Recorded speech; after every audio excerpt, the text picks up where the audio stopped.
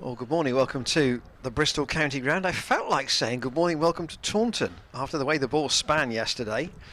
But no, this is the Bristol County Ground in Bristol. It is again a bright and sunny morning, and the umpire's just heading down the steps for this 10:30 start on day 2 of the final championship game of the season against Durham. We had some fun yesterday.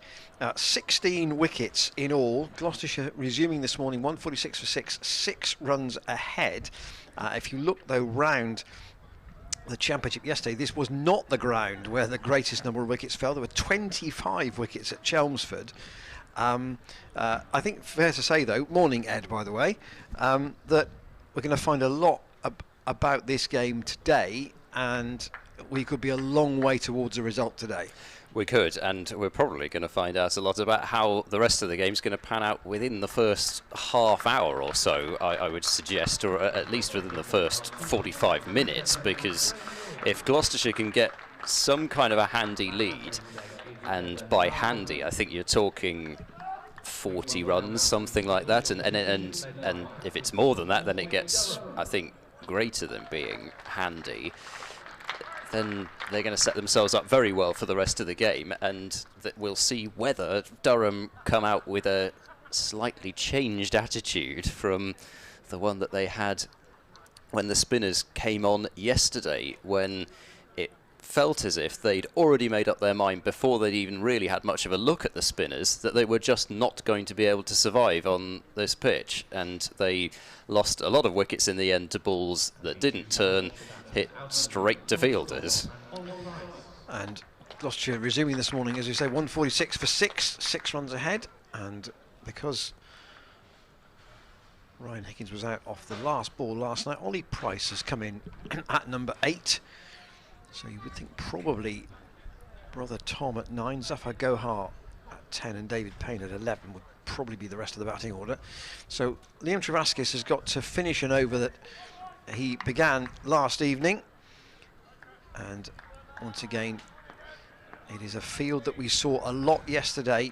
3 round the bat, 2 slips very close and a short leg, and Ollie Price to face the first ball from Travaskis from the Ashley Down Road end, and Travaskis on the money straight away, and it turns away from the right-hander. He did show some very good temperament when he batted at Cheltenham, Ollie Price, but he hasn't got really a chance to have a long stay at the crease since then, and this is going to be a challenging one.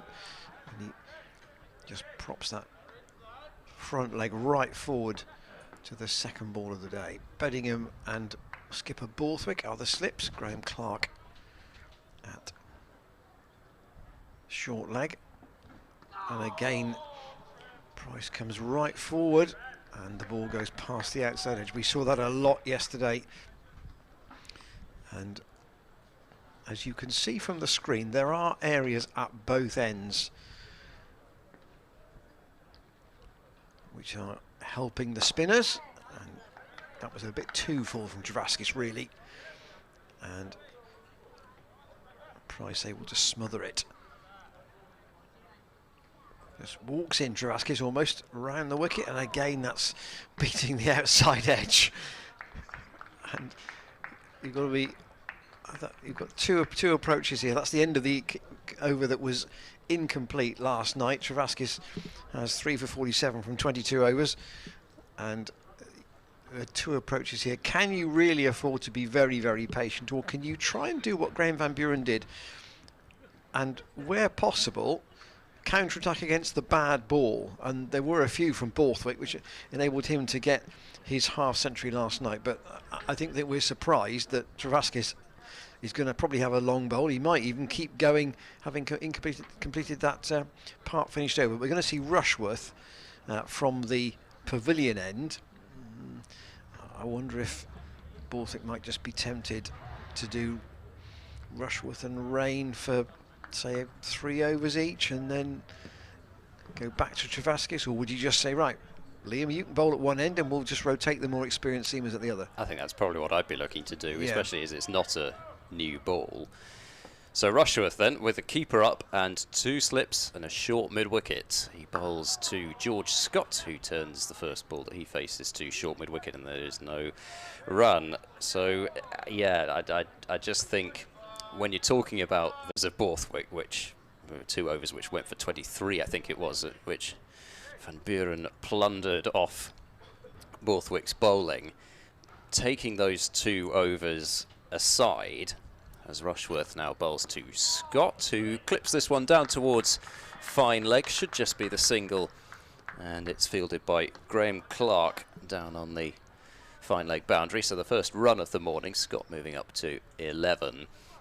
But you think about how he played Travaskis, a lot of cut shots out to deep point, a lot of cut shots, and with the ball turning and bouncing away from Van Buren, it seemed to play to a strength of his in a way, and he rocked onto that back foot and was able to cut deliveries which weren't actually that short or that wide. As Ollie Price looks to drive down the ground, he's not quite got it out the middle of the bat. Oh, it's a misfield, but it's not a costly one.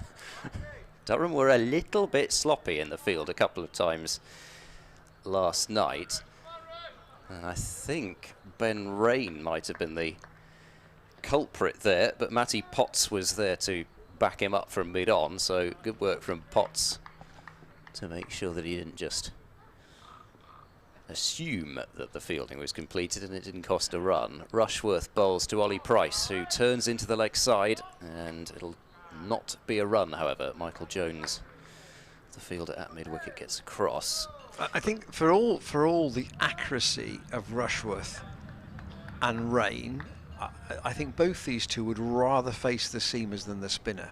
Well, I think you'd rather face the seamer than the spinner on this surface, even though actually Gloucestershire have lost half of their 6 wickets to seam. I think that's, you know, yeah, the seamers in general have less threat as Rushworth bowls, and that's beaten the bat and gone right over the top of off stump, I think. What a beauty that was from Rushworth. And of course, bowlers like Rushworth and Rain don't need a huge amount of assistance in the surface. I just think relatively, despite deliveries like this one, which is as good as it gets without taking a wicket, despite deliveries like that, you're not feeling like something really uneven is going to happen in terms of bounce or movement off the surface. That's going to be a single to Ollie Price to get him off the mark. Nicely played, just turned it to the right of Potts at mid-on. No chance to affect the run out, so Ollie Price gets a run, gets off the mark, 148 for 6. He'll have the slightly dubious pleasure of facing up to the spin of Travaskis, who has already claimed his first-class career best with his 3rd wicket, the first time he'd taken 3 wickets in an innings. But it suggests odds are fairly high that he will continue to better that, given that he's likely to be bowling for some time. And I think you know, you always knew with Borthwick there was going to be a bit of a gamble as to whether he was going to bowl a few poor deliveries to get hit out of the attack. I think you tend to know with Travaskis that you're not so likely to have that. Scott's just done some running repairs, and Price has gone. Caught at 2nd slip by Beddingham, just pushing forward, and the ball doing enough. It's a low chance this, but look how close Beddingham is at 2nd slip here. Again, the pitch is so slow, it's going very gently, so it's not a really sharp chance. And Beddingham starts low, and the first wicket goes with Gloucestershire having added only 2 singles to their overnight score. And Ollie Price, just I was looking up his scores at Cheltenham, well, 31, 33, 18 and 23, and today gone quickly.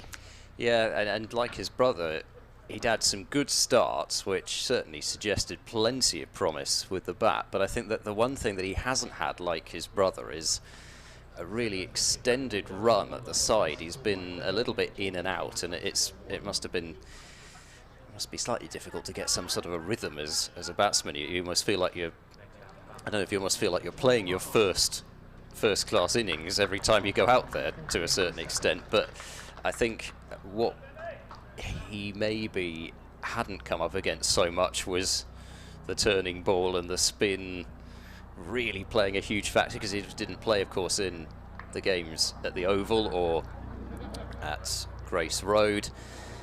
And his first experience like that really was when he came out as a night watchman against Simon Harmer, and both him and his brother were removed at the end of that day, but one of them thanks to a run out, of course. But what I'm saying is that he's not had the experience against spin that he's had against seam so far. Well, so Tom Price has come out. He's taken leg stump as a guard, interestingly,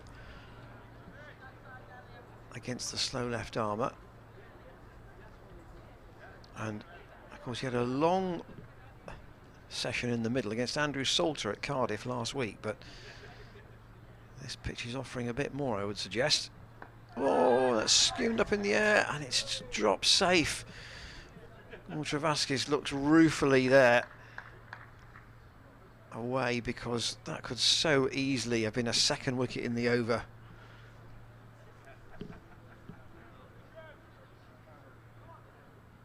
Tom Price here getting one that just popped, and that's the risk. It's pitched a bit further up from Travaskis, and Smith Tom Price able to defend that away. So one wicket gone already. This is only the second full over of the morning.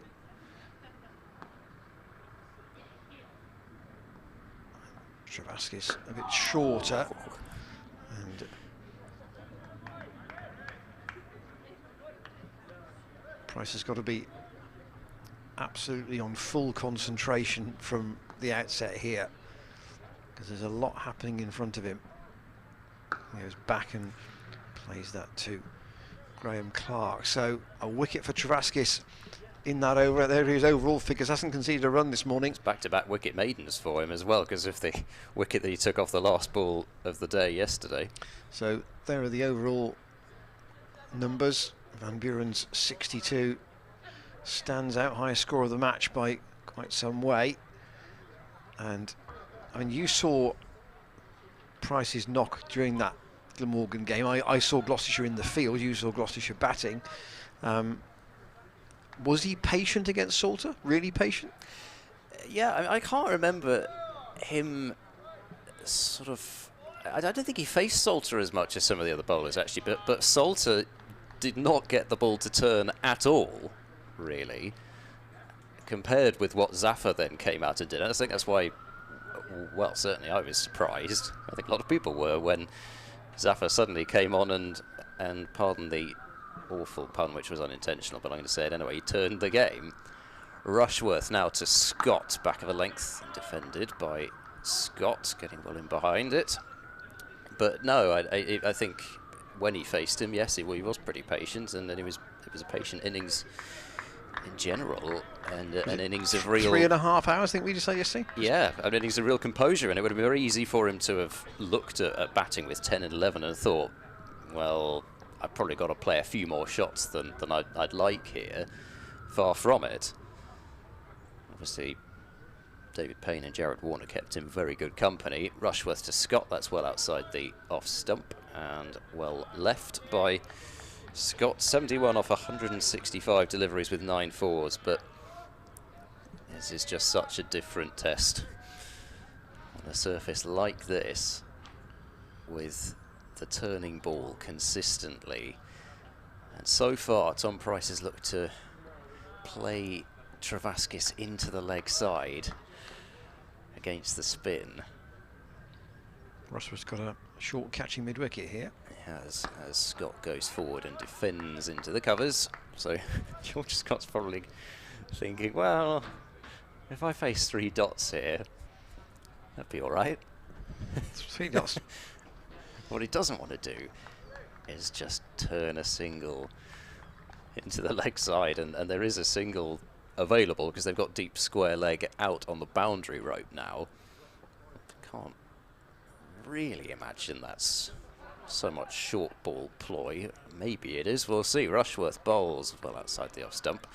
Never Just gives a little me bit of movement back in. Never gives me the impression of bowling much short stuff, Chris Ross. No, I don't know whether he's got it there as the surprise or whether it's just if he did happen to bowl one that nipped back to George Scott, whether he just wants to make sure that Scott can't turn runs, multiple runs into the leg side like that, just keep it down to one, I don't know.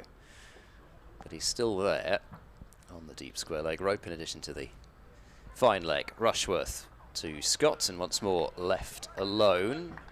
He's getting that ball just to angle back into the right-hander is Rushworth, but so far nothing extravagant for the seamers. We've seen maybe one ball which I think it was Scott who faced it at the end of yesterday, which did appear to keep low, but then you may well see that at Bristol anyway. He's brought the deep backward square up on the single, last ball of the over. Rushworth bowls, and Scott is inner half of the bat down towards long leg, and he will get a single, so Tom Price will not have to immediately face up to Travaskis, and a rare run added to the total, and Scott on to 12, 149 for 7, so early signs are that Gloucestershire are going to try and tough this out early on here. Maybe those thoughts might change if Zafar comes out, but at the moment I think we're going to see Gloucestershire try their best to grit their way through this situation at the moment. And you're having to take the. I think we have to take the lead in tens, don't we? Probably every 10 runs would be deemed to be another small step. We're talking optimistically about an overall lead of 60. Well, that would take some getting against this Durham attack at the moment. Travaskis in, and Scott defends.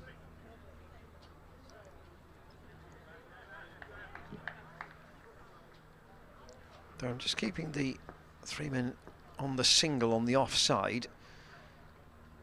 If Travaskis does just give that opportunity, that was just a bit shorter, and 150 up for Gloucestershire.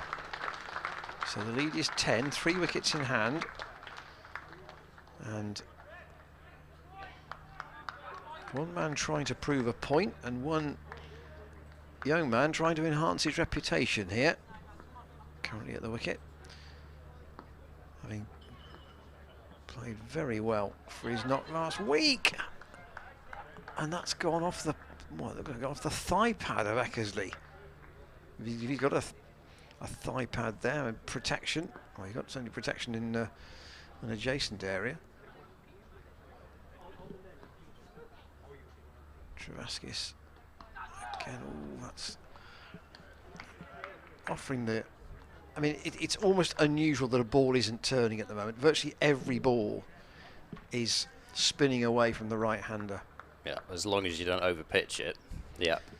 That's the. So I think you can bowl it so full that you miss the really rough areas. You can even see it on the stream.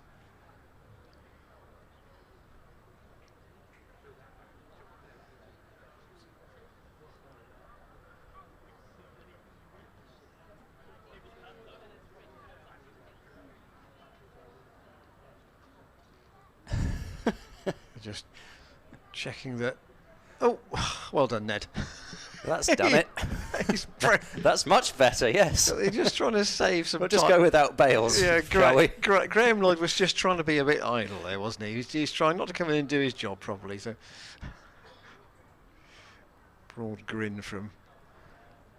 Honestly, they're going to have a longer delay here than when the helicopter landed at this rate, just to put the stumps back. Bumble's son. I bet he knows what buzzers mean. Going back to the discussion yesterday. Yeah, yesterday. We will remind you in a moment of what our email is. So you want to get in touch during the day. Travaskis. And that's another gem of a ball from the slow left arm spinner. Tom Price couldn't quite believe that had got past him, I don't think. It's almost doing too much here. If it just straightens, there's probably more chance of getting an edge, but it's going literally from probably middle and off and beating off stump. It's almost moving too far. Not many pitches have that characteristic. Oh, that's again turned from that's more has straightened, but the line wasn't quite right. And Price squeezes it out. He's survived. It's a bit like me batting at number 11 a few years ago, facing anybody, frankly. But there are Travaskis' figures: 23 overs, 24 overs. Now 4 for 48. Rushworth bowling from the Bristol Pavilion end this morning.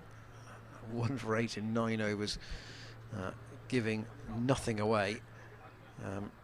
And in a way, Durham are kind of attacking at one end and trying to keep a tight grip on things at the other. And they're obviously conscious that every 10 runs is going to make it more difficult for them when they come to bat second time round. Rushworth is in a good length ball, defended by Scott up to mid-off. I mean, Rushworth is the kind of bowler who can both keep things tight and look to take wickets. It's, you know, you just know you're going to get that kind of control from him. It's what the best, well, it's what the best English seamers do, because these are the kinds of, well, those are the kinds of conditions they're brought up in. And Rushworth bowls, and Scott angles that one down through the gully. They'll get at least 2 runs here because there is no third man. Herring after it in pursuit is the Durham captain Borthwick, and indeed it is the 2 runs. I've seen a few runs comparatively scored through that third man region. It does seem as though there's enough time for them on this surface just to be able to angle the ball down through third man as if it were a one-day game. We saw plenty of Durham's runs scored through that region. 152 for 7. Rushworth bowls to Scott, who dabs into the point region, but I thought briefly about a quick single, but elected not to go for it as Paul Coughlin fields from extra cover. He had a bit of well, a nightmare might be a little bit too much of a stretch because the ball didn't go for 4, but he got as badly wrong-footed as you'll see a fielder at one point yesterday. Paul Coughlin at extra cover, completely wrong-footed by the ball.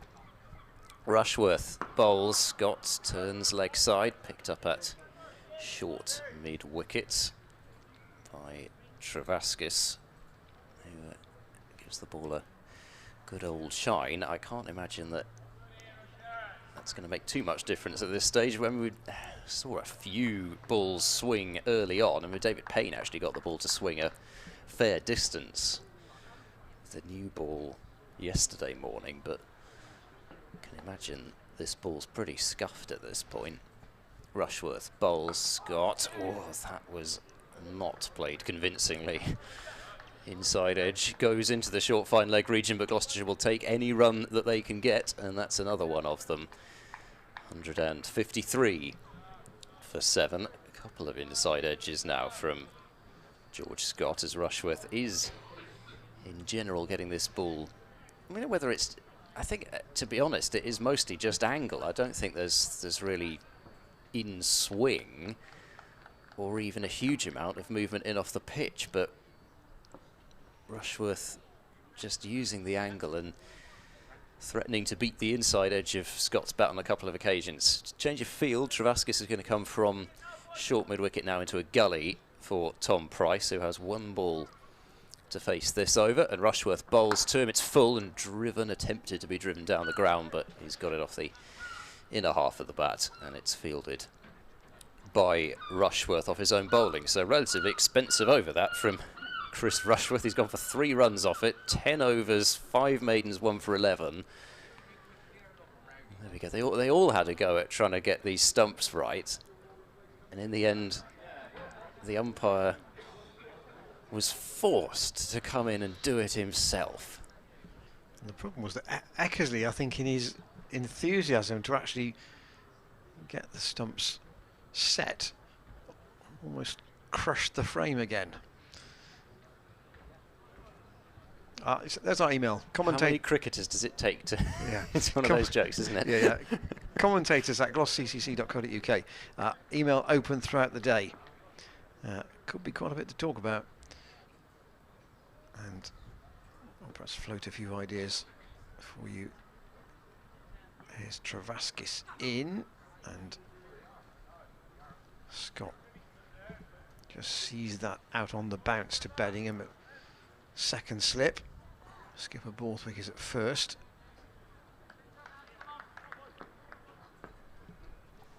Travaskis knows he's the main man here. That's too short, really, and able to be defended by George Scott. He'd be quite happy that that was dragged down a little bit.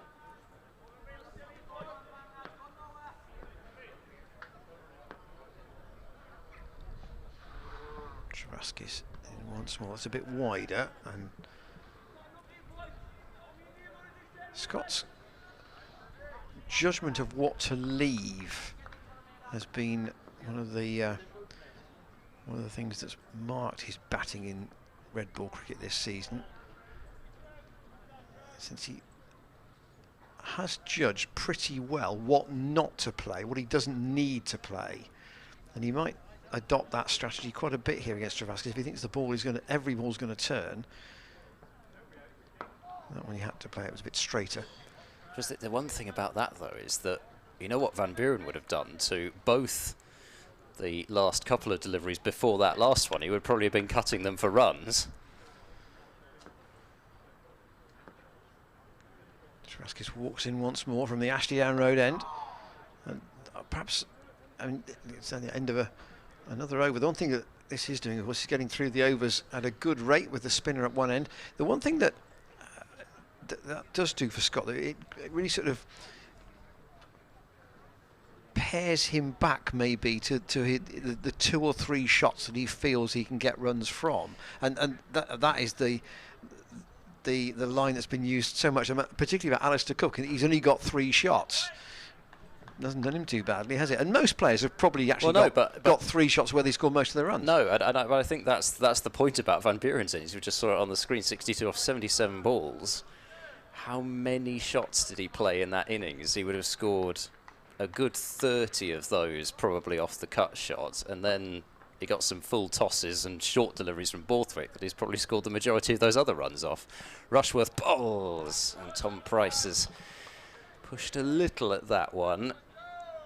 He did play, obviously did play inside the line, otherwise he would have nicked it. I suppose that's a silly thing to say, but it certainly was a genuine play and a miss.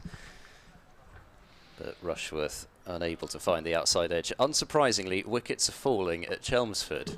What's new there? Northamptonshire look as though they're going to lose by an innings, despite Essex scoring 170. Rushworth is in. That time Tom Price leaves a delivery on a fairly similar actually, line to the last one. You and I had a chat last night in which I suggested there was a game at, I think it was at Horsham, fairly recently, so like within the last 10 years, which finished mid-afternoon on the second day. Well, the game at Chelmsford could be finished within 4 sessions. Finished within 5 minutes. 41 for 8, Northamptonshire, still trailing Essex by 48. So it could be over within an hour of the second day starting. Rushworth bowls, short ball, well outside off stump, and it's kind of looped a bit on Eckersley, who just had to watch that one to make sure he didn't get by him. Not sure whether that was a genuine attempted bouncer from Rushworth, whatever it was. I don't think Rushworth's bowled too many deliveries quite like that in his career. Banged in halfway down outside the off stump, and you see the slow nature of the bounce, even slower than you sometimes see here. Price probably just doing a good job of not having anything to do with it. Now Coughlin coming into third slip. Pretty short there as Rushworth is in, and that one is a real fish and a miss from Tom Price. Yet to get off the mark. I don't think that in particular will be bothering him, but he's facing a really stiff examination from both ends, and that was Rushworth. Having said there's not a huge amount of movement out there, there's more than enough, because Rushworth's been bringing the ball in, and then that one just left Tom Price ever so slightly, and that's what caused him to be beaten. He's not going to get a run here as he looks to angle through the gully. So there's that third slip that they brought in coming immediately into play. Might have been able to steal a quick run there if he had not been there. And Paul Lloyd just doing a inspection of the landing point of Rushworth. On the verge of another maiden. Short mid-wicket as well as this short third, fourth slip. Driven hard down the ground by Tom Price, but Matty Potts is there. So it is another maiden. I wonder how many maidens Rushworth has bowled in his career. In his career, an extraordinary number. 6 maidens now for this innings. Gloucestershire still lead by 13 runs. So they've added 7 runs this morning in 28 minutes and lost a wicket. It's tense cricket, this, but it's tense because the overall team scores are low, and every 10 runs matters.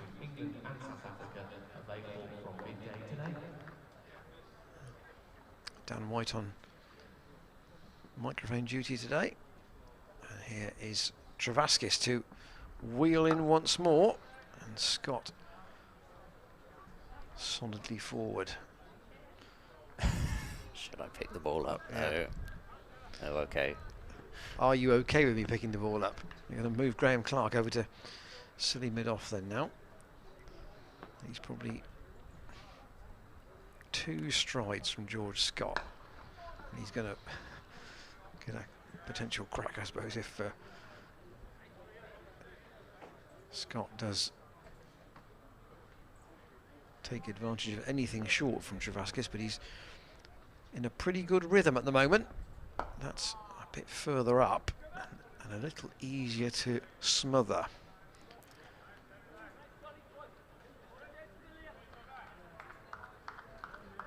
Control's been pretty good actually from Travaskis. I wasn't sure when he started at the other end how threatening he was going to be,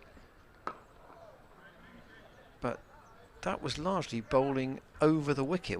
Since he's bowled round, he seems to have had much better control, much better line.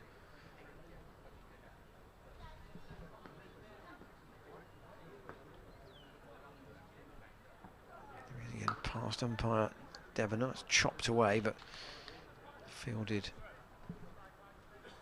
by Matty Potts in the sun hat. It is a day for that, really, if you're particularly the spectators, as usual, in the seats down in front of the apartments. They've got the sun right with them at the moment. Travaskis in, and once again Scott wide enough in his judgment to let it go. So Travaskis overall has bowled 23 overs, and 23 out of 51 indicates that he's almost been bowling permanently from one end or the other in this innings. He had a spell at the pavilion end last night, but since switching ends he's bowled unchanged, and it's 153 for 7, as you can see. Zafar Gohar and David Payne to come. That is Tom Price, who's in at the moment with George Scott. Brother Ollie out this morning, caught at second slip. Tom Price facing Rushworth, who bowls, and that's driven off the back foot by Tom Price. A handsome looking drive, not timed to perfection, but he'll get 2 for it. Nicely played through the gap, which was created by the fact that they've decided to go for that catcher on the leg side, as well as having an extra fielder in that slip cordon. So you've got to take him from somewhere, and the answer was from cover, because in general they don't mind Tom Price driving, but I think they'd probably rather he drove off the front foot rather than off the back foot. 155 for 7. Essex have beaten Northamptonshire, and I'm not sure whether it was just before or just after the first half hour of the second day. Tom Price drives gloriously straight down the ground through mid-off, who was set quite wide, and that will roll over the boundary rope for 4 runs. So, saying that Rushworth didn't mind Tom Price driving off the front foot, probably would rather he didn't drive exactly like that. That was a bit of a half volley from Rushworth. It did have a bit of movement in towards Tom Price, which he had still to judge, but did so beautifully. As good a shot as we've seen for quite a while. 159 for 7. Rushworth to Price, who this time looks to drive off the back foot, really. It wasn't a cut shot. He's played it straight to the field that they've got now in the covers, because they've taken that short 3rd, 4th slip, floating between the two, really. They've taken him out and put him at cover. So Northamptonshire lose to Essex by an innings and 44 runs. 170 all out for Essex, 81 and 45 for Northamptonshire. As that short and played quite powerfully once again by Price with a back foot drive, but he's picked out the fielder at cover, who once again is Paul Coghlan. So Snater, the chief destroyer this morning, has got the tail. Yeah, Sam Cook got the last one. So 4 for 7 for Snater. Yes, tidy figures. Sam Cook 5 for 21 and 5 for 20. Rushworth to Tom Price. Oh, that one's a good comeback from Rushworth after, I think, a few deliveries which he'd probably not be particularly happy with. He might, in some ways, he might take the delivery which he was driven for 4 off more than some of the other deliveries which Tom Price has been able to play easily off the back foot straight to the covers or through them in the case of ball 1. I think there's not really too much point in bowling short stuff on this surface. Rushworth bowls, full and driven. Price just finding his timing a bit that over, but once more Coghlan called into action. 159 for 7, so I suppose this is the, an over like that, Gloucestershire would say, is reward for the patience. You wait for the one bad over, and especially by Rushworth standards, that's not the greatest over that he would have bowled. You wait for an opportunity like that, and then you try and cash in. But yes, as you say, 3 overs, 4 for 7 for what I think has to be one of my favourite names in County Green, especially because he plays for Essex. Shane Snater, it just sounds so good in an Essex accent. Travaskis to continue from the Ashley Down Road end. And Scott says, thought about it. Two strides, thoughts of a single, and then changed his mind. Rushworth 12 overs, 1 for 17. That was a terrible, terrible over.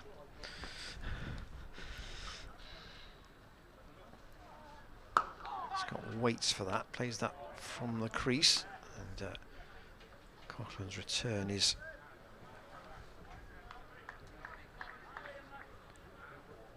whipped into Eckersley.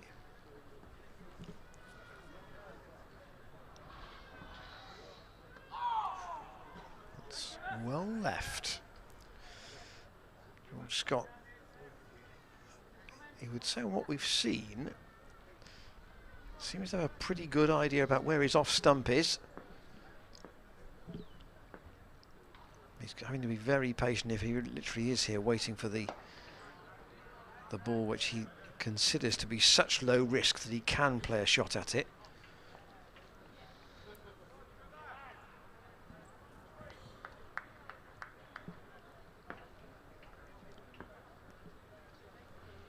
Mid off quite deep, could be a single there if it's timed properly, but it's quite a risk you would feel.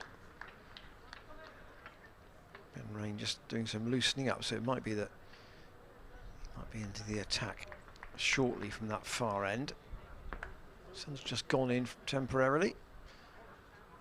And Scott waits for Travaskis, and again he's got a long way forward. So Travaskis this morning has just removed Ollie Price, caught by Beddingham at second slip. Ollie Price coming in this morning at number 8, but only made a single. Brother Tom has now got 6, as you can see, in Travaskis. Overall, has taken 4 for 48 from 27 overs. Wickets are falling all over the place around the country this morning, and in the title race in Division 1 as well. Things have moved on apace, and yesterday I think it was probably looking like advantage Warwickshire, with them in a good position to pick up plenty of bonus points against Somerset. However, this morning it is now, I think you'd have to say, advantage the current leaders Hampshire, because they've reduced Lancashire to 39 for 5 in reply to Hampshire's 143. I'm guessing that's the, yep, Abbas and Barker show, yep. 39 for 5, with all the top 5 gone for Lancashire. Meanwhile, Yorkshire 16 for 2 in reply to Notts, who were bowled out for 296, so bowled out short of a critical bonus point there. As Rushworth now, pardon me, it's Ben Rain into the attack, and he's bowling to Tom Price, who drives off the back foot straight to extra cover. So Rushworth, I mean, it's been what's pretty much what's happened in this innings. If you bowl an over which is not the level that is hoped for, then you're whipped out of the attack. Borthwick got 2 overs, but you don't get long, I suppose, is the general theme. Well, yeah, the lead is 19, as you can see on your screen. And as I did suggest earlier, every 10. Rain in edged, and that's gone through between second slip and that third slip-ish. And it's 4 runs to Tom Price. He'll move to 10. And you see how close that second slip is, as well as the fielder at that third, fourth slip. It went between Travaskis' hand at third slip and his body, didn't it? So it was definitely his. The kind, if it was a catch, it was his, but it was very low, quite tight. Well, now inevitably the gap between the two of them has just tightened up a bit. If you leave a gap there, so often that's where it goes. There is still a bit of a gap, but not as much as there was, as Price drives off the back foot and finds backward point where Alex Lees does the fielding. I don't remember.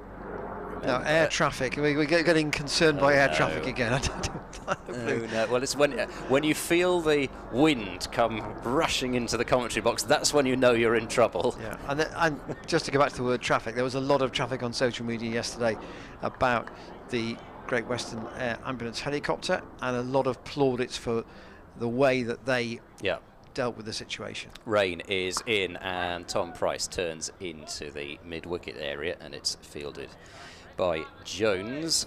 I mean, yeah, so it's amazing how quickly it all happens, and it was even done within half an hour, wasn't it? It was something like, well, maybe even within 25 minutes. Yeah. Amazing stuff. Well, the really. official close time was It was 5:53, wasn't it? So and yeah, it was effectively 20 minutes.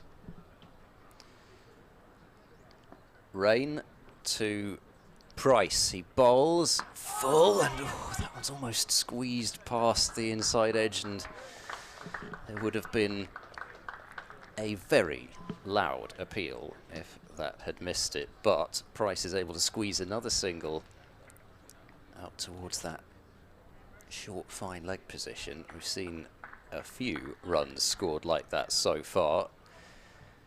Lead up to 24.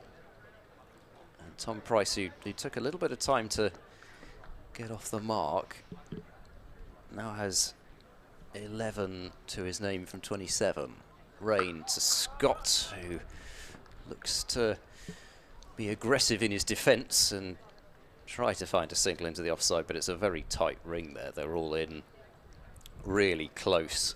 And the end of Rain's first over of his spell. It wasn't Chris Rushworth, but I'm sure they will go back and correct that. 164 for 7, 16 to Scott and 11 to Tom Price. Yeah, 16 off 89 doesn't tell you the real story here about how awkward it is.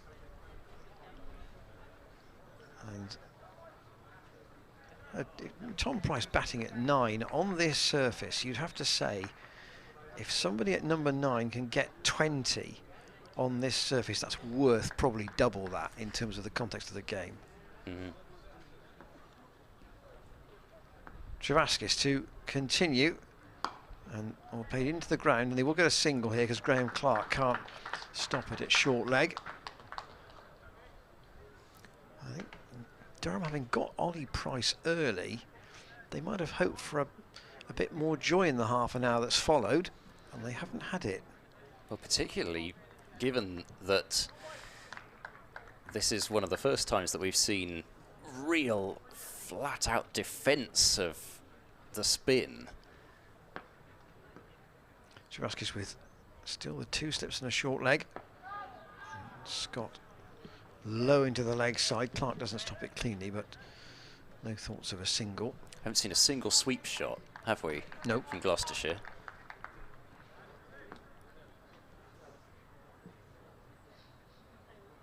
Apart from Graham Van Buren's couple of paddles, which missed. Scott can get onto his toes and play that out into the gap on the offside. Quite happy to take the single. But I don't remember one regular orthodox sweep. Price batting in the sweater.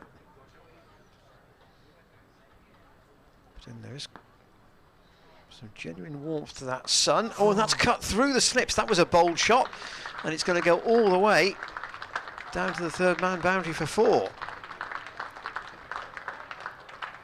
That was a bold shot. Now, they're so close there. He may have felt that was a calculated gamble with the pitching of the ball where it was, but Bedingham just couldn't react fast enough. No, it was kind of a last-minute decision, I think, wasn't it, from Price? He recognised that it was quite short and thought at the last second, well, maybe there is just about enough room for me to have a cut at this, but it was the old adage, if you're going to flash hard, especially, as you say, with the 2 slips so close. Lead up to 30.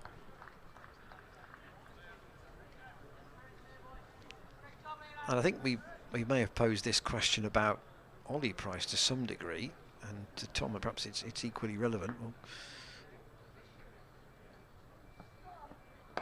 Travaskis again drawing him forward.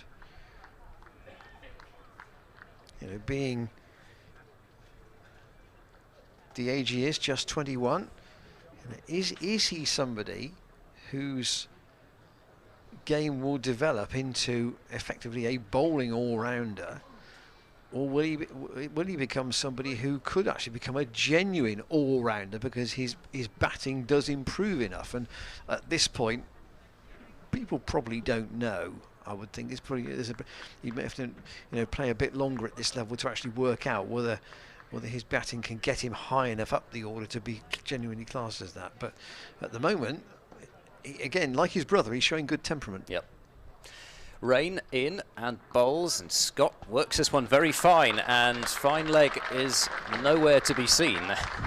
They've got a deep square leg, but the fielder who was down at fine leg had obviously gone. Well, unfortunately, I can't see that. I'd assumed there was somebody down there, but it was just fine of him. But in fact, there was nobody anywhere near the vicinity, and it was nicely done by Scott. He did move across his stumps a little bit, but it was just leg side enough that there was no chance of him ever being LBW even on that line, never mind the fact that it was too high as well.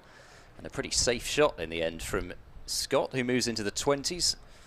21, 174 for 7. Rain into Scott. That's shorter and cut by Scott. But when I say cut, it was on another surface you might try to cut it, but it was another back foot drive, really, because if you really try and flail at it and cut it, I think so often you seem to be shoot through the shot too early on a surface like this. We've seen skipper Borthwick limbering up. So he did do that a few times yesterday, didn't he, before actually coming on to bowl. Rain bowls, and delivery just on a good length, really. Scott dabbing it away out into the gully region, but not able to get runs for it. So no third man, and still no fine leg, just a fielder just slightly backward of square on the leg side boundary. Rain is in and he bowls. Scott is well forward, and a nice crack of the bat there as it hits his defensive shot. So 5 runs off Rain's first over and 4 off this one, which mean that his figures are 2 for 38. So I'll give you those, seeing as you can't actually see them on your screen at the moment.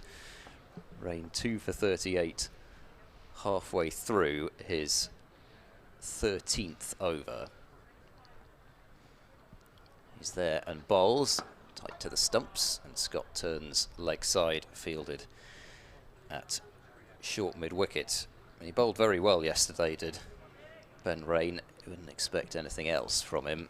Got the wickets of James Bracey with the last ball before the tea break, had him LBW for 27, and the other wicket was the vital one of Van Buren with a snorter of a delivery that just went straight through him. And well, I say straight through him, it wasn't inside edge, but I think it would have bowled him anyway. Rain bowls and forward goes Scott, pushes that one out into the point area. Alex Lees under the sun hat as well does the fielding, and then I've no idea what on earth he tried to attempt there to flick the ball to Coughlin there, but it didn't work. The ball went straight into the ground. I was trying to deliver a leg break or something like that, and it barely left his hand. 174 for 7 then after 64 overs. It's quite a way away yet, obviously, but new ball, or put it another way, Gloucestershire I still have 16 overs against the old ball to bat. So, well, we've got an hour and 10 minutes till lunch, then Somerset, Durham whipping through their overs, so be a thought here that I think 2 sounds there for me. There were, but I must say I thought that it was pad first. Umpire Debenham didn't answer the appeal in the affirmative. Let's have another look.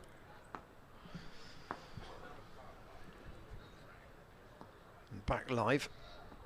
And let go by Tom Price, following the Scott school of leave. Well, I think he actually genuinely has started to play Travaskis much more like George Scott than what he did when he first came out, when he was looking to play against the spin a fair bit. Oh, he tries to cut that. A la Van Buren. Not taken cleanly by Eckersley. I don't blame him for going for that shot, though. Got an opportunity to score. Lead up to 34. Oh, it's low off the edge, but bounces in front of Beddingham.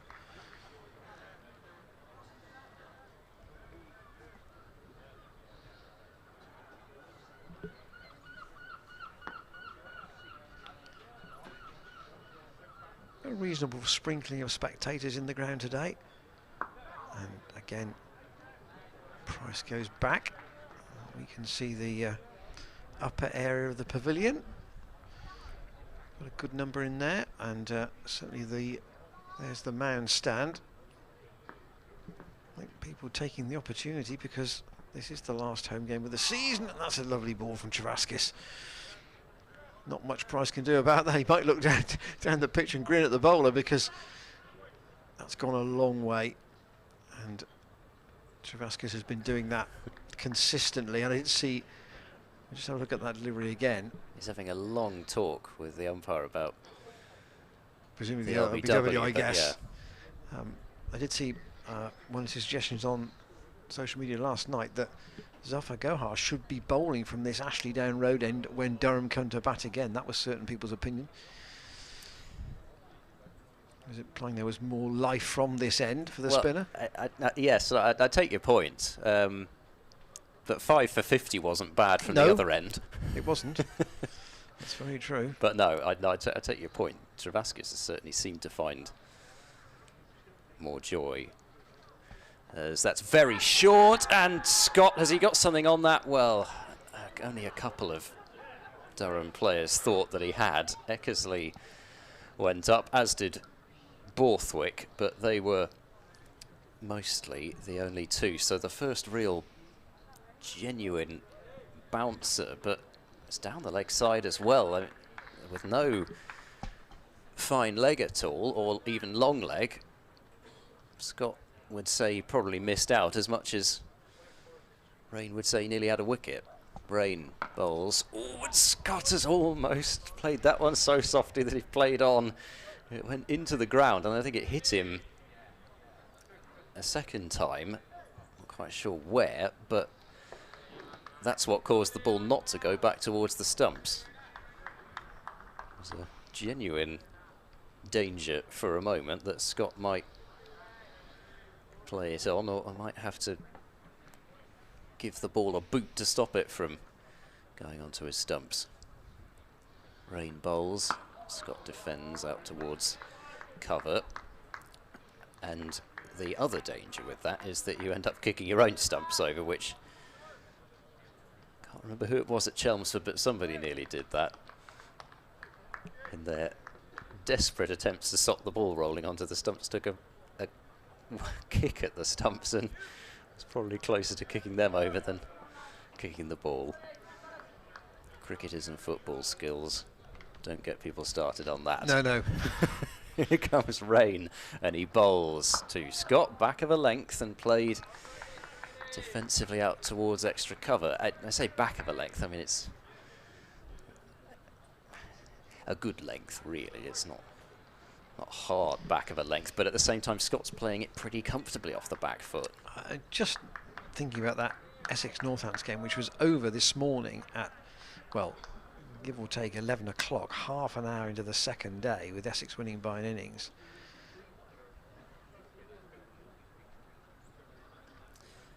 No runs yet off this over. Rain bowls to Scott, who leaves, and that one was a bit tighter leave-wise, coming back towards Scott, but not so extravagant. I think it was still a well-judged leave from George Scott. You know, I mean, Ian Harvey made the point that before this game that you don't want to finish the season on a downer, and Northants have been basically shot out twice at Essex in what I think he's right saying is David Ripley's last game as head coach, and I know he's had a long stint and he's done a good job there over, I think it's something like 9 years, if not a bit more, but he wouldn't want that.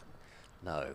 Rain bowls Scott once more, watches that one go by, and a maiden over, a better over from Rain. There hasn't been masses of threat in the last few overs from that Bristol Pavilion end.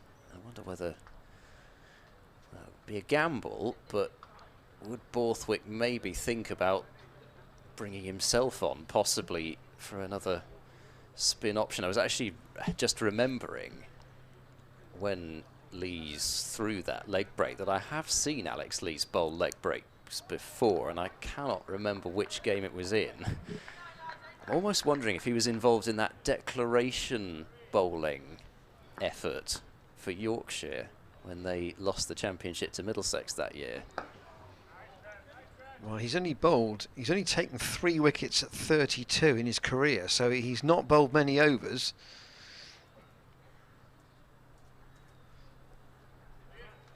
Travaskis, though, to continue this long spell from the Ashley Down Road end. And there's a big shout there, and the LBW is given. And Tom Price has to go, and Travaskis has a 5th wicket. Price playing back. And Gloucestershire lose their 8th wicket. Oh, there's not much doubt about that. That's hitting leg and middle. It's not going over, not from our commentary position, and indeed not from the umpire's position either. So Tom Price, useful runs, 16. Probably, you would say, as much as you could expect in the circumstances. And the lead up to 34. And this perhaps is the interesting time, because Zafar Gohar's coming out at number 10.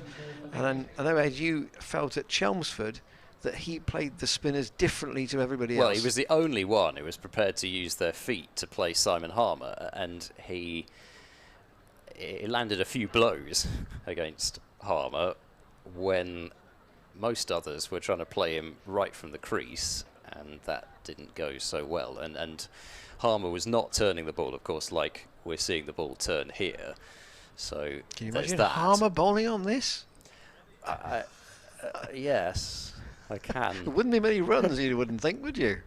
No. He's so accurate. That's. No, I think. Well, seeing it with all due respect, of course, to Travaskis, who's bowled very well. When you think about the bowler that Harmer is, yes, it could well be something along the lines of 7 for 20.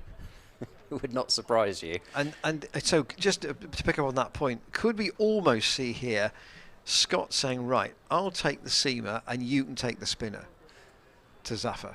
Well, I'm sure George Scott would like that end of things. I'm really curious to see how Zafar goes about it, because who knows, he may decide that he is just going to defend. He may play this in a completely different way. He may see this situation differently. He may have seen the situation at Essex like, well, we're only playing to avoid losing by an innings here, that's all. Here, every run vital.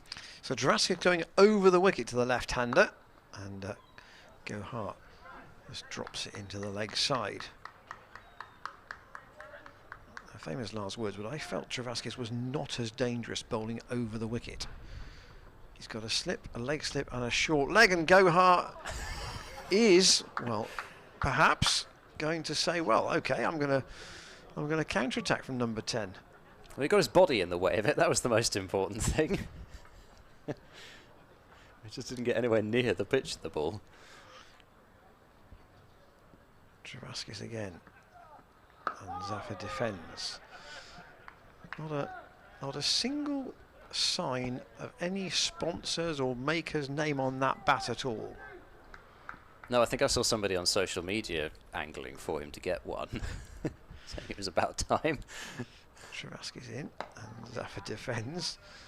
Perhaps that was a aberration, that attacking delivery. So Travaskis, for the first time in his first-class career, has 5 wickets, 5 for 54 from 30 overs. There we are. And he has bowled 30 out of 68. So only about half an hour's cricket in this Gloucestershire innings has not had him bowling from one end or the other. Yep, they've just been able to bowl everybody else around him.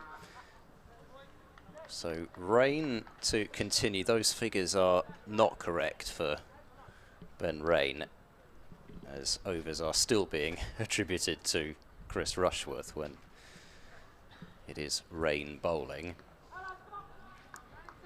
I'm sure our friends at Opta will. It's everywhere. Everywhere. Sort that out. Some of them. Everywhere's still got it down as Rushworth. I know they may both be a little bit short in the hair department, but they are fairly easy to tell apart. Rain bowls. Scott struck on the pad here, given out.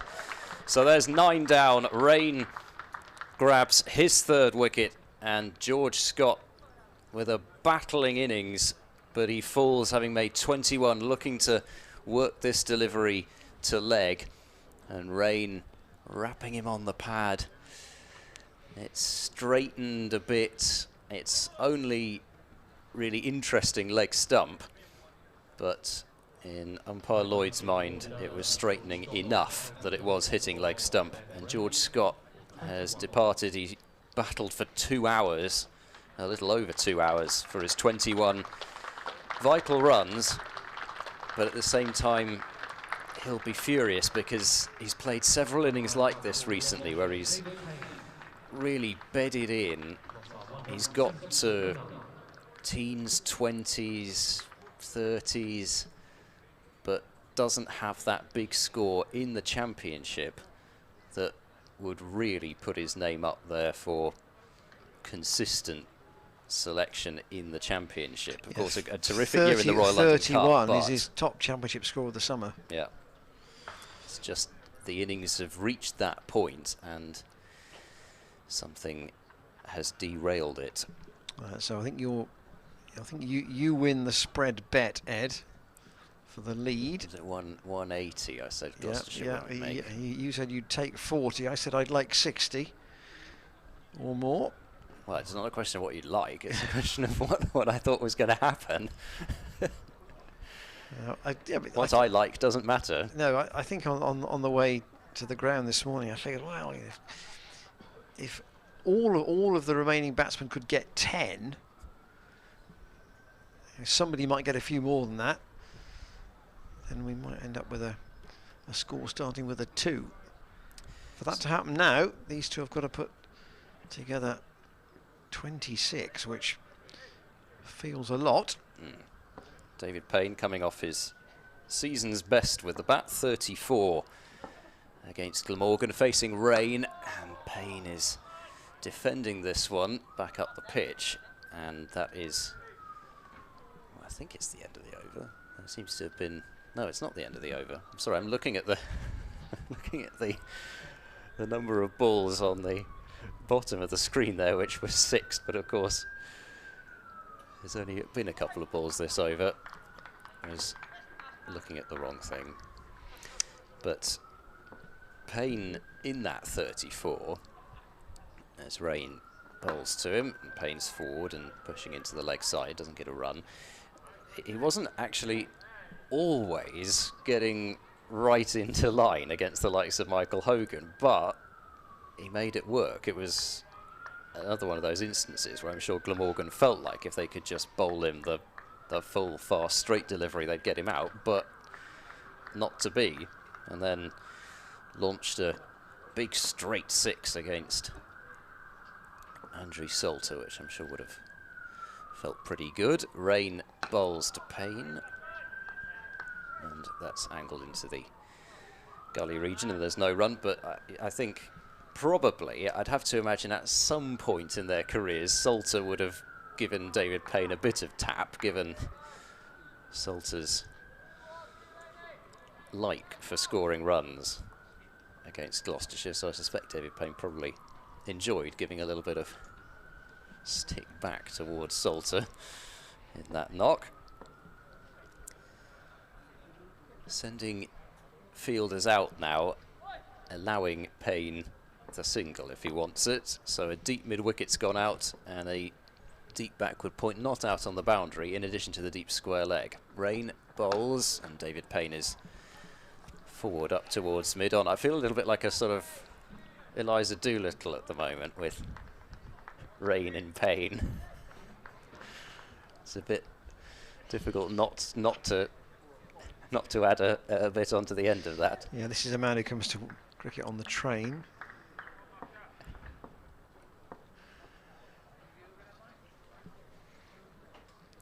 I think Payne were quite happy to leave Zafar to Traskis. Payne facing a short ball, a real tennis ball bumper, and Payne gets well out of the way of that one. So, yes, I think, and in many ways also, I think if you're Gloucestershire, you probably want Zafar facing the spinner, because whilst things may end fairly quickly. At the same time, if he lands a couple of blows, it only takes a couple of boundaries here, and all of a sudden you're you're into that next block of 10, aren't you, as you've been describing.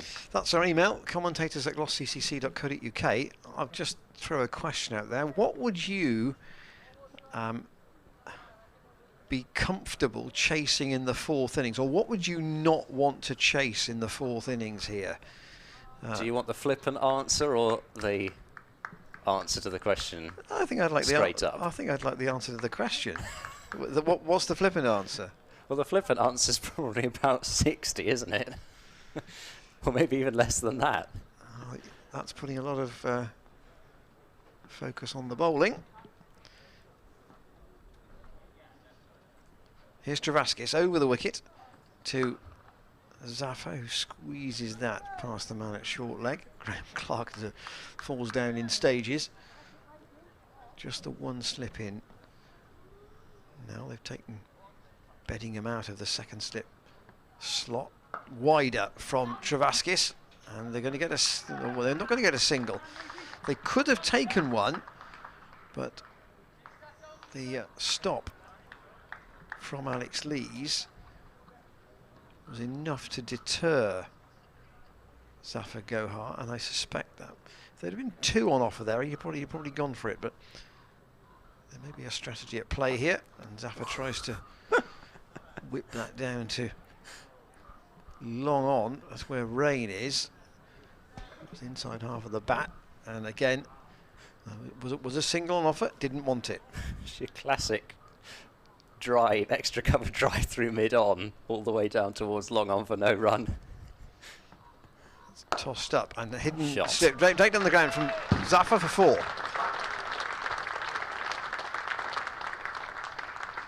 Yes, I think we're going to be dealing in even numbers here, aren't we? For these two. Payne will say, Zafar, I'm more than happy for you to take the spinner. Yeah, he got one that was over-pitched in the T20 slot length, which is exactly what he was looking for. Lead up to 38.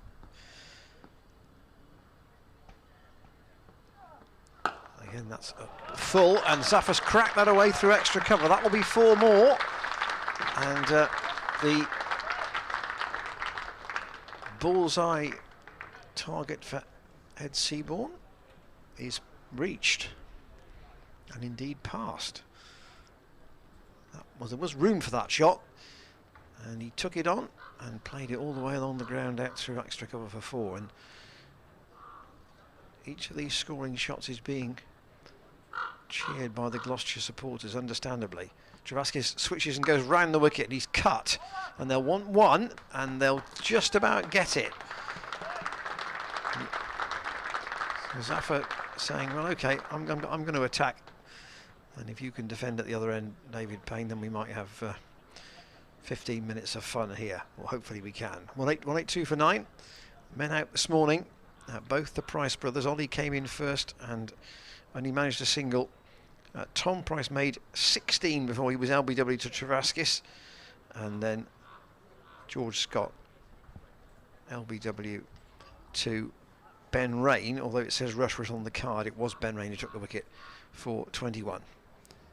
I did actually look back and see Alex Lees' bowling, and it was in, that must have been where I saw it, at the end of that 2016 title race, where Middlesex ended up winning on the final day after Yorkshire delivered some declaration bowling to help them set a target, and Lees ended up with 2 for 51 from 4 overs. Oh, there we are then. So in total terms, wickets economical, yes, but the actual rate conceded is a bit of a different issue. Rain bowls to Zafar, who slaps that one down the ground, but it will only go as far as Potts at mid-off, and there won't be a run. And they're lying deep enough here that could easily have been a single. Yeah, very much in a defensive position, but also if Zafar did want to launch down the ground off the seamer, he would have to get a fair bit of bat on it to clear those two fielders there. So I mean, I think having seen that, especially, I don't imagine that Alex Lees would be an option, even if Scott and Tom Price had continued to frustrate Durham for a long time.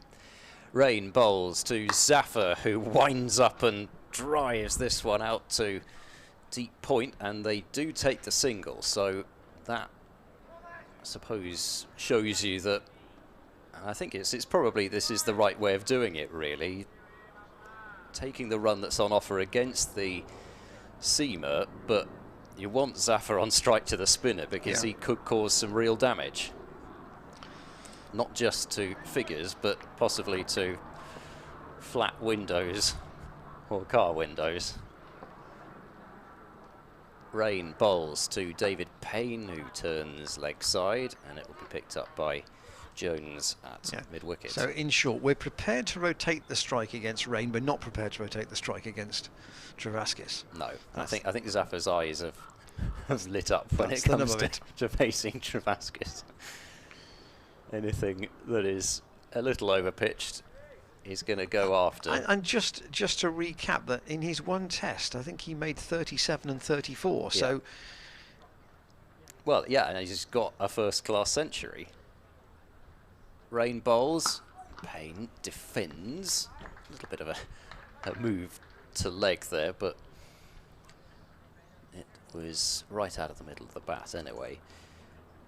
So, I mean, you know, and again, yes, he is a, you know, I think, I'm sure he would describe himself as a bowling all-rounder. I don't think he would ever take the fact that he's a bowler who bats. I'm sure that he would describe himself as a bowling all-rounder.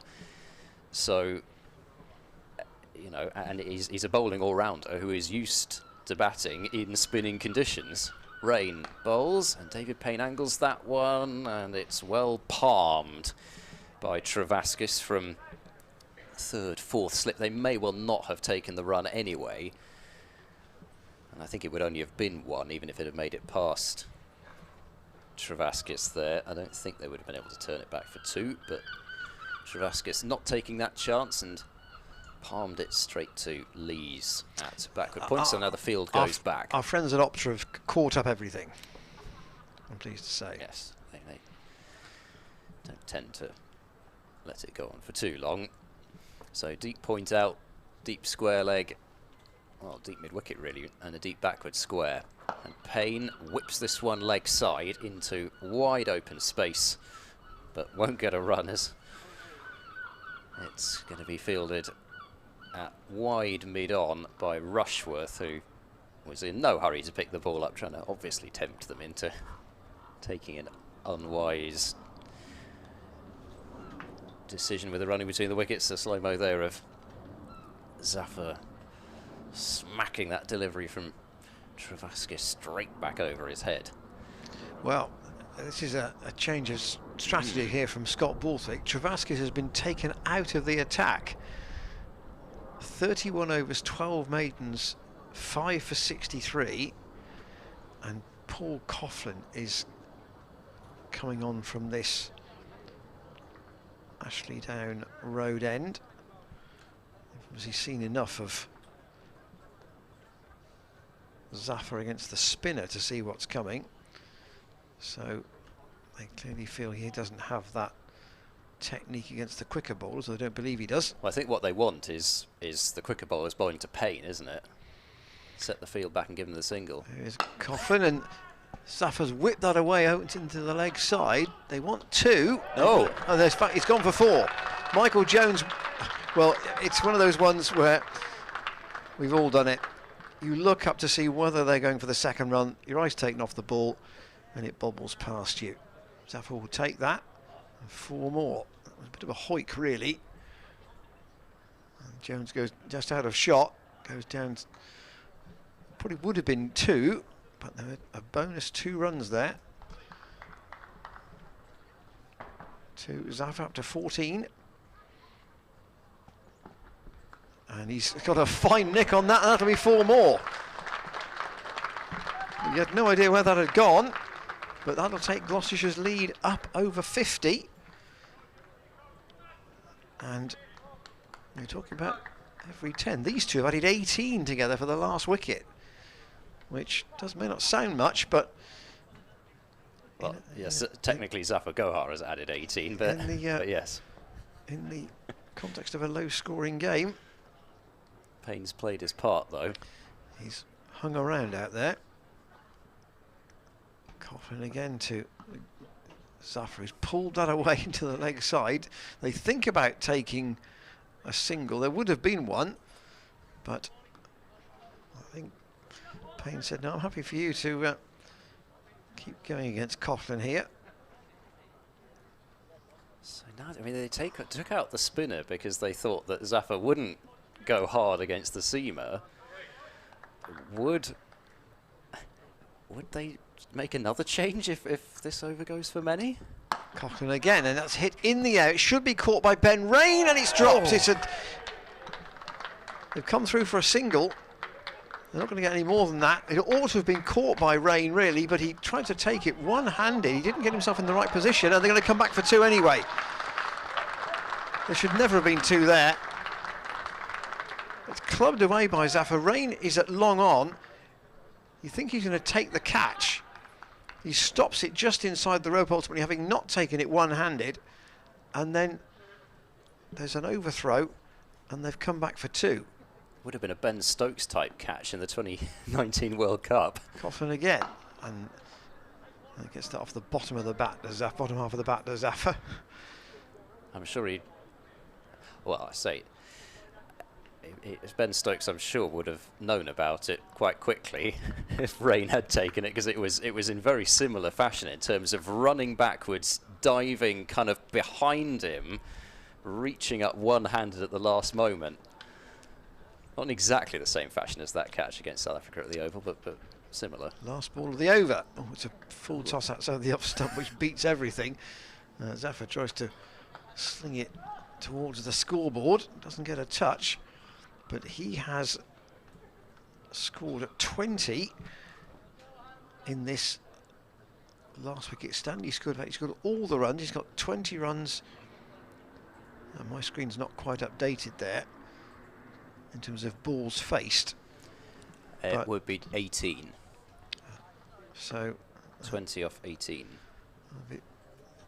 Is that that's a sanitisation break, I think, for the Durham fielders, and enabling the 2 Gloucestershire batsmen to have a chat. So I think kind of whatever happens now, Gloucestershire have probably got as many as most of the spectators on the ground might have thought was possible. Well, there was a danger, wasn't there? When Ollie Price was out, there was a serious danger that things could go south very quickly. And I think because of the partnership that Scott and Tom Price put on, it would have been interesting to see, had the lead been still under 20 or something like that, would Zafar have come out and still played this innings? I think because of what Tom Price and George Scott have done, it's basically given Zafar a shot to nothing here, especially now that he's batting with the number 11, but it's taken a bit of the pressure off. Now Travaskis is going to come back from the Bristol Pavilion end, so if they're doing this just because David Payne is on strike, I wonder. Either way, it will be Travaskis replacing Ben Rain, 2 slips and a short leg. And Travaskis is in and bowls. Payne comes down the pitch, gets right to the pitch of the ball and clips it away and times it to perfection through wide mid-wicket for 4. 198 for 9. Gloucestershire just a couple of runs away from a batting point. Not that really matters in the context of things, just in terms of adding more runs to this lead, but really nicely played by Payne to the pitch and finding a huge gap on the leg side to get off the mark. Travaskis bowls. Payne used to the feet again and, well, pads it away into the offside. I don't imagine that the umpire would have allowed them to run for that anyway, as he was tucking the bat behind the pad. Zafar took a couple of steps down, wasn't one there anyway. Off the back foot this time, Payne, and Travaskis misfields off his own bowling a little, but not to any cost. If they can have the other 2 runs, it'll be quite a cheer for the 200. It would. They've given away, would you say they've probably given away about 10 runs in the field, Durham, overall. I know that wasn't one of them, but around about 10 runs now, I would say. Travaskis bowls reverse sweep from Payne. Trower catch it, but nobody's catching that because it's gone down to short third man and over the third man boundary for 4, and there is the applause for the 200.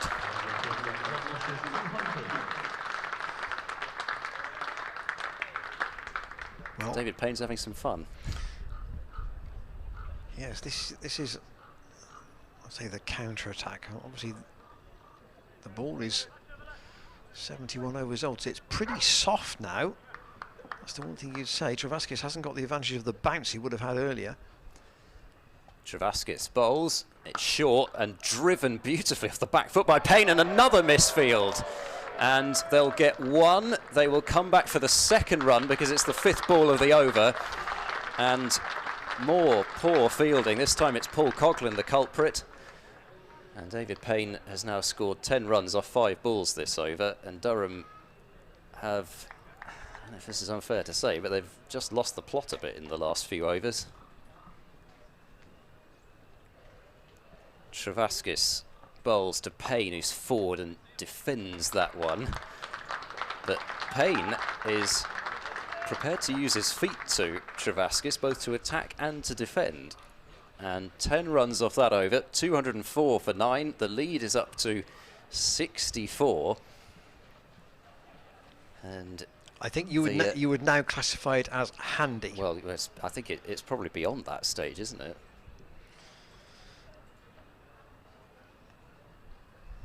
I don't imagine Zaffer's plan is going to change too much to Paul Coughlin here. We've got a field well spread. In fact, we don't even have a slip at the moment, whereas Borthwick might go back into first slip, but other than that, it's everybody out.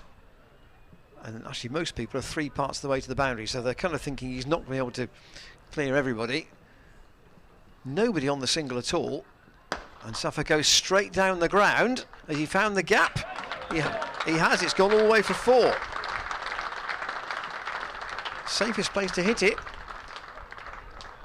I mean, you would argue, actually, I don't think they're going to do this. They could play tip and run, these two. Tip and run for singles, which would really frustrate. They could play tip and run for 2s, really, couldn't they? If Zaffer weighted his shot right, there's 2s almost everywhere. Coughlin again to Zaffer. He's hit that in the air. It's going to drop short, and they won't take the single up to Travaskis at 3 parts of the way to the boundary at long off. 68 the lead. I mean, this is squeezing the lead out just as Gloucestershire did at Glamorgan last week, isn't it? In exactly the opposite fashion. Borthwick's come out from slip now. He's going to go into the leg side, basically on the 1, or for the clip that goes straight up into the air. Coughlin again. Tommy tries to play a sort of a reverse paddle shot. It's a reverse pull shot, isn't it? Yeah, he's got a bit of a blow there. Zaffer maybe on the chin, and off go the gloves. You see what he tried to do here. This isn't in any textbook. Gosh,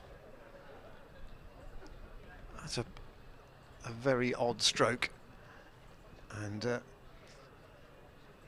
he's trying to explain to David Payne what he was trying to do.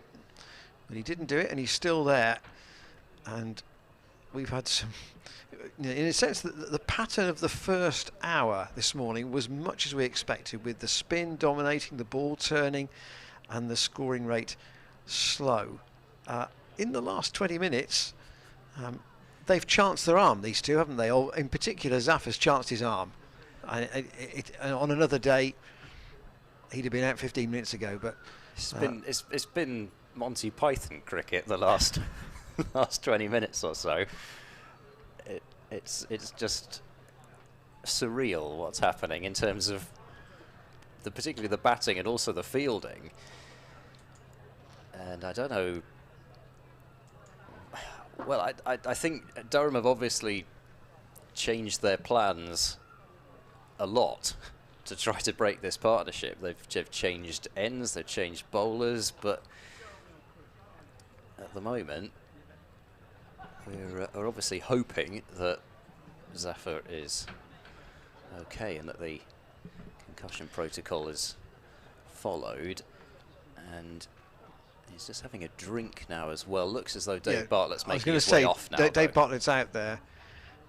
He's having a check and a chat with him. It didn't strike me that it had actually hit his helmet. It's almost as if he got in a terrible tangle. Maybe he actually flicked the bat against his helmet. That would have been even more crazy. And there's just a smile there between Ben Debenham and Paul Coughlin as they get ready to resume. But it's been entertaining whilst Zaf has been out there, that's for sure. Now, what will Coughlin try and dig another one in short, I wonder? Zafar waits for him. It is short and it's gone high in the air. Now, will that drop safe? It will, because Eckersley can't reach it, and they're going to come back for two. And because the field is so well spread, and the unpredictability of the way the ball is skewing off Zafar's bat at the moment. 70 the lead now. Khan up to 20. Zafar up to 26.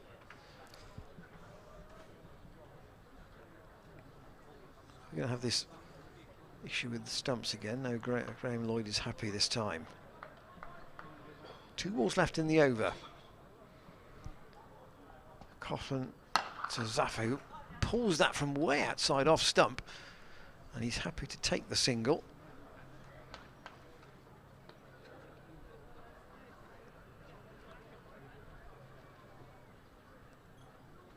That was quite wide from Paul Coughlin.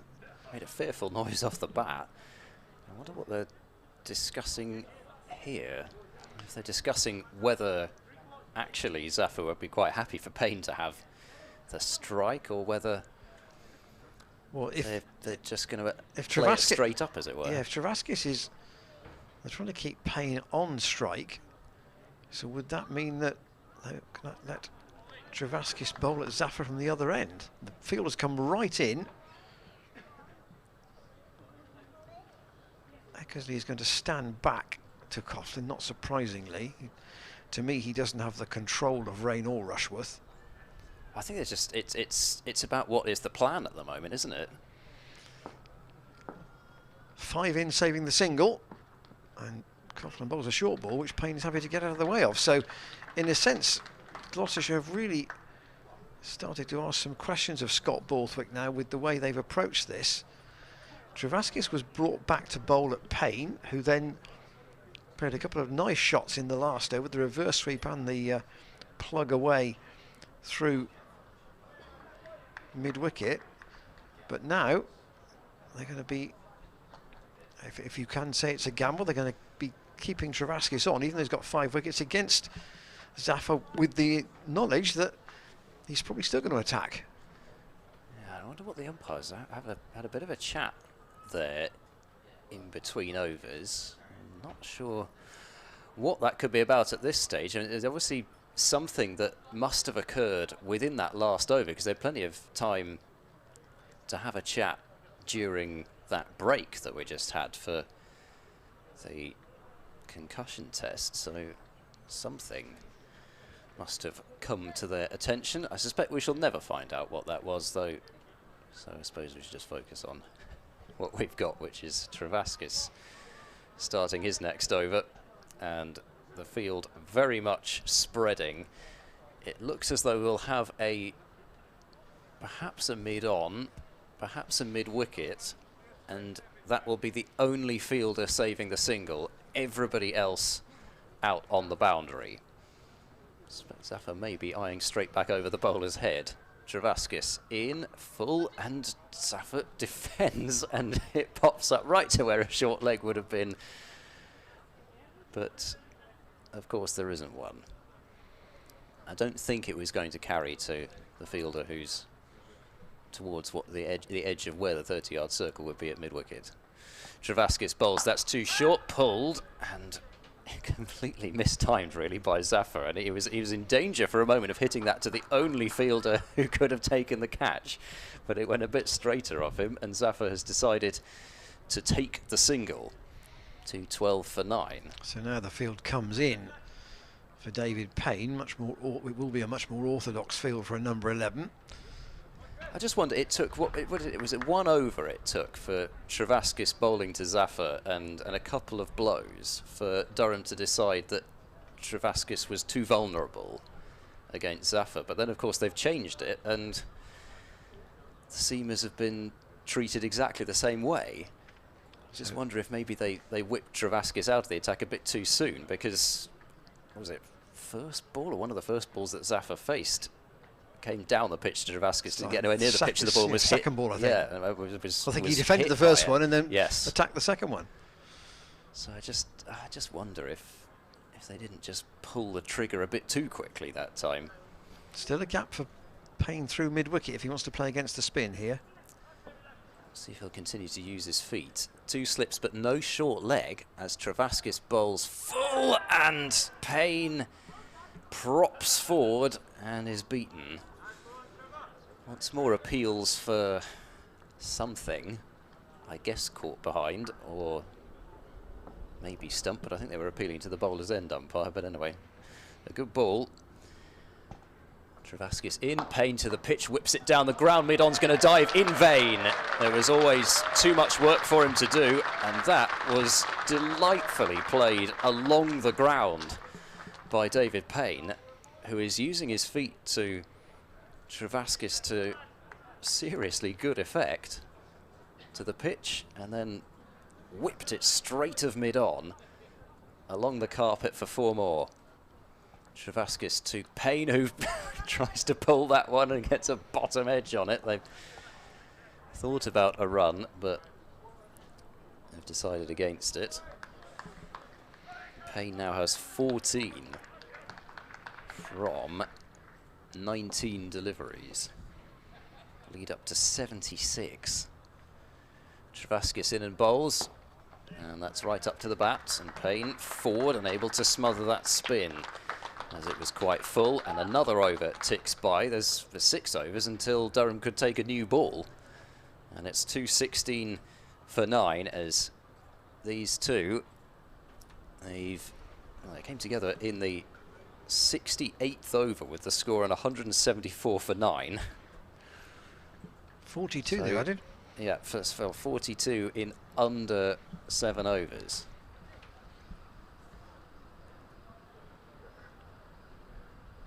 Getting into that potential period where Durham might have to bat for 10 minutes before lunch. That would be something their openers wouldn't look forward to. If a wicket fell in the next over or two, Coughlin is to continue, and with Zaffa on strike we have this field where everybody 3 parts of the way to the boundary, other than Borthwick, who is at mid-wicket on the single. Ben Rain just having a chat with Coughlin at the end of a pretty long approach to the wicket.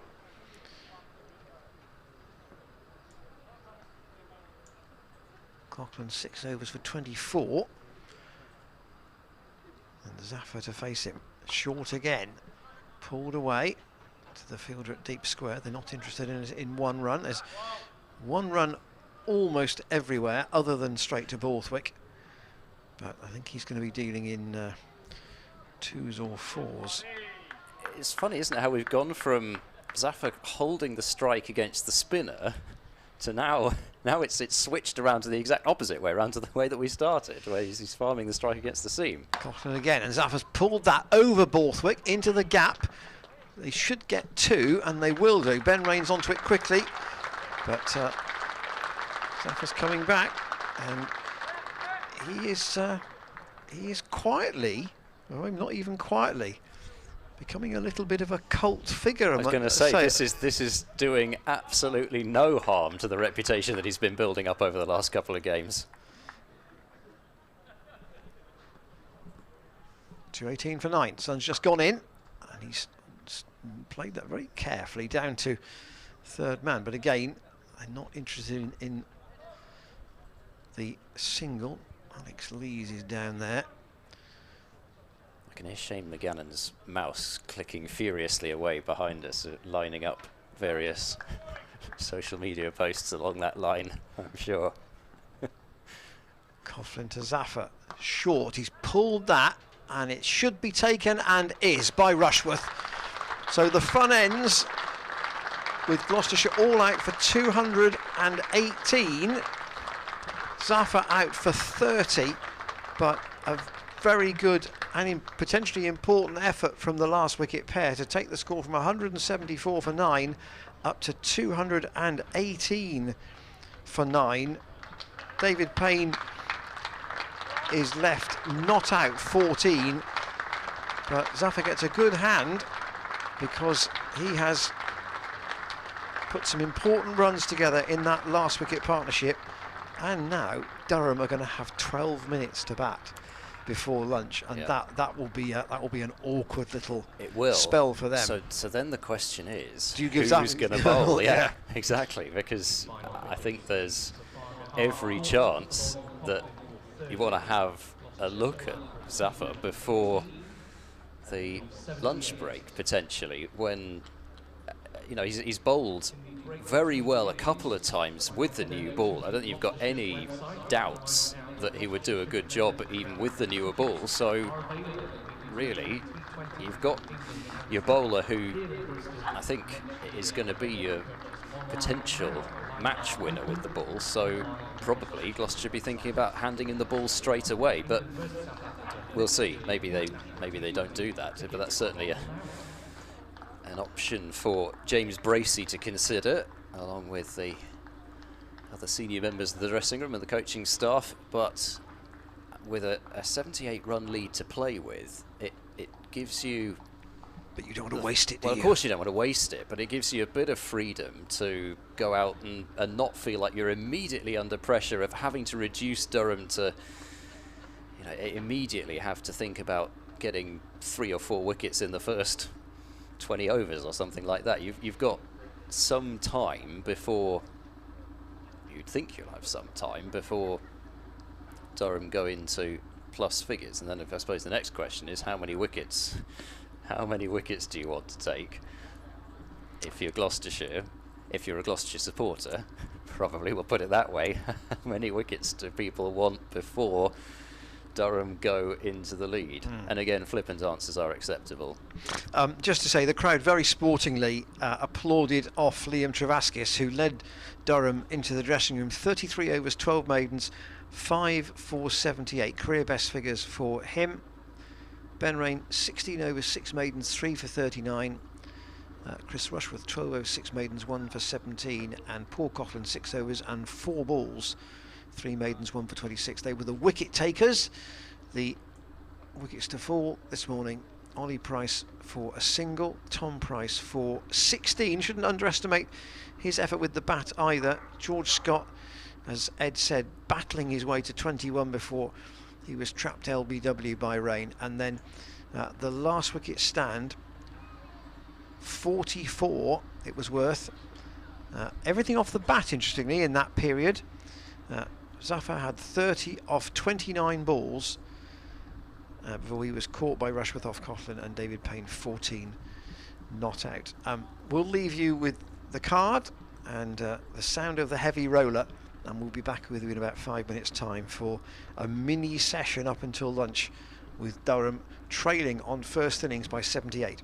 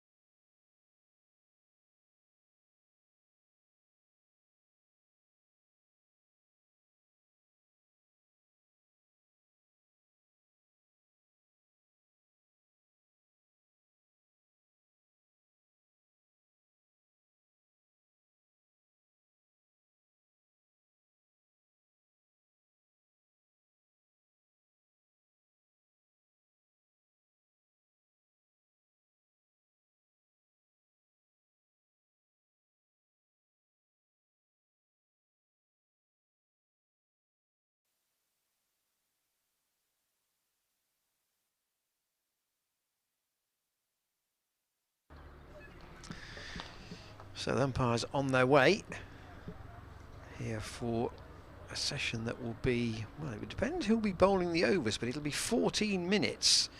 So could Gloucestershire, they'd hope to get 4 overs in that time. They might get 5, depending on whether there's a spinner at one end or not. Higgins and Payne might feel they've earned the right to have a couple of overs each at this point. It depends how the thinking is of James Bracey and Ian Harvey in particular. But Gloucestershire come out now with a lead of 78. They took the score this morning from 146 for 6 to 218 all out, and the real impetus to that came with that last wicket stand of 44 between Zafar Gohar and David Payne.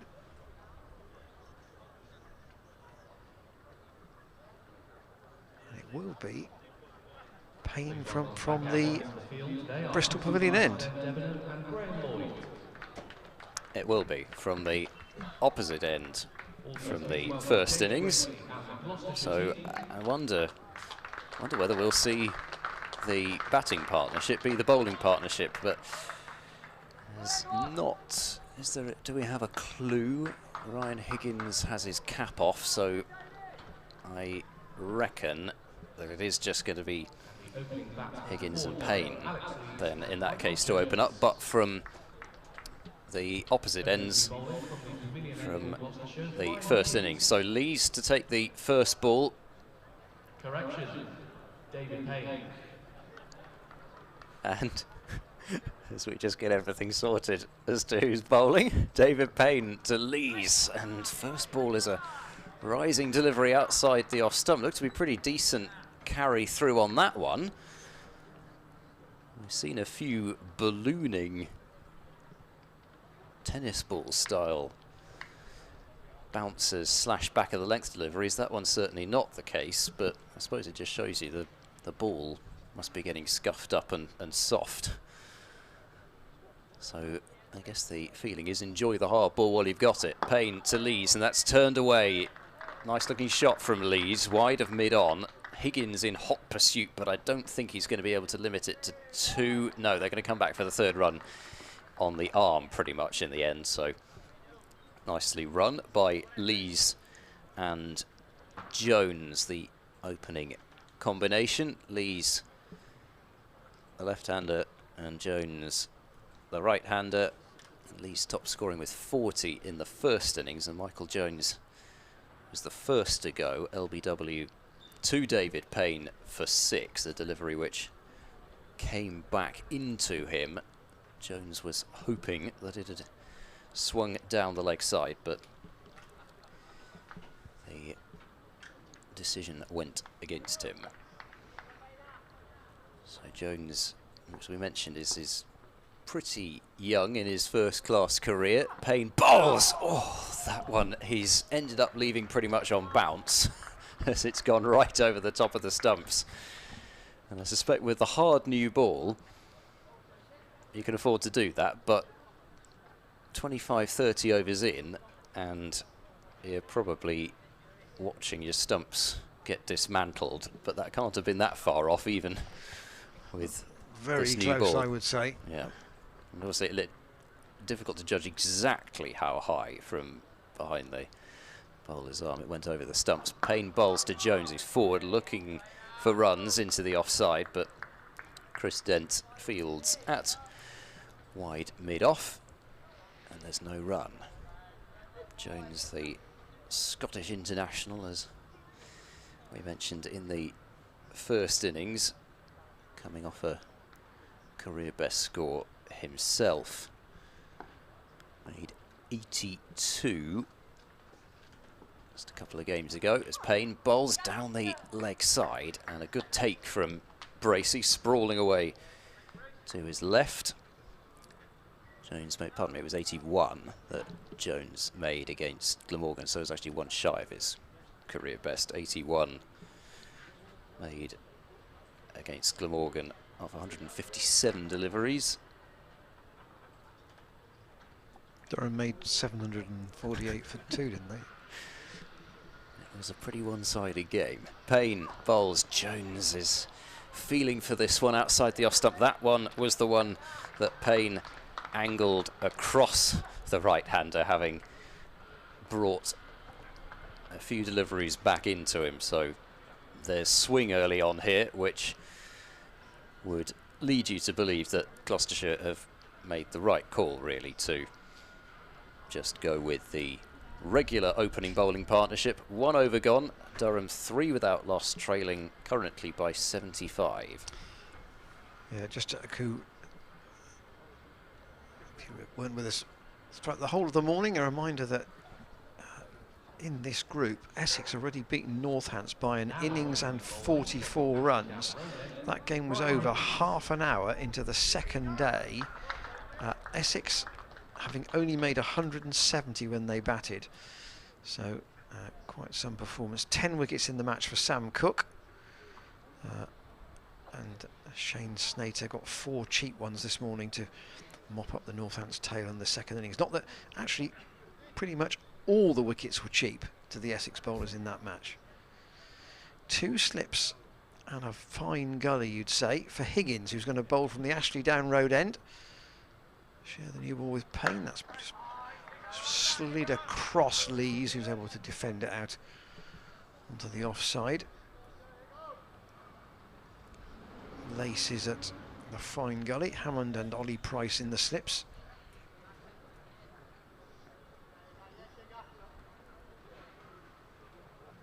How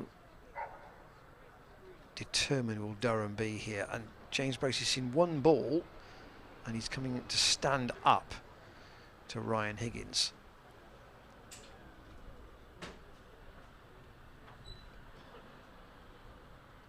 Over the wicket to the left-hander, and Lees plays that from the crease. Durham won't be exactly hurrying to get through these overs. They'll be delaying as much as possible. If they could get it down to 3 overs before lunch, they'd be quite happy. Gloucestershire would like 4 if they could. Sun's just gone in for the moment. Higgins wants a nice delivery outside the off stump. Deviated quite a bit. That one, I think, off the pitch. Lees is going down to tend to that spot, and I can imagine why. Almost like an off-cutter, that one, yeah, from Higgins. I haven't seen too many from the seamers really go extravagantly off the pitch, but that one certainly looked like it did.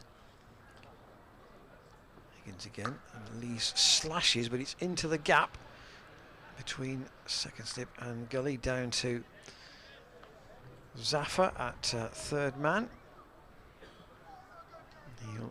He'll know that after his fun with the bat this morning, he's liable to get a long bowl this afternoon. Yeah, and the move to have the third man immediately has paid dividends as well. I mean, it wasn't that far off being in a catching position there.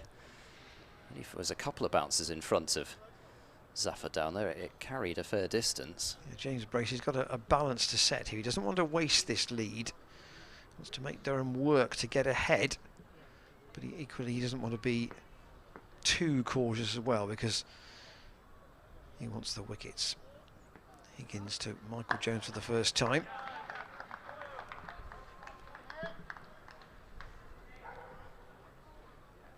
Say the forecast for the rest of the day is decent. Not quite so much bright sunshine at the moment. Now there is a little bit more of a chill in the air without the sunshine than there was yesterday. Higgins turns, now 3 orthodox slips for him. And Jones squeezes that away, down to Payne at wide third man, and he will keep the strike at the end of the over. He should get 2 more overs in, and Payne will bowl one of them, and Higgins almost certainly the other. Durham, so starting 78 behind, Gloucestershire 2-1-8, all out, and Travaskis finishing with 5 wickets for the first time in his career as well. Had a long bowl and was warmly applauded off. 5 for 78 from 33 overs in all. So as we indicated, he was basically, other than for about half an hour, he's bowling unchanged at one end or the other.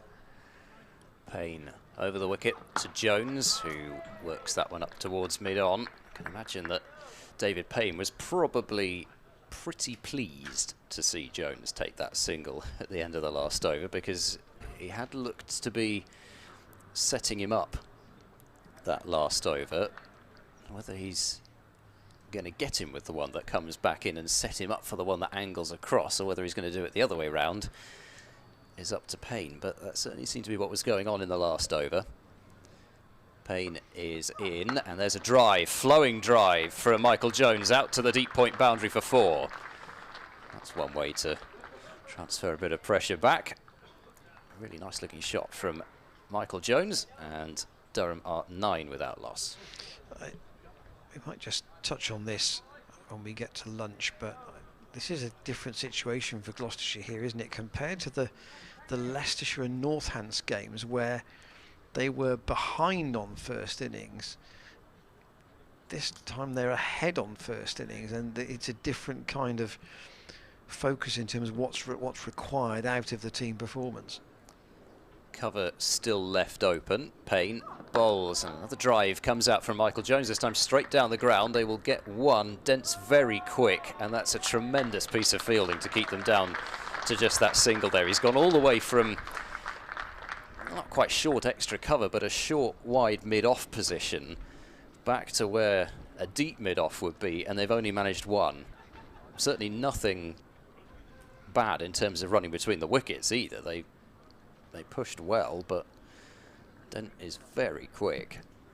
And 10 without loss now as Lees comes back on strike. Those 3 slips in, and cover open for him as well. Payne bowls, Lees looks to work into the leg side, but gets a bit surprised by the bounce, and once more goes down to do a bit of gardening. Lees feels like the first, again, no disrespect to Michael Jones, but the experience of Lees and the huge innings that he has played in his career makes you think Lees is the first big wicket, and if Gloucestershire could get him early, that may open things up a bit, as Payne bowls well outside the off stump, left alone by Lees, who rehearses a slash at it, but I think he probably made the right decision first up. And not to say, of course, that Durham's batting lineup, I mean, praised it rightly so in the first innings for its depth and the number of players who were coming in on good form. Not to say that if you get Lees, the rest will just fall like that, but that's the first. It feels like the first of the big wickets for Gloucestershire. Payne bowls, Lees turns through the leg side, well timed through mid-wicket. That may go for 4. Zafar is after it. The ball's just slowing down a little, but it will win the race to the mid-wicket boundary. And another boundary to, well, I say another boundary to Lees. It's his first boundary, another boundary to Durham, and 9 runs off that over. Just a little bit leg side-ish, and Lees is strong through that region. Doesn't need too much invitation to put the ball away through that gap, and that ball didn't really do very much either, so Lees could play it straight up pretty much. 14 without loss after 3 overs. And with about 10 seconds in hand, umpire Lloyd got to the Ashley Down Road end, so we will have the 4th and final over of this mini session. Higgins to bowl the last over before lunch, which is worked into the leg side by Michael Jones, and straight to Tom Price at shortish mid-wicket. So on the single there, really. 3 slips with the keeper standing up for Higgins. Easy Sunshine returns, and Jones gets well out of the way of that. Taken by the Gloucestershire captain in this match. Chris Cook does everything at Glamorgan, doesn't he? Or has done. Captains aside, keeps wicket. Doesn't bat as high in the order, obviously. Almost feel it's a lot to ask a top order batter to do those other two roles. Here's Higgins in. Jones clips pleasantly on the leg side past the diving figure of Dent, but he slides in retreat, having quickly hauled the ball in. And Durham haven't gone out, even in this little mini session, just intent on survival. I think they are conscious that if you do that, the ball will do for you eventually. So take the runs while they're on offer, and Lees has steered that away past the dive of Tom Lace down to Zaffer. One more to the total. The first innings started off relatively similar as well. I mean, it certainly no sign really of the carnage that followed. I mean, they were 25 in the 11th over when the first wicket fell, but the first few overs were quite like this. I almost think there's a certain extent it's make use of. I mean, you talk about the bowlers making use of the new ball, but to a certain extent the batsman making use of the hard ball, coming onto the bat better. 2 balls to go. Tom Lace has gone to the third man boundary to get a protective helmet, so he's going to come in short on the offside.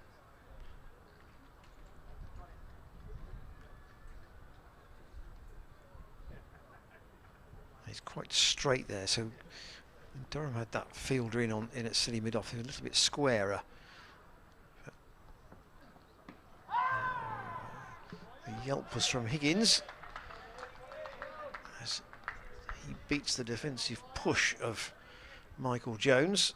I think Bracey was interested in a stumping, at least half-heartedly. A little bit of wobble on the camera, apologies from this Ashley Down road end.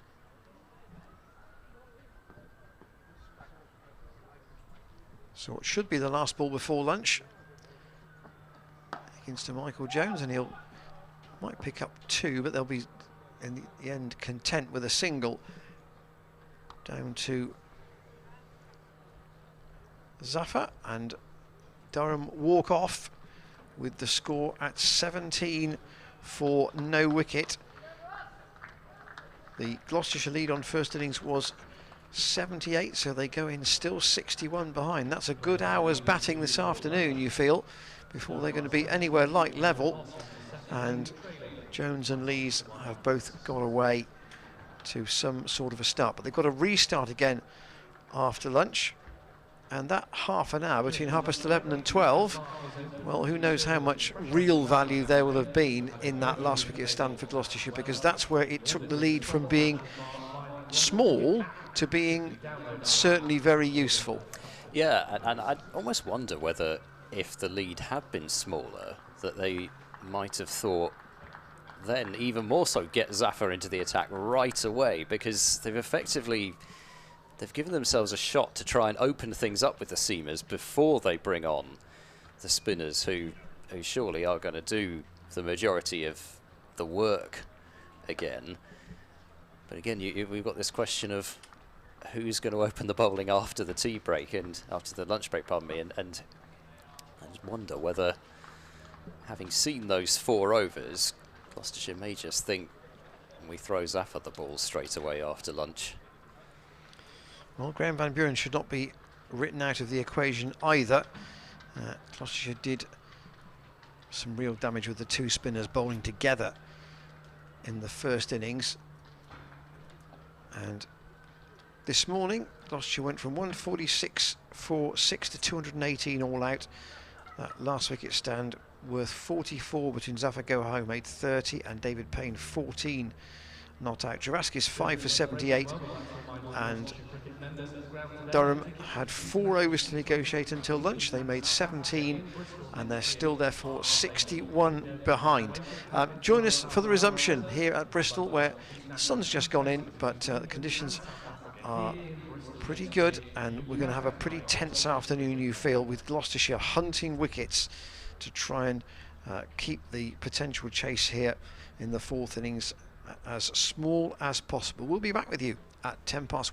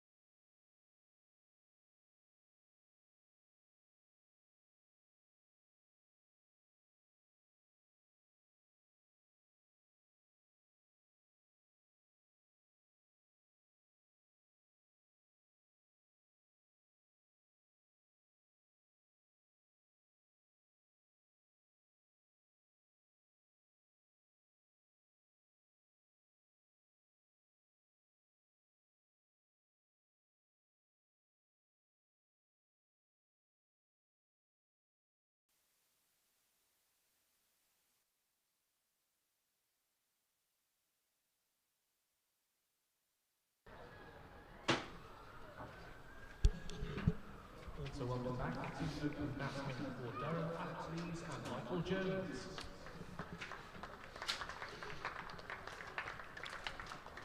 Welcome back to the Bristol County Ground for the resumption of this afternoon session, with Durham 17 for no wicket in their second innings.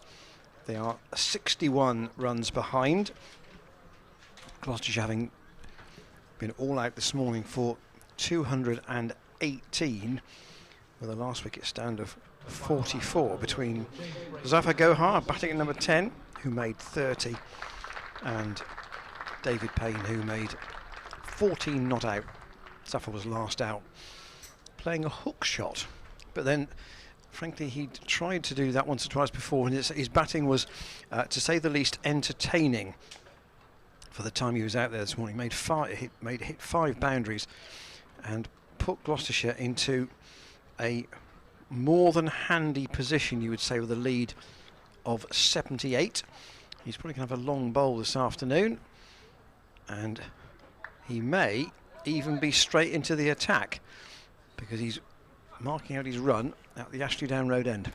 Indeed. So I kind of felt as though that may well be what had happened, that there wasn't a great deal going on in those 4 overs that Higgins and Payne bowled with the new ball. There was a little bit happening, but certainly not the extent that you felt might happen had spin come on immediately. And so now, after the lunch break, that's exactly what we're going to have. So Michael Jones on strike for the first ball, 2 slips.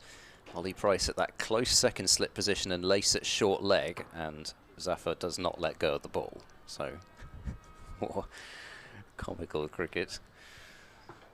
Not sure whether there was movement around the sight screen or whether Zafar was just having a bit of a warm-up. Chris Dent in quite close at extra cover as Zafar bowls to Jones, who goes back and plays that one very softly. That was very round arm, wasn't it, from Zafar, first delivery? Almost, I say almost playing on. I think it was a little way away from the stumps in the end, but immediate interest from those in close. Zafar bowls, back foot played this time by Jones up to mid-off. Neatly done. I feel I may not be the most popular person in the box at the moment. Now you've disturbed the monitor. Zafar bowls, and that one turns and bounces past the outside edge. Got that one just a little bit fuller, challenging Jones on the front foot, and then the ball did what it does off this surface. The turn was there, the bounce was there, but beating the outside edge. Zafar bowls, sweep shot comes out, and that's hit hard by Jones, well in front of square, and that's 4. He knew the moment he hit that where that was going. So Durham persisting with the sweep shot, which it has to be said got them into quite a few difficulties in the first innings, but Jones smacking that one away through mid-wicket, and it's 21 for no wicket. See, so I've always known that Shane was technically really smart. Yeah, you've got to be complimentary now, haven't you? You would say that now after you got your packet of crisps disrupted the monitor. Loose wiring there, I think. Zafar bowls and forward goes Jones and pushes that one just backward of point. I think we'd say tired wiring at the end of a long season. Yes, well, I think we can all sympathise with that a little bit. 57 runs Durham trail by, as Zafar is into Jones and bowls, and that's turned into the leg side confidently by Jones. Thought about pushing hard for second run, but then eased down after the first one, realising it wasn't there. David Payne fields off the deep mid-wicket boundary, and 22 without loss then after 5 overs. Jones 13, Lees 9, and at least at the moment indications from that sweep shot are that Durham are going to continue to try to be positive against Zafar, but I think probably try to strike the balance this time between positive and reckless. So Payne, in fact, is going to change ends and come on at this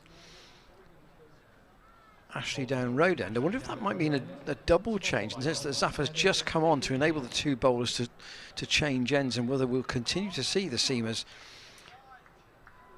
in this early period after lunch.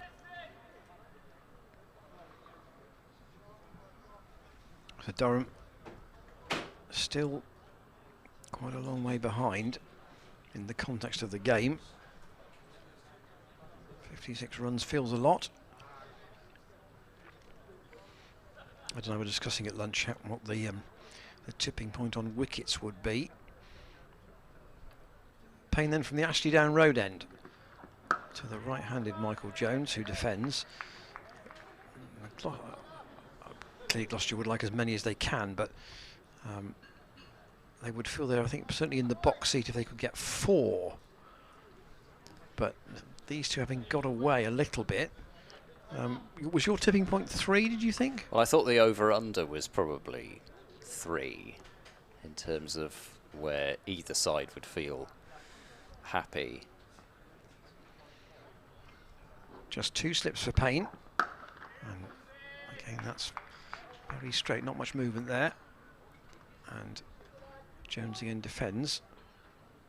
Clearly, if this was the afternoon of the 3rd day, then you might say there was a little bit of potential clock pressure, but even then, probably not. But here we are.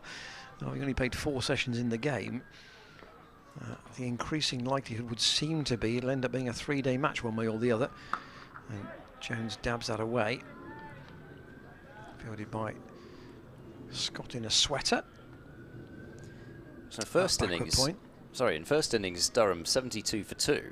So I suppose there's a lot of focus, of course, on the point at which Durham go into the lead in the match. But at the same time, even if they are there with only a couple of wickets down, Gloucestershire have got to say that there's always the possibility of a clatter of wickets happening.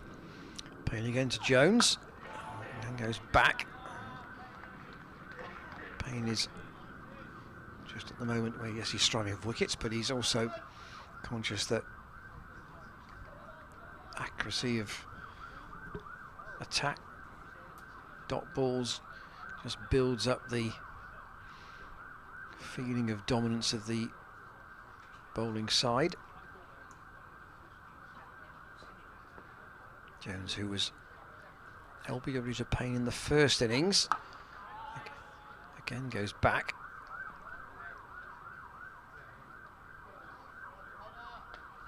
But I don't think Payne has a really favourite end here at Bristol. He's in the white ball competitions, he tends to bowl from the Bristol Pavilion end, but really is balanced, I think, between the two. Higgins tends to be Ashley Down Road, and would be my hunch. But Payne's trying from this end at the moment, and nudged away into the leg side by Michael Jones. Durham have added 5 runs since lunch, and there is the overall position. They still trail by 56. Gloucestershire having picked up 1 batting point this morning, all out for 218. So 22 of 6 overs. Been a decent start in terms of positive run rate, and Durham not just bidding themselves in and blocking. I don't think they were ever going to do that, but I think they've, so far, they have struck that all-important balance between defence and attack, and I think that's what's probably going to bring the best results on this pitch. Ollie Price is now fielding a very short, fine leg, and there's a shout for leg before wicket here and given out. So Zaffa strikes Alex Lee's big wicket there. Has to go for 9. He doesn't like it, but that is the breakthrough. Zaffa, 5 wickets in the first innings, and it's taken him just 7 balls to break through here, and I think that does look pretty out. I I'm not sure exactly what Lees is hoping for. He's staring back at the stump, so he certainly hasn't hit it.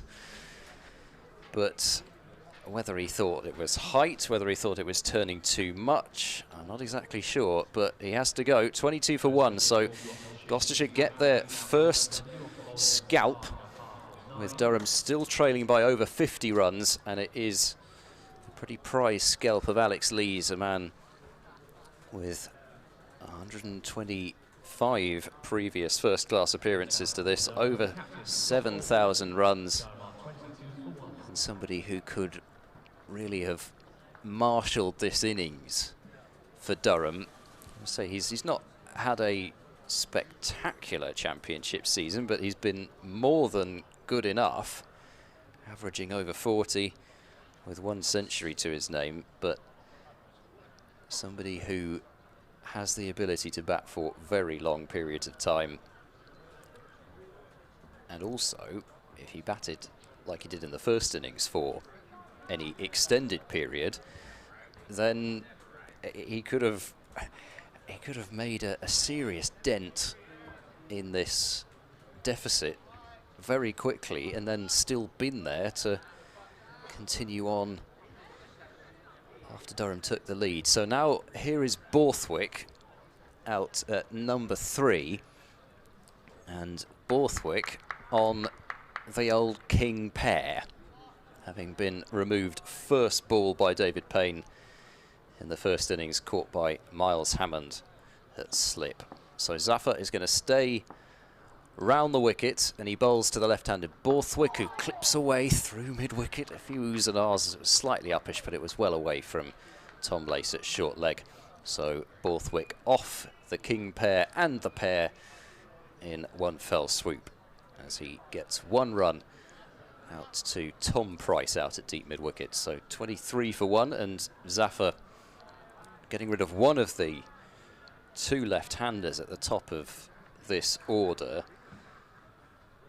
can settle into a bit of a rhythm once they get rid of Borthwick at bowling at the right-handers. Zafar in and bowls, and Jones a bit of a feel for that one, but I think in general that might be how you've got to go about things.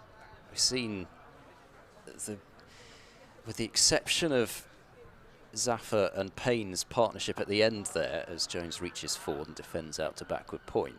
When you think back to Van Buren's success against the spin, he was playing off the back foot a lot, and Scott likewise was giving himself some extra time to judge the turn and the bounce by rocking onto that back foot. As Jones goes forward, certainly not going to play that one off the back foot, but to the kind of in-between length deliveries which have landed on that area where we've seen the extravagant spin come from. I like the idea of just rocking onto the back foot, and so what if it turns past your outside edge? You can judge it. Zafar in, and he's got caught on the crease a bit there as Michael Jones inside edge onto pad. And if there were any indications from the first over that Zafar was going to be any easier to play this innings, then certainly not this over. And here's the replay of that last delivery there, which had Jones not got that inside edge on, I think he may have been following Lees back to the pavilion in exactly the same mode of dismissal. So LBW to Zafar for 9 Alex Lees, and Borthwick, having got off the mark to his very first delivery, will now face up to David Payne with 3 slips in place. The third man still back, so clearly still feeling Gloucestershire. And again, from what we saw in the first innings, this may well be borne out, that third man is very useful to have as a run-saving position. Borthwick is struck on the shoulder of the bat there, and that one certainly surprised him. We still haven't seen that much uneven bounce, but looking at the spot on the pitch that Borthwick is prodding, it's certainly not right full of a length. It's a good length, really, but it did rise up on him for sure because it struck the shoulder of his bat. Payne in bowls, and that's an absolute perler from Payne, which Borthwick, I guess, just has to tip the cap virtually to the bowler for having bowled, because not too much you can do about that. Just past the outside edge. Not too dissimilar, actually, to the ball that got rid of Borthwick in the first innings. Just pushed the bat a little bit further towards it that time and got the edge through to slip. As Borthwick this time plays well inside the line of that one. Applause from around the ground, but I think that time not much doubt that Borthwick didn't really play at that one. Critical moment this morning in the title chase where Warwickshire reached 350 off the final over of the 110. They needed 11 runs off that last over. As Payne bowls, and that one has come back towards Borthwick, and in the end, good leave. Good leave from Borthwick, although I'm sure he's just replaying it in his mind there. Well, that was the one which came back into the left-hander and did miss off stump by some distance, as we see on the replay, but certainly Gloucestershire were excited. But 11 runs needed off that over, and Danny Briggs got it, which means that if Warwickshire get 3 bowling points and win, as once more Borthwick just had a little bit of a poke at that one. He did miss it by a distance in the end, but that was not the definite play inside the line that we saw earlier on in the over. But that effort from Briggs, who finished 53 not out from 31 balls with 5 fours and 3 sixes alongside Craig Miles. That effort means Warwickshire's fate is in their own hands as Borthwick goes forward and defends that one out towards backward point. So Hampshire have had control of the championship title race, wrestled away from them by Warwickshire. Hampshire not picking up a single batting point, and Lancashire are also fighting back against them now at Liverpool. Lancashire have gone from 47 for 7 to now, they've just lost their 9th wicket as I spoke, but 131 for 9, so only trail by 12. And if Warwickshire get those bowling points against Somerset, who are 40 for 1 at the moment in reply to Warwickshire's 367, then Warwickshire do win the title if they go on to win. Zaffer in, and there is a beauty which Jones has tried to play against the spin into the leg side, and judging by the reaction it probably touched something, but possibly it wasn't. Well, I think pretty definitely it wasn't bat in the end. What a ball that was. Zaffer is in. Sweep shot comes out from Jones, and once again he's cracked that way in front of square, and that's reached the boundary already. 4 more to Michael Jones. He can certainly hit that sweep shot hard. Durham 27 for 1 as they trail now by just 51. Just a nice length for that sweep shot, really. Pretty ideal. It took, pardon me, it took Zaffer a little while just to get his rhythm in the first inning. Maybe even as much as 4 or 5 overs to really get into the groove in the first innings. But in that situation, he then became very, very difficult to play. George Scott's come across to plug that gap on the sweep. Yeah, and he still won't mind being swept after what happened in the first innings. We took 3 wickets, I think, total to the sweep shot. Zaffer bowling to Jones, who's brought out the paddle sweep this time, and he's tried to paddle a sweep at well, he's tried to paddle a sweep, yeah, I suppose he has.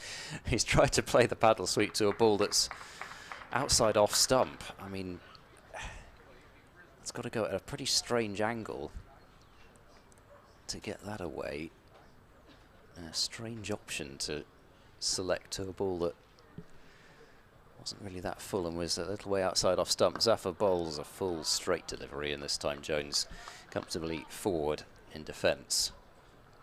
Not turning a huge amount that one, but that's what we've seen. It hasn't turned masses when it's been really right up to the bat. I guess the key is landing it right in that in-between area where the batsman's not sure if it's going to turn or not. Once again, very full, and Jones forward in defence. Still something happening pretty much every over that Zafar bowls. Zafar would say something's happening every ball. Well, in his mind, he's thinking something's going to, yeah. Zafar in, and Jones drives nicely off the back foot, but an exceptional piece of fielding from Chris Dent, reaching out with that hand. Still got that cast on his finger. I'm sure he can't wait to rest that finger properly at the end of the season. At the end of over number 9, Durham 27 for 1. They trail by 51 runs. So David Payne to to continue. There's the Durham second innings card. Alex Lee's the man to go.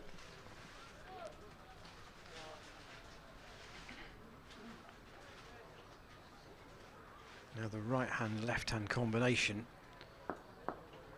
just to trouble Gloucestershire's bowlers a little bit, but Payne will enjoy bowling to Borthwick, you'd have thought, as the left armour to the left-hander.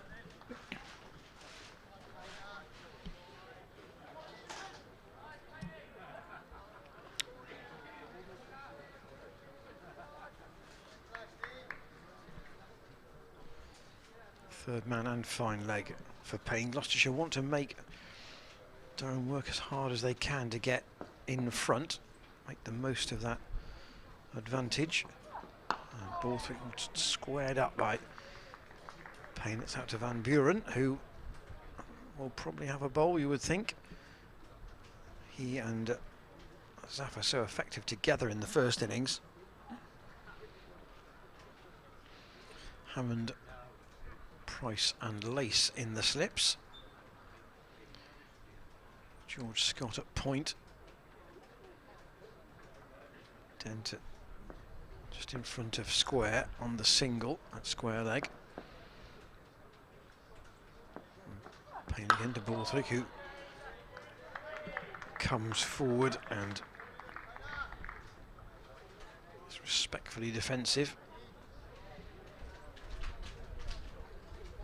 I was mentioning about Alex Lee's volume of runs. Borthwick scored nearly 10,000 in his first-class career at 35, so that's an average of 35, not his age. He's only 31. So you don't do that unless you're a decent bat, and lets that go outside the off stump.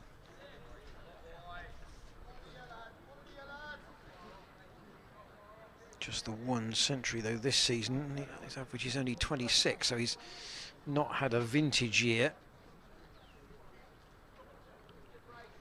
Sun isn't out at the moment. That may help Payne a little bit to see if he can get some swing out of this still relatively new ball.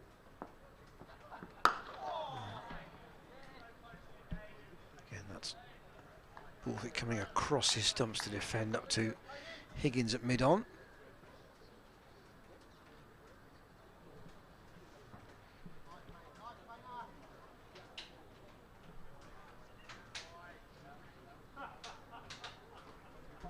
When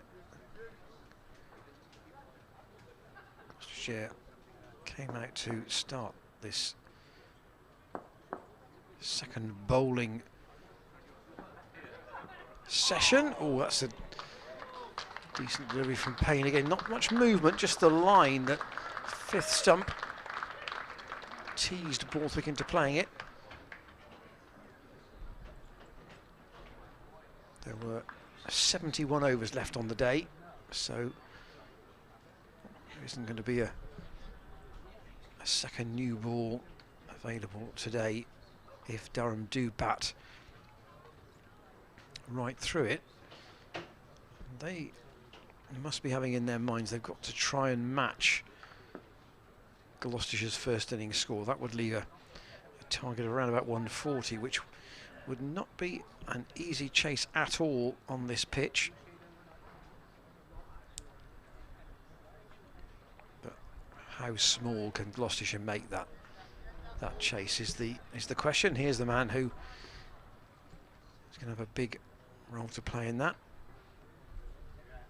5 wickets in the first innings for Zafar Gohar. And plenty of oohs and ahs from the slip cordon.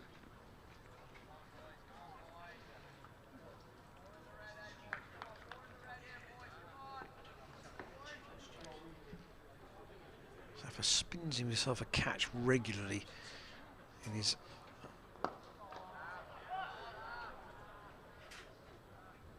build up to delivering the ball.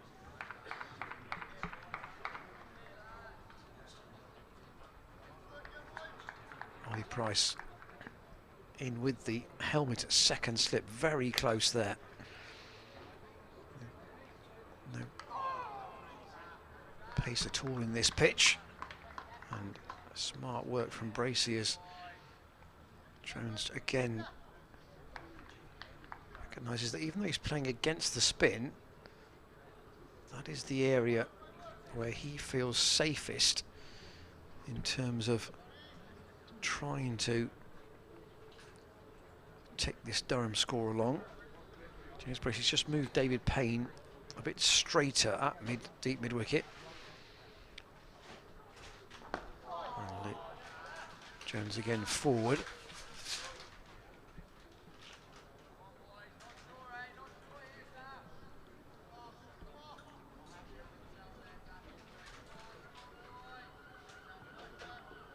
That Essex win this morning, of course, confirmed them as finishing top of what you might call the second division, and a big appeal from chiefly from the close fielders for an attempted LBW against Michael Jones. But interesting, Zafar wasn't interested himself, so that may have told you that he knew what the umpire's reaction was going to be here. Now going down the leg side. If Zafar's really interested, the appeal is more enthusiastic than that, and that one doesn't quite do as much either, as he's pushed that a bit straighter. And Michael Jones has negotiated another Zafar over immediately on straight after lunch here at the Bristol County Ground. He's bowled 4 overs, 1 for 10, and David Payne 5 overs, 0 for 12. Ryan Higgins just bowled 2 overs before lunch, which cost 5 runs. Everything off the bat so far for Durham.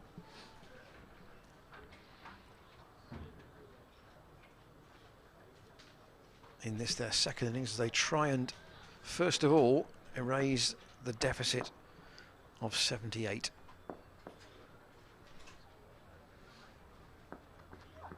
Into Borthwick, oh, and he's clipped that just beyond the reach of Van Buren. That was off a leading edge. Van Buren chasing up towards the boundary at long off, and they'll come back for just 2. But a moral victory to the bowler. Van Buren, who was probably 3 yards straighter, it would have been a relatively comfortable catch, but it was just out of his reach, and Borthwick survives.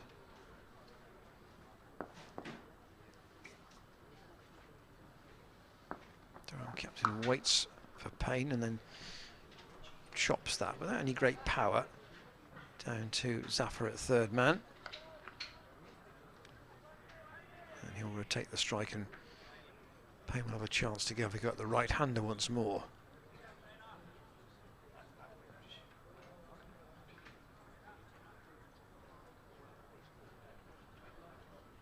Chat between the skipper and his young opener. And for Jones, they've just gone from 3 slips down to 2. Bracey's got 5 men on the single, 3 on the offside, 2 on the leg.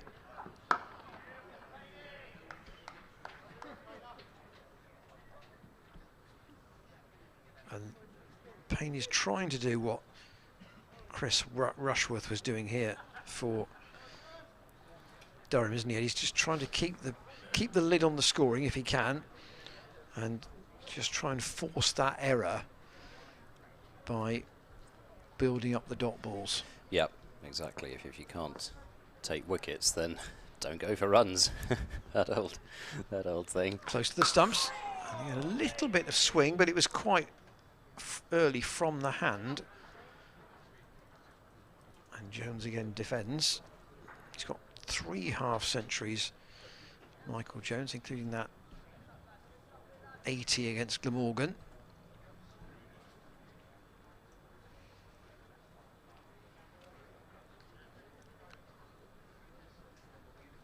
Just taking a fresh guard. It's probably Midland leg, I would think. Rather responsive umpire Graham Lloyd. Wait, no is the cry.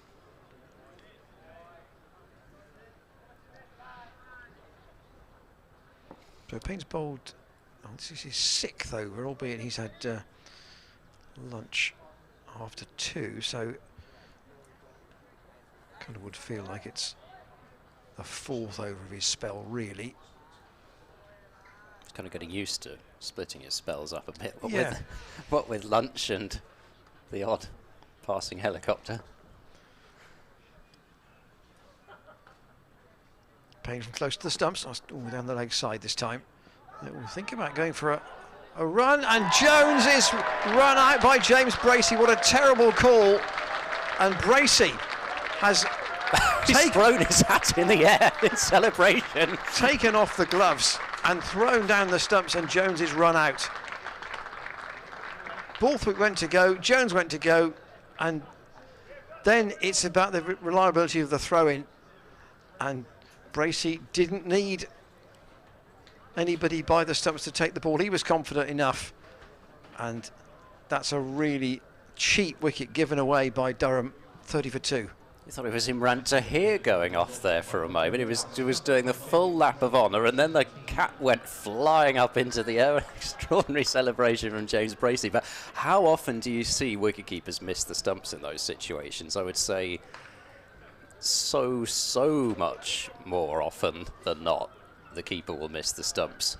But a bullseye hit from James Bracey, and there was a mix-up involving Jones in the first innings. Zafar Gohar had an opportunity to take the first wicket of the match via a run out from mid-wicket when the ball had been pushed pretty much straight to mid-wicket, and both batsmen ended up in the middle of the pitch. Well, certainly Jones did, and then Jones slipped over as well to make matters even worse. But this time they did not get away with that mix-up, and it's a horrible way for Durham to lose their second wicket, really, because it's one thing to play a couple of rash shots to give a wicket away, which they did in the first innings, but at least I suppose there was the possibility for those shots bringing runs. But to lose a wicket in that way, and you'd have to say it was Borthwick's call, because the ball's gone behind square. You know, so actually, you know, whilst Jones is the common denominator there, Borthwick was the batsman who should have really taken charge and given the indication one way or the other. But he's on strike now to Zafar, and so 2 down. Durham still trail by 48. James Bracey's heart rate, I would have to imagine, is pretty high at the moment after the run out and then the celebration. And as you can see on the card, David Beddingham has come in at number 4. Indeed. So Beddingham not on strike though, and Zafar coming over the wicket to Borthwick, who's trapped on the pad and gone. 3rd wicket is down, and that looked to be trouble for Borthwick from this angle, certainly. We'll get a look at the replay, but he was looking to work that ball into the leg side, but I think the key there was how far back on his stumps he was.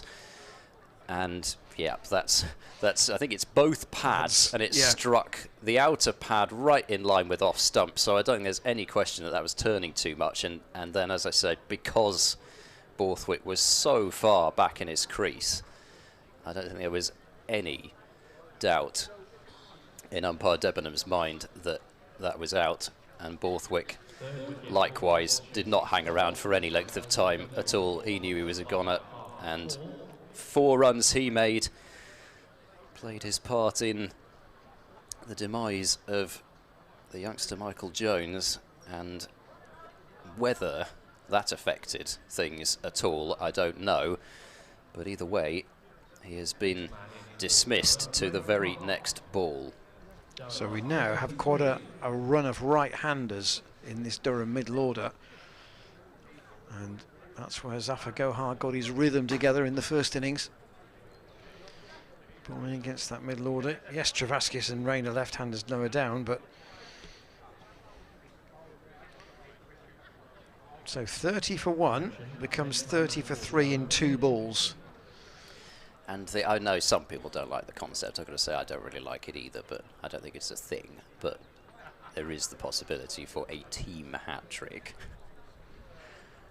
Yeah, as I say, it's not really a thing. I don't think it's a thing anyway. Yeah, Eckersley's come out at number 5. So Eckersley also looked to combat Zafar with the sweep shot. See whether he does the same in this innings.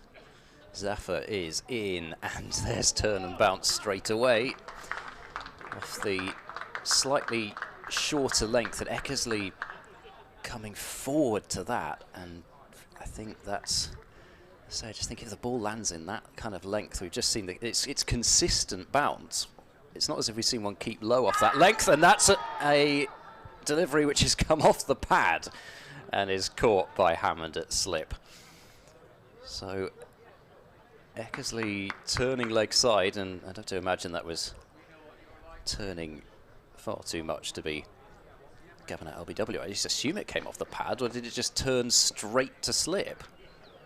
Very difficult to tell from this angle, I'm afraid. Zafar bowls and forward goes Eckersley in defence this time, comfortably Do you enough. think he's got the email that says, "Dear Zafar, Bristol wickets aren't always like this"?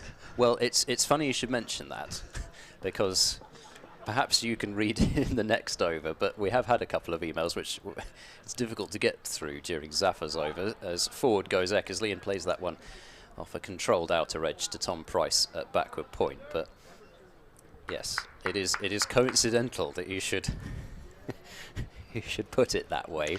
We can just say Richard Jeffrey, thank you for your note, says wouldn't want to be chasing more than 150. Zafar bowls, quicker delivery, played into the leg side. There's hesitation between Eckersley and Beddingham about a single, and at least the hesitation involved them doing so from within their own creases. But a wicket maiden for Zafar. 5 overs, 2 maidens now, 2 for 10. Durham 30 for 3, still trailing by 48 runs. Mark from Madrid's been on. Thank you for your contribution. There's been a theory around there was no point in sowing at spinner because the Bristol pitch would break his heart. So does this pitch show that it is worthwhile to have a quality spinner, or is it just a case of a special end of season pitch that we would not normally get away with? Mark says, back in the 70s and early 80s, the pitches looked very similar to this, green in the middle and shaped at the ends to cater for Procter and Brain, and then Graveney and Childs. David Payne to Beddingham, who gets his first ball and plays it dead bat out on the leg side. Yeah, so I in that era, Mark, I was not watching a lot of cricket in Bristol at that point. Neither was I, actually. Yeah, for different reasons, I suspect. So, about your better knowledge about how those pitches would look, and I bet our good friend David Bridle will be able to back us up on that. Beddingham waits for Payne with 3 slips. and that's gone off the edge but into the ground and taken by Tom Lace on the bounce. Bedingham, of course, has had a very good season. I think it was off air, wasn't it, that we were talking this morning about the idea of Zaffa as a spinner for the entire season. I made a couple of points which I'll make again because I don't think I'm repeating myself here. Payne in, Bedingham defence, and even if you are, there's a different audience to the one we had at 11 o'clock. Oh, I'm sure there is. Yes, those who lazily rolled out of bed at 11:30 this morning. No, I missed all the fun, frankly, because we had the first hour was pretty entertaining, and the half hour between 11:30 and 12 was when Zaffa and Payne were stitching together their last wicket stand of 44. The first point I'll make is that Zaffa can contribute with the bat, which I think is key. Payne again to Bedingham. Again, just a little bit of movement off the seam, not much. It was a bit too short to be of real danger. I don't think he'd be at number 10 in every batting lineup in the country. So if you're going to sign an overseas spinner, for me, I think they have to be able to contribute something with the bat. I mean, there's this, I suppose Jeetan Patel wasn't, when you think about long-serving overseas spinners, Jeetan Patel wasn't the greatest batsman ever. I mean, he could contribute, but yeah. Durham 30 for 3, and Payne gives Bedingham a bit of room this time. Dent pulls off a partial stop, but they will get 2. And a good bit of work for him with getting the throw into the bowler's end. Certainly Eckersley had to hurry a bit there, but he got back. Durham starting, as you can see on the board, 78 behind on first. See, if that last wicket stand had been of no substance, Durham would be close to getting parity. But the importance of that stand really is borne out now by the fact they're 3 down and there's still a bit of work to do.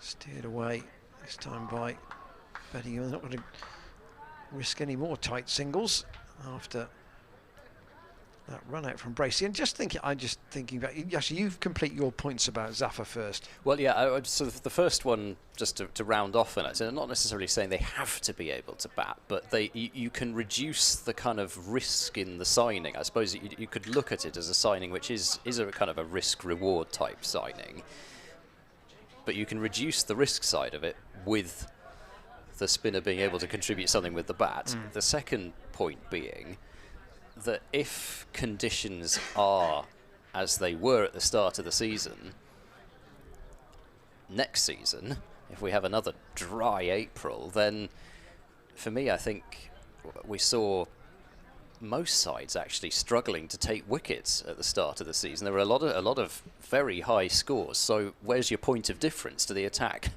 that's going to take wickets on those sorts of surfaces? It's a quality spinner is one of them, as Zaffa is in, and that's swept by Eckersley behind square this time. There's a chase on for George Scott from the boundary at deep mid-wicket, and Eckersley gets off the mark with a couple of runs.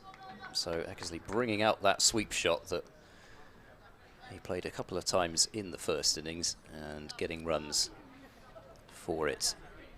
A couple of runs to boot. Eckersley made 20 before he drove a delivery loosely to Chris Dent at extra cover off the bowling of Graham van Buren.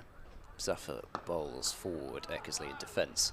So I think you'd hope that the weather, if you did sign a spinner for the whole season, you'd probably hope that conditions were pretty similar to what they were at the start of this season if you did sign a spinner for next season. Zaffa bowls, another sweep shot comes out, and Eckersley's not really hit this one as well. Hands on head from Zaffa as Eckersley looked to try. I kind of had to drag that one across a bit more. They get 1 towards backward square leg. So Eckersley up to 3. And now Bedingham, who didn't stay for long against Zaffa and had a fair few problems, and that is a delivery which he's left, and it has gone over the top of middle and off stump. So in the first innings, he played at a couple of deliveries well outside off stump, which were turning even further away. That time he's decided to try and leave it, and could well have heard the death rattle were it not for the bounce. Zaffer bowls, and Beddingham is beaten by a delivery which, again, I think that one he could do nothing about. That one, you've just got to hope it doesn't take your outside edge, but it was very nearly the perfect delivery from Zaffer, which just nicked that outside edge. Zaffer bowls forward, goes Beddingham this time, and does find the bat on the ball. 15 and gone. He looks like a man who's enjoying himself out there at the moment. Yes, and Beddingham, it has to be said, looks the exact opposite. Zaffer's bowled 6 overs, and my screen is just frozen for a moment, but he's taken 2 wickets in those 6 overs. In fact, 6 overs, 2 for 13 he's got at the moment. Just a couple of things. I think for me, the key for me is to get into that real groove and not look for the magic ball every ball. And the thing is, we go back to that run out. I'm not sure how the players practice the run outs a lot. I'm not sure how many red ball run outs like that we've actually seen, not just from Bracey but from anybody this season, with an absolute direct hit, with nobody by the stumps to actually gather the throw. Yes, because you can remember a couple of run-outs in that Leicestershire second innings, in particular, when they started throwing wickets away, it has to be said. But yeah, not quite like that. Higgins on to replace David Payne at the Ashley Down Road end, and he is cracked away for 4. First up by Eckersley. It's gone past the dive of George Scott on the way to the point boundary. Payne having pulled 2 overs before lunch and 5 since. 7 overs, 3 maidens, no wicket for 17, and 2 slips for Ryan Higgins, and the short mid wicket on the clip, quite straight. Graham Van Buren, he's got a square leg in front of square and a mid on as well, and that's Nick, and Eckersley's got to go. Bracey with the catch. It was a lovely leg cutter from Higgins. Eckersley's taking leg stump there as a guard, but that's a lovely delivery. Just doing enough off the seam, fingers across the seam to just help with the away movement if you can find it. And Durham 39 for 4, and there is a risk this might be over very quickly here. It's not impossible. Now 4 down, it is not impossible this match could be over today. No, certainly not. And, well, with Zaffer wheeling away from one end, you don't need a whole lot from the other end, do you? You just need a couple of wickets, and you're through certainly most of the top order now. And admittedly, Durham bat very deep. There's still every chance that Durham mount a fight back, because they do bat.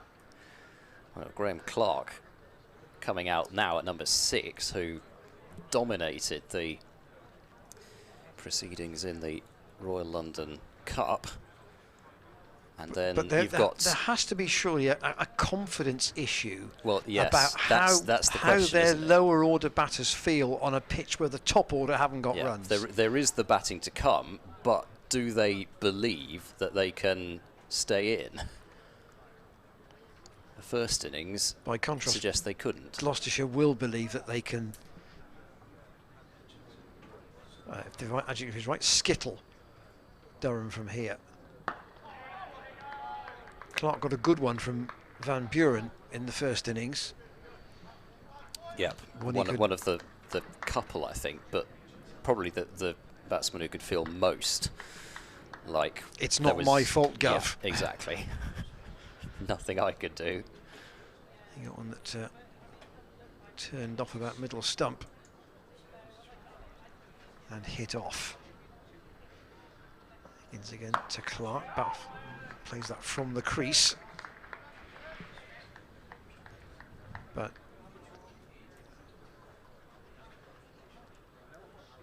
4 wickets down, with the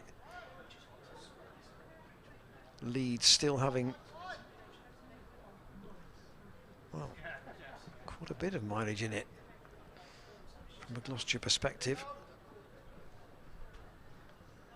It's the number of overs more than anything else. 4 wickets in 16 overs is rattling on, and Clark fishes at that outside the off stump. He shouldn't really be playing at that.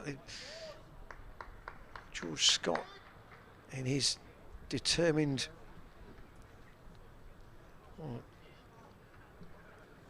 stoic stay, you might stay at the crease earlier. He batted for 2 hours for his 21. He's quite prepared to leave deliveries like that, and left quite a lot actually. I don't know, I haven't got the stats for the number of balls he left, but he didn't need to play out, did he? He didn't do so. Higgins in, that's edged, and it's short of Ollie Price at second slip. Got a long way short, and Higgins back into the attack with an immediate impact. And remember, he started this match with 50 first-class wickets for the season. No joy in the first innings, but one straight away, he having been recalled. So he will end the season as Gloucestershire's top red ball wicket taker. And Durham 39 for 4 still. Probably an hour's batting behind at the rate they're going at the moment. And with real trouble from this fella.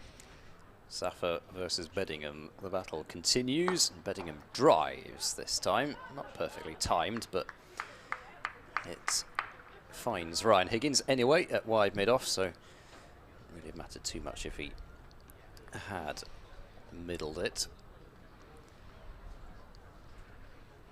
Zafar moves in and he bowls.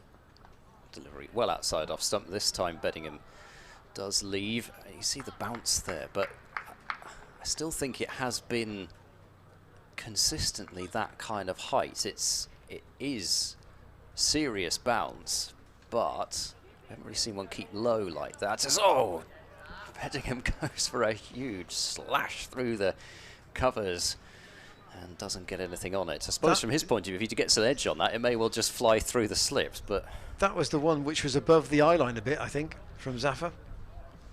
Zafar bowls. This is the quicker delivery, which he fired in towards those pads, but Beddingham was equal to it this time.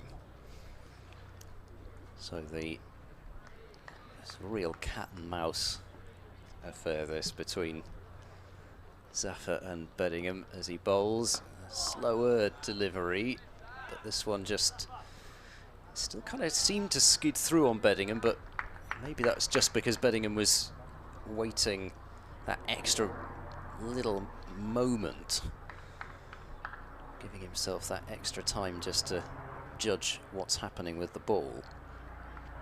One ball away from another maiden over from Zafar as Van Buren just tends to the ball and maybe offers a word or two.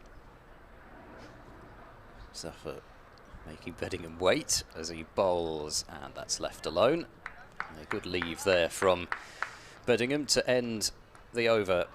So third maiden over from Zafar, and 7 overs, 3 maidens, 2 for 13. His figures now. Ryan Higgins claiming that wicket.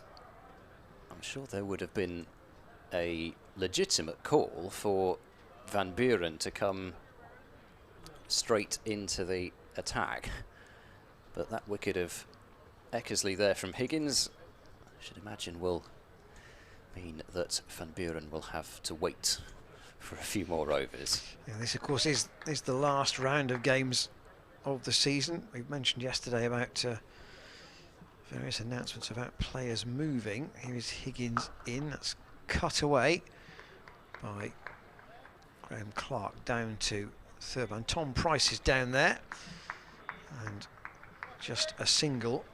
So some people will have new clubs next spring. A couple, of course, leaving the stage completely. And there were some very respectful moments yesterday, both at Chelmsford and at Worcester. At Chelmsford, I think there was a presentation to Ryan Tendescarter after 19 years service at Essex, and Daryl Mitchell was given a guard of honour by Leicestershire when he went going out to bat for Worcestershire yesterday, so that was good of them. Bedingham wants a single up to Dent, and fires in the throw at the non-striker's end. It's not a real fizzer, so it's no overthrows. And Mitchell, of course, is certainly was the PCA chair. I don't know whether he holds that role. I think he may still do, and then he's outgoing from both. I think he might be. Anyway, what I was going to say really. I think even were it not for that, he would have still got the standing ovation for the career that he's had. But that adds into it. Clark, again, feet a bit in the wrong place there. Tried to play that as a chop away and didn't get a touch. So James Harris succeeded Daryl Mitchell, who was elected in February of this year. So James Harris, who's also on the move. Yeah, going from Middlesex back to Glamorgan. Back home, as it were. Higgins, that's pitched up and well stopped by a diving Tom Lace at shortish cover. Just the single. So they got a good sprinkling of spectators in today. I'm sure that the forecast over both yesterday and today contributed to the fact that people wanted to come and watch this last home game of the season. Nicked and dropped. Well, that was one that Bracey would expect to take. He would hope there would be another chance in a minute, but that might have been Durham 5 down. Higgins will be frustrated.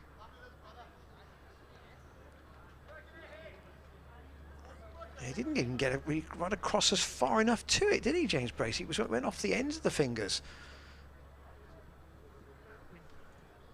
Full length dive, he would have taken it. I sure hope that isn't too costly. Clark stays on 1. And here is the replay of Michael Jones's moment of departure. He turned round really in hope that the ball was going to miss the stumps. And then there is the direct hit from James Bracey's throw, having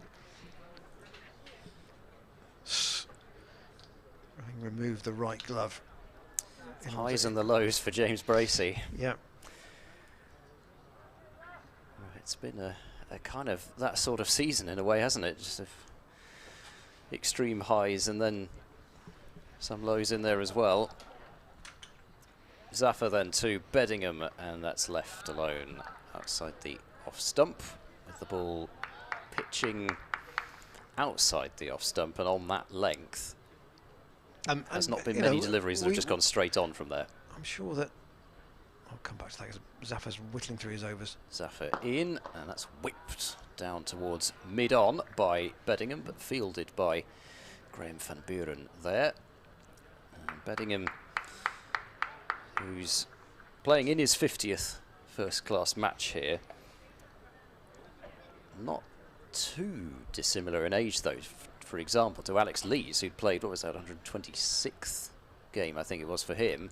There's a quicker delivery, which is worked into the mid-wicket area by Bedingham. They thought about a second, but wasn't there. So Bedingham moves up to 4. And you could sort of put Bedingham in a similar category to the likes of Devon Conway, for example, who've upped sticks and moved from South Africa and have absolutely taken off in their new place of settlement. Zaffer in and bowls, and Graham Clark has pushed at that one and turned past his outside edge. It's a nice line from Zaffer, but just turning too much to take the outside edge from that kind of line and length. Clark reaches forward, defends out into the point area. And I think Beddingham, I looked this up, he was only a member of the Cape Cobras franchise first class team in 2018. So he's a relatively late developer as well. Zaffer bowls and Graham Clark tries to turn it to the leg side and doesn't time it at all. Tom Lace out from short leg to field, and the end of that over. 42 for 4. Beddingham has 4 and Graham Clark has 1. But in terms of the two-tier level of South African domestic competition as previously existed, doesn't exist anymore. But the top level for Beddingham only to be reaching that top level 3 years ago, it shows you the extreme rise. And then again, I mean, you can see just from the number of first class matches, 50 games for somebody who, Beddingham's what, 27 I think? Yep, 27. So nice to see, I suppose, that people can develop late, and everyone has a different story. Yeah, pace of development can be very broad in cricket, and Higgins very nearly bowls Beddingham there. Again, that was played with very little foot movement. And Bracey standing up with just the 2 slips in.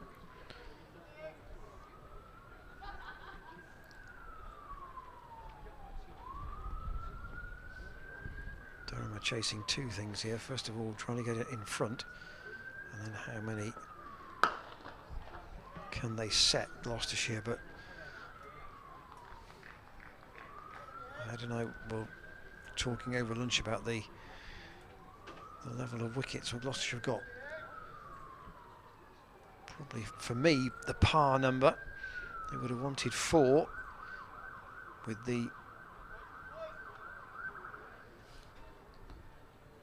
lead that they had, but there's still time to improve on that. Weight from Beddingham. That miss from Bracey feels like about the only chance that's gone to ground in this game. And we have been critical of some of the Gloucestershire catching close to the wicket, particularly in the slips in certain other games. It's been, well, let's say patchy, let's be polite about it. But that was one that he would expect to take. They will hope it's not a costly miss. Graham Van Buren going back at mid-wicket, so he's going to give Beddingham the single if he wants it.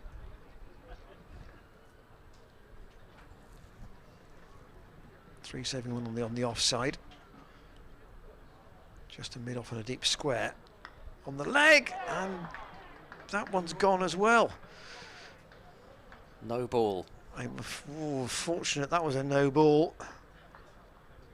Another nick off Beddingham. And let's look at the gap here between Bracey and Hammond.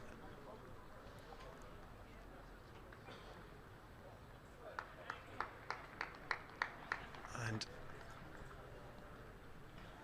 Higgins will be angry he overstepped.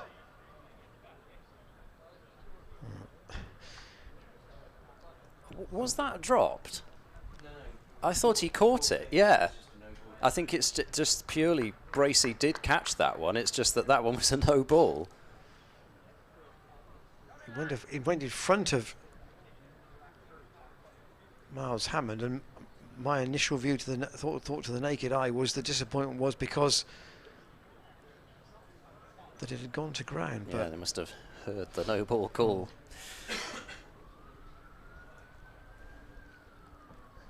Higgins in once more. Oh gosh, how unlucky is that? Driven straight down the ground and into the stumps. Graham Lloyd can't get out of the way.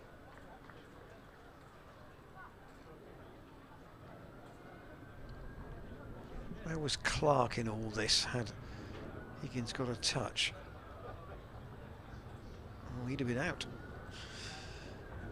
Higgins would have had to have Launched himself down at the speed of light, though. I mean, that is as good a shot as you can play, isn't it? Really. You can't play a better shot than that. I almost feel like you should get runs for it if it hits the stumps at the non-striker's end like that. Almost like an automatic 4. Because that was, despite the fact that it didn't produce any runs, that was one of the shots of the match. Graham Clark works that one away backward, a square on the leg side. The throw will come into the non-striker's end from Payne, and another tight run. I think Graham Clark would probably have made it, but certainly chancing things a little bit. Durham trail by 33 runs now, as Beddingham waits for Zafar, who bowls. And that's the one that doesn't turn, and Beddingham negotiates it quite comfortably. He's beginning just to look a little more settled against Zafar. Is Beddingham maybe just believing that actually can stay in on this, and that's turned into the leg side. Neatly done by Beddingham, and they'll jog through for a single, 46 for 4. But with Gloucestershire, forget the carnage when Zafar came out and David Payne started playing a few shots. Gloucestershire showed this morning what is actually possible on this pitch, and I don't think it's really deteriorated much at all. You can make some runs on this pitch. Zafar bowls left alone, and I think, you know, a score of 218, if that's made on a green seamer, nobody's even questioning the nature of the pitch. It's just because we still have this idea of spin shouldn't play a part and doctoring pitches is evil, as that's left alone by Graham Clark through to James Bracey. Well, I can go back to Sir Richard Hadley and Clive Rice on green seamers for Notts when they won the title back in the 80s. So.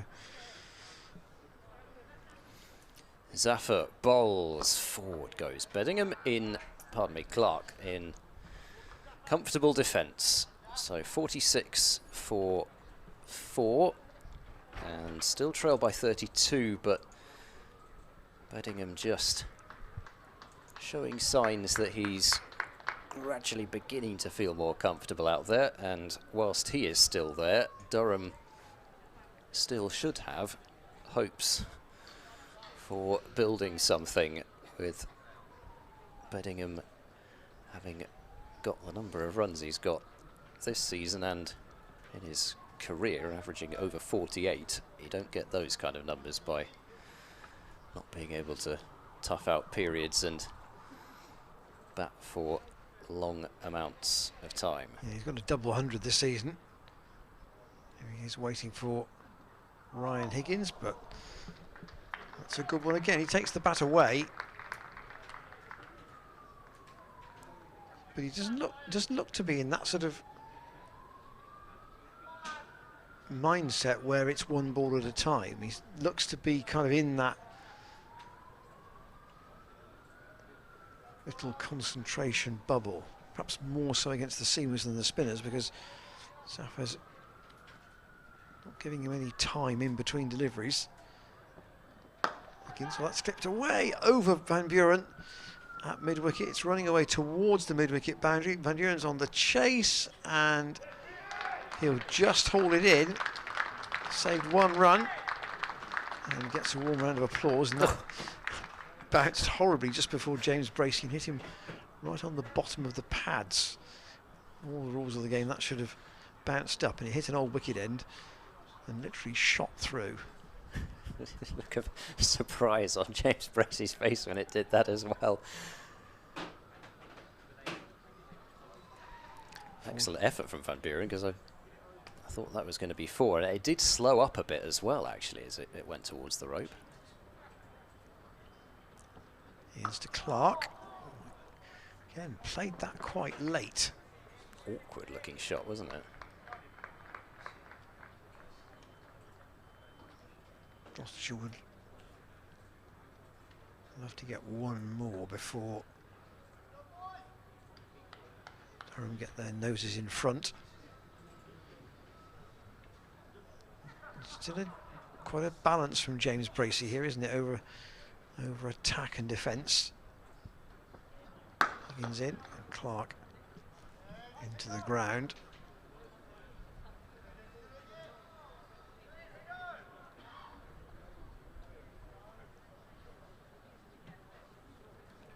Ollie Price just twirling his right arm at second slip. Not sure he's going to get a bowl. Van Buren would be the second spin option you'd have thought. Clark waits. It's just quietly played out with no great power on the offside. George Scott does the fielding. So he made enough happen, Higgins, though, to suggest that he's likely to get a long spell here. The drop, and then, well, who knows? Did Beddingham hear the no ball call? Clark waits for Higgins. That's a little bit leg side, and fielded by Van Buren. So Durham had 14 minutes to bat before lunch when Gloucestershire were all out earlier today for 218. They were 17 for no wicket at that point. And then this afternoon, Gloucestershire have taken 4 wickets. Lee's LBW to Zafar. Michael Jones run out by a direct hit from James Bracey. Scott Borthwick, LBW, playing back to Zafar Gohar, and then Ned Eckersley caught by Bracey off Ryan Higgins. 48 overs remaining in the day, so we've reached that at pretty much bang on halfway through the day. As there's a shout for leg before here, and it's given. Beddingham has to go for 8, so Gloucestershire get a 5th wicket before Durham have overturned the deficit, still trailing by 29. Beddingham coming a long way forward here, but the umpire deciding that that was not going to go on with the arm and down the leg side, because it didn't turn much, It's the if back at all. pad, wasn't it? Yeah, he just decided that Beddingham's stride did not save him. And Durham 49 for 5. So a critical breakthrough, that one, because of the runs that Beddingham can score. But in truth, overall, Zafar had Beddingham's number in this match, he felt, from almost from the first ball that Zafar bowled him. And I think maybe, I mean, I'm certainly somebody who, if you look at Beddingham's numbers and you think, gosh, South Africa missed this guy, he should be playing internationally for South Africa. But I mean, I know the reasons why it's very difficult for him to do so, but there, from this match, has to be, I guess, quite a lot of people looking at Beddingham versus the quality left arm spin and thinking, well, perhaps this is a way that we can get him. Admittedly, you've got to have probably a spinning wicket, and then also a spinner who's good enough to take advantage of that, but still, it is something that I suspect other sides around the country will take notice of, not just the fact that he was out twice, but also the way that he went about things in general. Coughlin is out in the middle, and forward he goes in defence to his first delivery. So you kind of hit these all-rounders now in Durham's lineup. They're all-rounders who've scored runs of late, but they've got to do it here with their backs firmly to the wall. Zafar in, and a drive from Coughlin, which is not going to produce runs. Rolls up to the hatless Higgins at mid-off. Hatless, not hapless. Yes, I did think you said hapless there for a moment. That was pretty harsh, if that was the case. No. Zafar bowls. That is a gorgeous delivery, which has, I think, once again maybe bounced over the top of the stumps. Could leave it on length, I'm sure people are saying to Paul Coughlin there. I think it did just go over the top of the stumps rather than just wide of them as well as over. Zaffa bowls a quicker delivery, which is negotiated well into the leg side by Coghlan. So approaching another wicket maiden here. Zaffa, as he bowls, flight to delivery, driven aerially down the ground by Coghlan on a couple of bounces to Ryan Higgins, who's pretty deep at mid-off. Wouldn't have had a chance at catching that, even if he'd been much shorter than his position was. And indeed it is. Another wicket maiden. More applause ringing round this Bristol County Ground. I think they're rather enjoying their afternoon at the moment. The spectators have had a lot of laughter rippling around the ground, as well as much appreciation for what Gloucestershire have done in this match so far. Durham 49 for 5, trailed by 29 runs still. So we've had 25 wickets, and we're still 45 minutes from tea on the second day.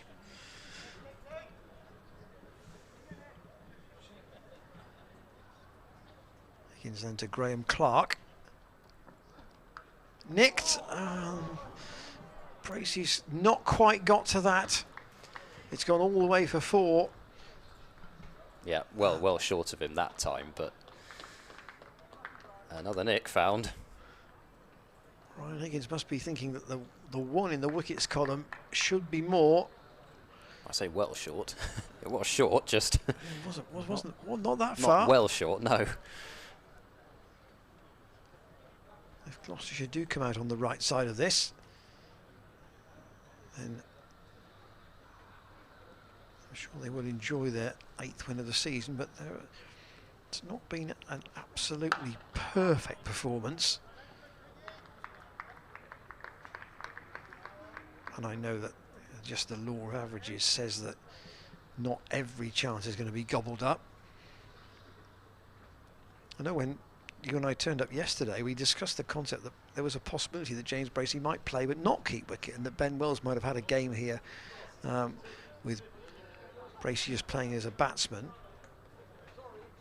But in the end, that's down the leg side. Higgins asked about a feather of an edge, but not upheld. And then in the end, obviously the side has got Bracey doing everything, and capturing the side, keeping wicket and batting at number 3. It is one solution. The question is it a long-term solution? It's nothing to do with Ben Wells, but you've got to try and fit Ben Charlesworth back into this batting lineup. And maybe that, I think that was my thinking, was that we didn't think that Charlesworth would play, and of course isn't. I was talking about long-term, though. Yeah. Higgins in and let go by Clark. But given this match, and given that Charlesworth wasn't going to be playing, was that a way of just giving Wells another game to expose him to the first-class level, and to bring Bracey back into the team without disrupting the balance of it? All you did was you just nudge Dent back up to open, which is in a sense what's happened. But of course the side was shuffled a little more than that.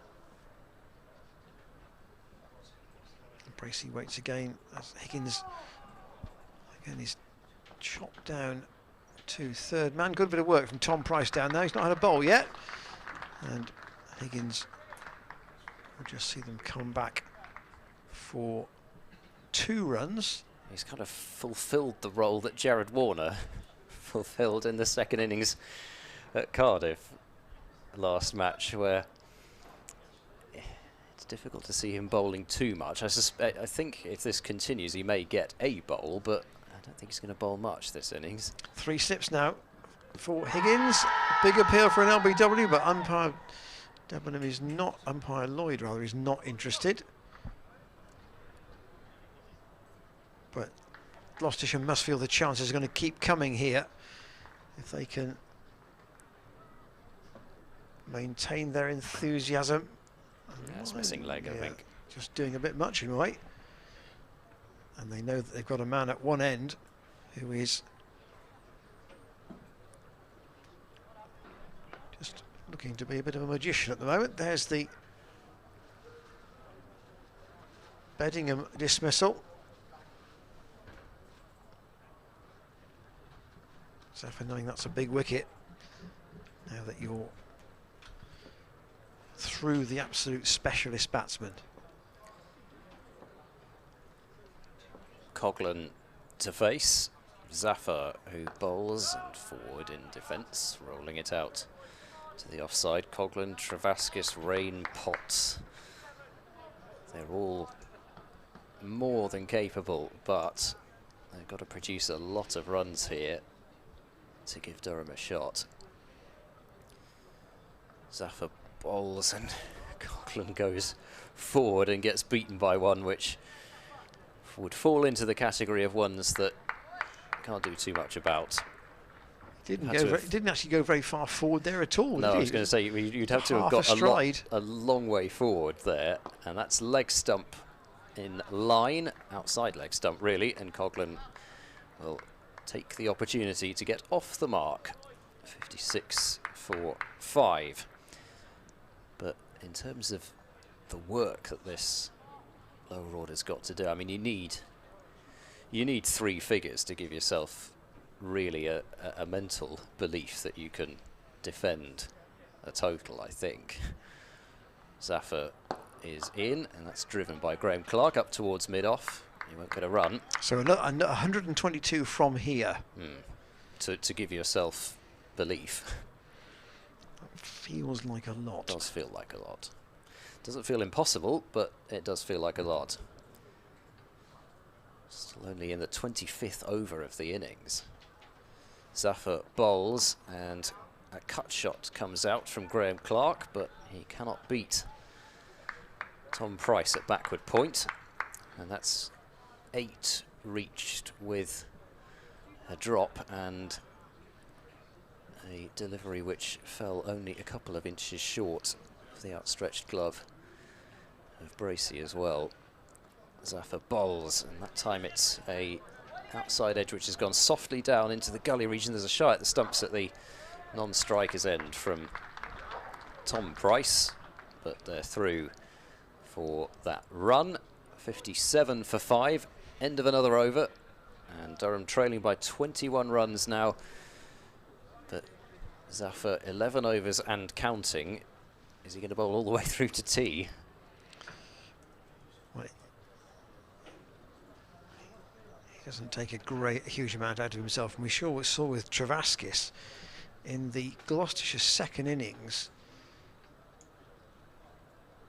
Gloucestershire first innings as you were, 74 overs and 4 balls, so 37 overs from each end in broad terms, and he bowled 33. Now, not unchanged, but basically he was nearly always in the attack one way or the other.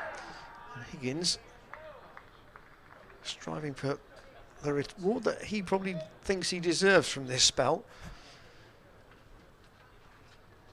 Yeah, well, when you've found the outside edge 3 times.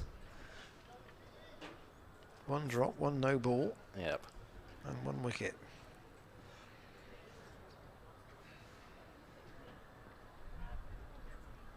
Well, 4 times, I suppose. We had the one that was just short as well. 3 slips, all quite close. That didn't get up very much. Let go by Graham Clark on line more than anything else.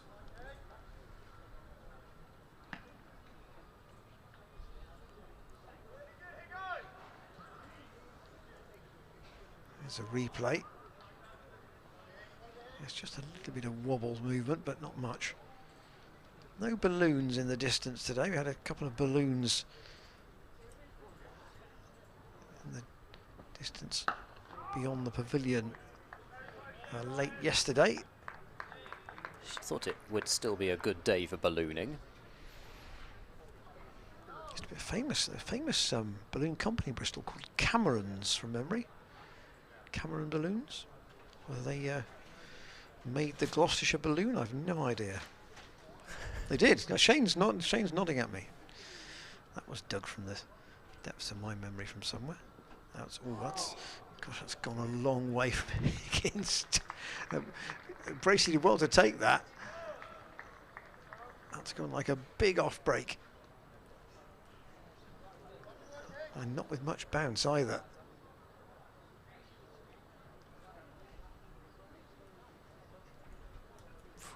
Yeah, I haven't seen too many deliveries do that, but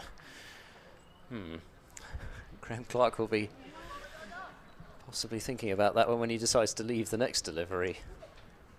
Got 9 at the moment, but he's Put it out of his mind. He's trying to do what George Scott did in the Gloucestershire, and he's just trying to stick around and see what the ultimate outcome will be. He's faced 34 balls for his 9.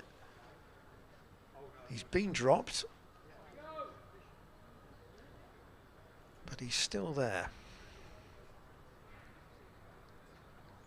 Gloucestershire might feel with Coughlin in, one end is nearly open for them.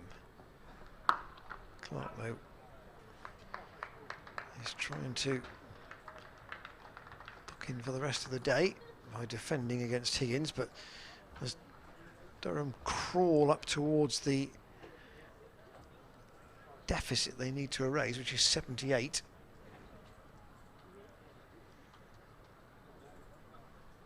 They're not really tiring the Gloucestershire attack too much, because Zafar is two things at one end. He's enabling the quicker bowlers to be rotated, and also he's a danger in his own right. Yep, quite. So then I suppose the question is, when Higgins ends his spell, do you go Van Buren or do you go Price? That's the question. Zafar bowls, Coughlin drives firmly, but not wide enough of Chris Dent to be able to pick up runs, having looked very much as though it was squarely advantage Warwickshire at lunch. Somerset had put on a good partnership against them at Edgbaston, but it has just been broken as Coughlin is forward in defence. Somerset 108 for 2 in reply to Warwickshire's 367, but Lammonby has just been dismissed, caught and bowled by the Warwickshire man of the hour, Danny Briggs, for 59. A wicket having just gone down. Maximum bowling points and a win. Warwickshire win the championship. Zafar in, and Coughlin's got turned around by that one. Delivery pitching outside leg stump. So Coughlin thought he could work it away for runs into the leg side, and then just turned a bit. And that leading edge comes into play. It really could go anywhere. 2 slips back to the bowler. Zafar in, and Coughlin looks to drive, and drives it right into his foot, I think. Right into that front foot. Thankfully for him, looks like it's hit the hard part of the boot. He's might be trying his very best not to show that he's in any pain out there, but judging by the way that he's tapping that foot on the ground, like a bull pawing the turf, I think that may have hurt. I find it hard to see how it couldn't have done, really. Zafar past the umpire bowls, and there's a cut shot from Coughlin, which is not going to bring any runs on. There should be a run out here, and oh no, a direct hit would certainly have had him, but actually, possibly, he would have made it had it been gathered by Zafar and put onto the stumps. Another terrible mix-up with, I mean, really, Coughlin just watched the ball, but I think it would have needed the direct hit. In the end, Payne the fielder, and forward this time goes Coughlin, looking to defend, but that one was possibly inside edge onto pad as well, and that is a maiden over.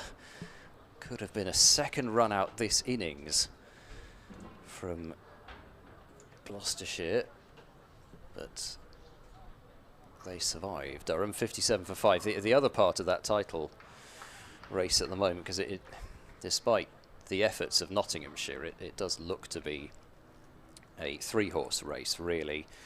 Lancashire and Hampshire, wickets cascading there. Lancashire made it up to 141, so only 2 runs shy of Hampshire's first innings total of 143, and in reply, Hampshire in their second innings are 17 for 3. And Mason Crane opened the batting. Is Higgins, and that's on the bounce and fielded by George Scott. So I don't know what's going on there, but Joe Weatherly came out at 3, and Mason Crane opened the batting with Ian Holland, and they both got out for naught. I can only assume that somebody wasn't fit to bat there. Odd selection. Higgins to Clark, who defends. There's the overall match position. Durham 21 behind. In those 28 overs that we're in the 28th over, Gloucestershire have only used 3 bowlers. David Payne, Higgins and Gohar. No injury. He was just promoted to open the batting. Interesting concept. He top scored in the first innings with 25. Higgins a little bit fuller and into the ground from Graham Clark once more. I mean, I can sort of see why. He made 25 of 101 in the first innings, and then he had that innings to battle to save a game, which I think he was a night watchman, and he made 20, 30 odd in the end or something like that, and he'd faced, I think it was 170 odd deliveries, so I can see sort of why they did it. It just didn't work. Higgins tries to get a bit close to the stumps, and Clark doesn't get the inside edge that Higgins was probably looking for. So 3 wickets to Zafar Gohar, 1 to Higgins and 1 run out so far in this Durham second innings.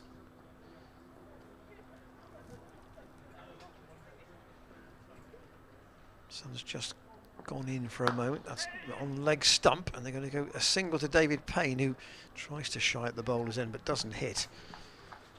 I think Clark would have been anyway. Now, Coughlin, I don't think has been down at Higgins' end before. So, what guard does he want? And that is Midland leg by the looks of that. And what can Higgins do against the Durham number 7?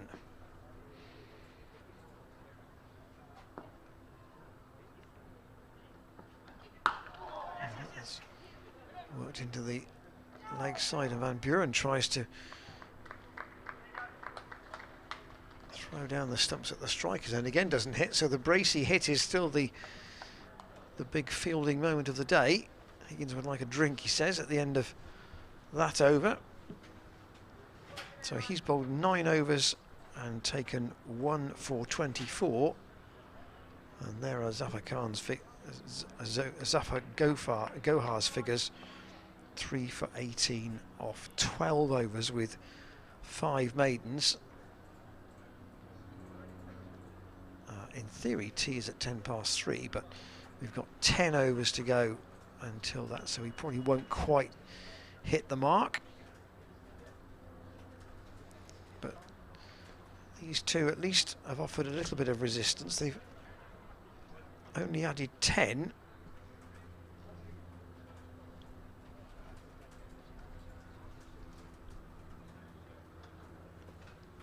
They're trying to tough it out. Zafar in, and he bowls down the leg side, and Coughlin, his front foot overbalanced, but I think his back foot was always grounded, so Bracey whipping off the bails in vain and having a bit more luck in repairing bails and stumps than Ned Eckersley earlier on today. Zafar bowls, and that one's a delivery which has turned and bounced, but Coughlin, he's not getting a long way forward, but in some ways that may well have helped him just there, because just allowed the ball to beat the outside edge by even more. Zafar bowling to Coughlin, who is forward and playing that one, I think, once again into that front foot, which is admittedly not with the same force as before, but I think he might be walking out after tea with some steel caps on that left boot, or a steel cap on that left boot. Now, Bracey just saying, do you want the short leg? yeah, so Lace Silly looks like mid he's going off. to silly point. Yeah.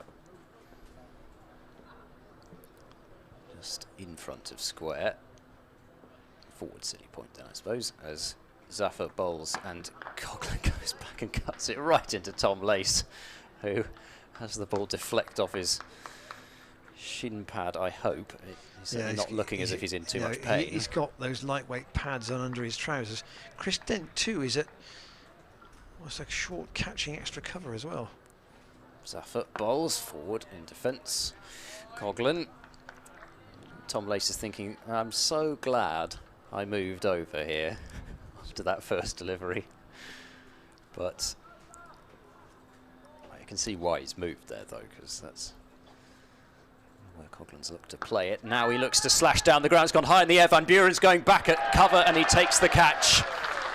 And that is the end for Coughlin, looking to swipe the ball down the ground. And Zaffa gets his 4th wicket, 4 for 18, 59 for 6. The replay on the screen, and he didn't get to the pitch of the ball. The feet didn't move, tried to play it from the crease. And turning just a little bit, taking the outside edge up into the air. And a pretty comfortable catch taken. 59 for 6. Durham still trailing by 19. Yeah, that was I'm afraid, a lower order batsman's decision. It was a shot of desperation, really, wasn't it? He had the gap on the leg side, but still trying to play it through the more crowded offside. It would have been with the spin, obviously, but that card tells you all about how difficult it's been to play Zaffa Gohar on this pitch. Travaskis, I think, has come out. It's Ben Rain, actually. It's the other left-hander who's come out at number 8. And I'm just asking the umpires, I think, who's on strike, because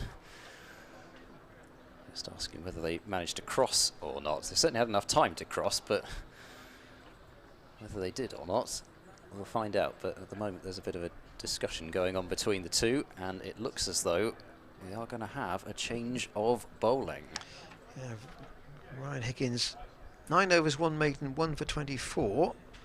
7 overs and 1 wicket in that spell, but 1 wicket, a wicket off a no ball with a catch by Bracey, and a drop by James Bracey as well. So Graham Van Buren to come on from this Ashley Down Road end, and the left-handed Rain to face him over the wicket. And with the 2 left-handers remaining in the Durham order,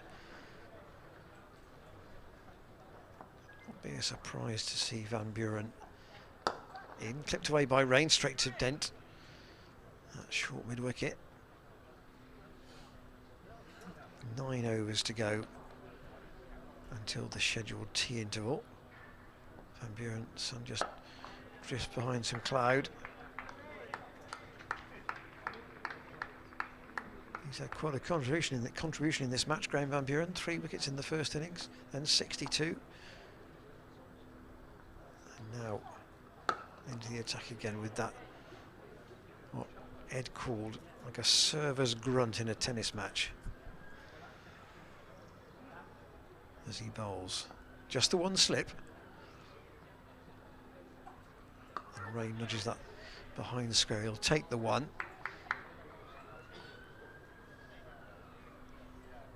Feels to me that Clark hasn't been down at Zaffa Gohar's end very much in the last few overs.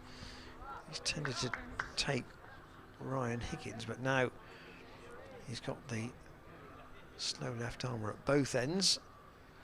And here is Van Buren to bowl to him. Bracey asks about a catch, but umpire Lloyd says no. The sound was there as it went through.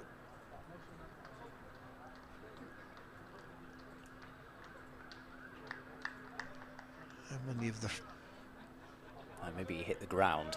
maybe it was not a really vociferous appeal. There was a bit of a puff of dust there. I'm not sure whether it was the ball landing or not, but I think there certainly looked as though there was a bit of disturbance there, so he may have just grazed the pitch as he drove at it. So Zafar discussing the field with James Bracey as he prepares to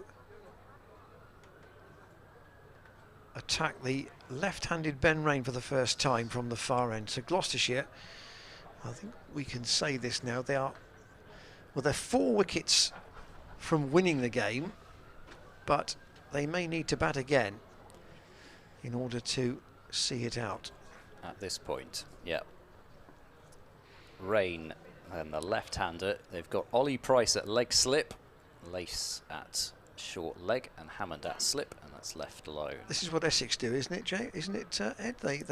They bowl the side out, they get a lead, they bowl the side out again, and they leave themselves with a small total to chase.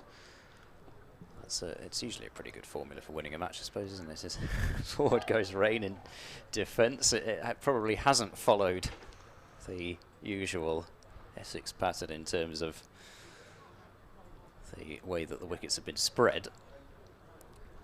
But as Zafar now bowls to Rain, who turns that one firmly past the dive of Dent at mid-wicket. He's split a gap between 3 fielders. It's going towards the boundary. That is terrific work. I didn't think there was any hope of Tom Price getting to that one. I think it's Tom Price in the distance who's effected the initial piece of fielding, and a chase of about 3 miles to the longest of the boundaries towards the club office, and he pulled it in for Ryan Higgins to launch the throw back, and 3 runs taken, 69 for 6, as Clark is beaten by that one, which again it just hits that right spot which there's been the turn and the bounce from, and then from there it's usually the straighter one that's gone on to get the wicket. Zafar in, Clark drives down the ground,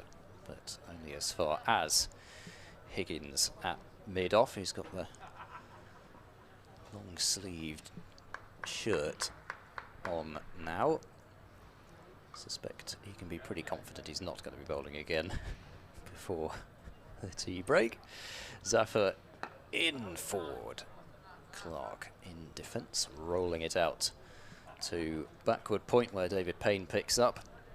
63 for 6, Clark 10, Rain 4. That shot from Rain in that over, I've no idea how he managed to get it through, with 3 fielders all within the vicinity of it. Hit it very hard, and it's been difficult to get anything past Chris Dent on the infield. He's been really good wherever he's been fielding. I think Zafar's been getting a lot of applause from down in front of the Thatcher's bar today. He's been trotting back down there on fielding duty in between overs. I get some applause from the spectators in front of the car park as he jogs over there now. Around. The Hammond roof have been his backdrop for much of today. Van Buren from the Ashley Down road end, clipped by Rain away to deep mid-wicket. George Scott's out there, and they'll pick up 1. So to come, Travaskis, Potts and Rushworth for Durham.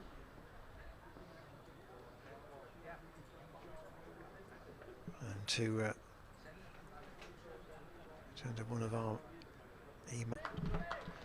Ed said Durham would want 100, and I think from here Gloucestershire wouldn't want to be chasing more than 50. No, well, it's 100 minimum, isn't it? I think.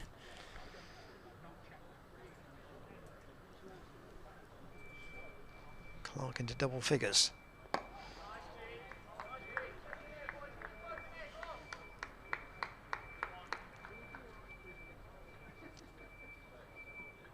It's one of those reversing alarms of a lorry in the car park that's chopped away off the back foot by Graham Clark. He'll get 1.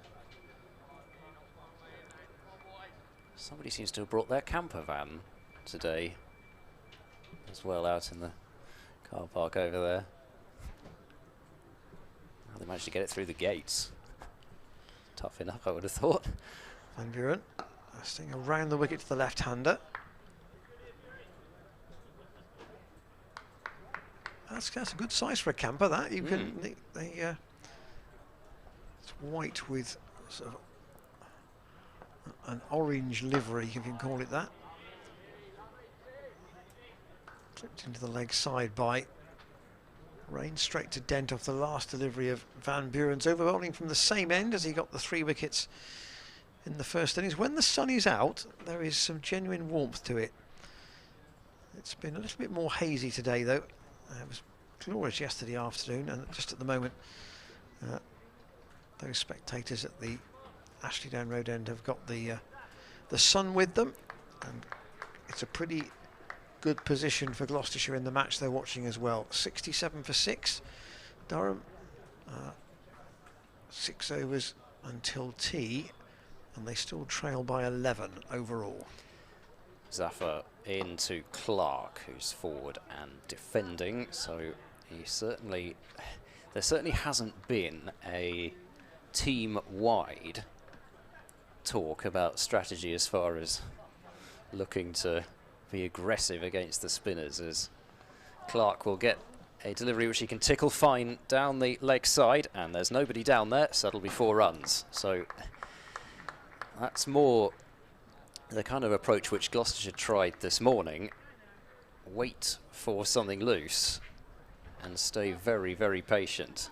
And Clark got a delivery which he would have been looking for, just a bit down the leg side, didn't turn, and he helps it on its way nicely. 71 for 6. Durham trailing by just 7 runs now, as Clark gets his personal tally up to 17.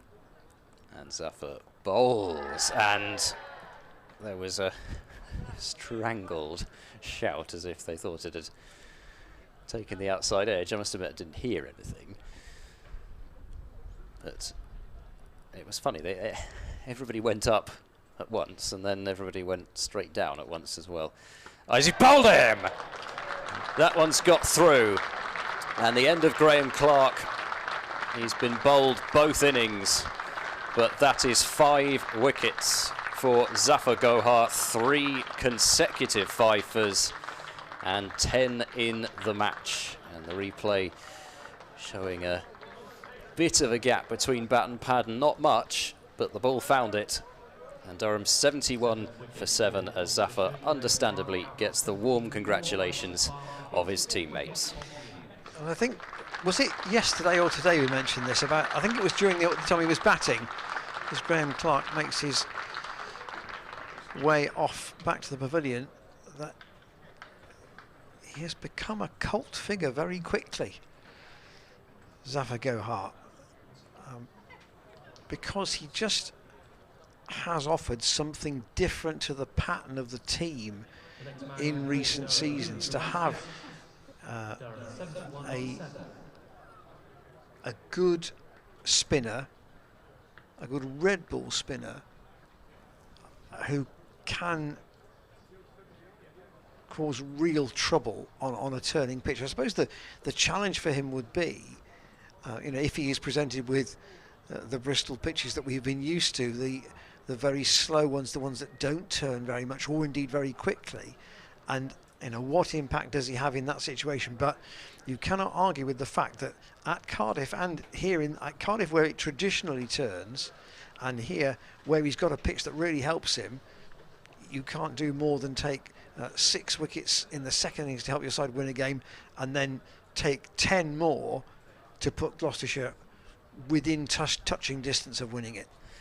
Well, no, and for many reasons, I think he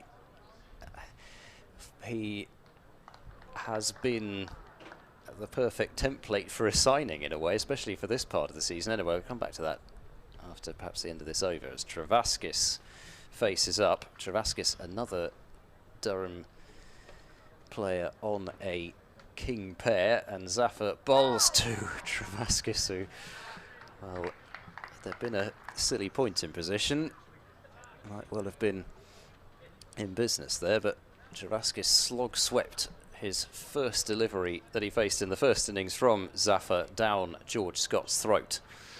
So that's square interesting. leg. So he's taking a guard outside off stump to Zafar over the wicket, and he's taking middle stump as he comes around the wicket. I suppose you'd expect him to change it, but it didn't take Zafar long to change the angle. Zafar in, and Travaskis turns this one fine on the leg side. Fielder comes in from deep backward square, and Travaskis is also off his pair. 72 for 7 at the end of that over, so Travaskis will have the strike. They immediately put two fielders out deep on the leg side for Travaskis, thinking he might try and do exactly what he did in the first innings. So Durham 6 behind now, 72 for 7. I think I mentioned the batting that Zafar brings earlier, but I think the other thing which has surely got to be invaluable is the fact that he's been over here several times before. He knows what it's like bowling in England. Admittedly, a couple of those were club stints, but that surely got to help, and he did make his ODI debut over here as well. So I think that factors into the equation for me as well. And I also factor into that the fact that if the club offer him something going forward, Ollie Price is coming on, by the way, with his off spin at the Ashley Down Road end. So right arm spin down the leg side, and Bracey can't take, so he's bowling with Rain and Travaskis in against the two left-handers, turning the ball away from the bat. And this is a no pressure situation for Ollie Price as well. Flipped into the leg side for a single by Travaskis. Yeah, you know, he knows everybody in the dressing room. That surely must be a factor too, in that it's not a if I can call it that, a cold signing where you just parachute somebody in. And since the parachuting was done for this short spell. Price then to Rain. And Durham closing in on asking Gloucestershire to bat again, but with still a mountain of work to do. And down the leg side again from Ollie Price.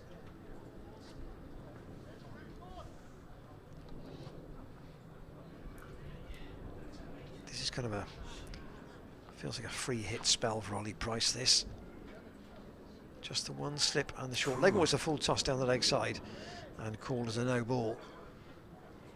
Quite rightly by Graham Lloyd.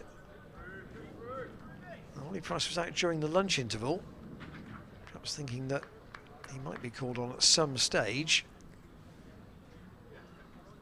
But this has been a nervous start. Short and not timed at all by Rain away on the offside.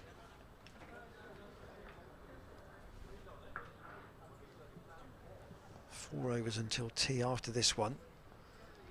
Price in again, that's a bit better.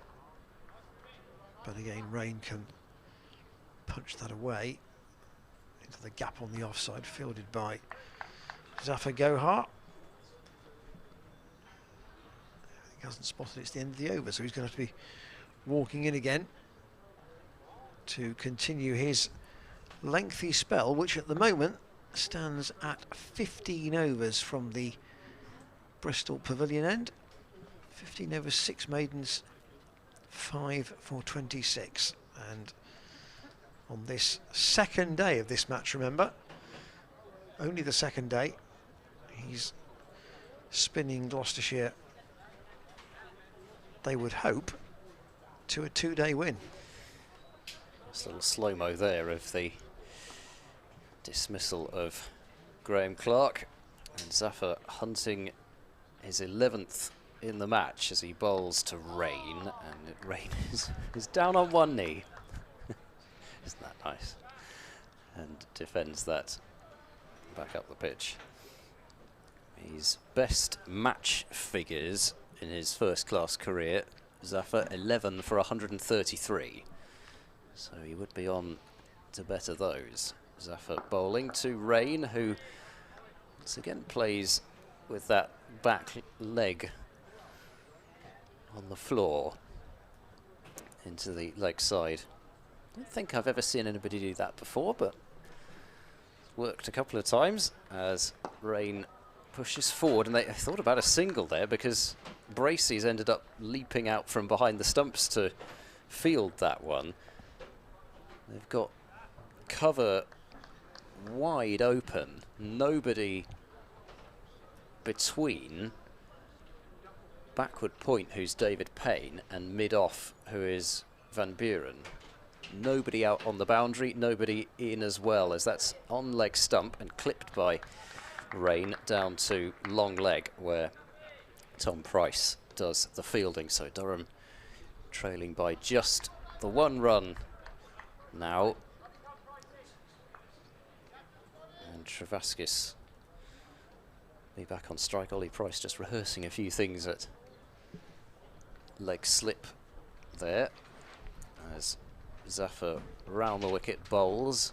Travaskis turns that one away fine, just beats the dive volley Price, but his brother was there to back him up. Ollie Price spent a good 45 minutes or so chatting to Simon Harmer after the match at Chelmsford, as that's down the leg side and nothing on it this time from Travaskis, bowling for the lazy turn to leg slip there, Zafar, but Travaskis didn't get anything on it. End of the 35th over, 77 for 7, Durham trailing by 1 run, but that is, it's great that Simon Harmer would do that. I'm sure that not every bowler would be so generous with their time as Simon Harmer was. Obviously it finished quite early, so there wasn't a huge amount to do with the rest of the day, but at the same time getting to share a few tips and a few bits of wisdom from Simon Harmer as an off-spinner has got to be about as good as it gets. Yeah, Zafar Gohar up at mid-off now to Ben Rain. Just had just the briefest word with Ollie Price at the start of this over. My feeling would be that this would be a little 3-over stint for Ollie Price up until tea, and then Gloucestershire might rethink what they do afterwards. Durham are almost ahead. That's a nice delivery though. That has straightened. And Bracey asking about the stumping. Feeling when Ollie bowled a little earlier in the season was that he doesn't spin it a huge amount, but that went quite a long way. And that also spun. Chris Dent though prevents the single. Durham need 1 run to make Gloucestershire bat again. Price trying to minimise the lead with a wicket, and that's again a better length. And Rain goes back, and it's taken by James Bracey. More about angle than turn, you think, with Price, but because of his height, I just feel that that's a bit short this time. Pulled into the leg, so umpire's got to get out of the way. And well, that single will mean that with the scores level, Gloucestershire will have to bat again.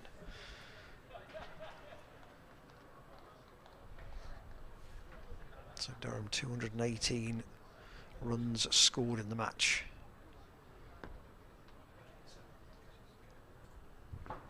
Price from the Ashley Down road end. Drawing Travaskis forward.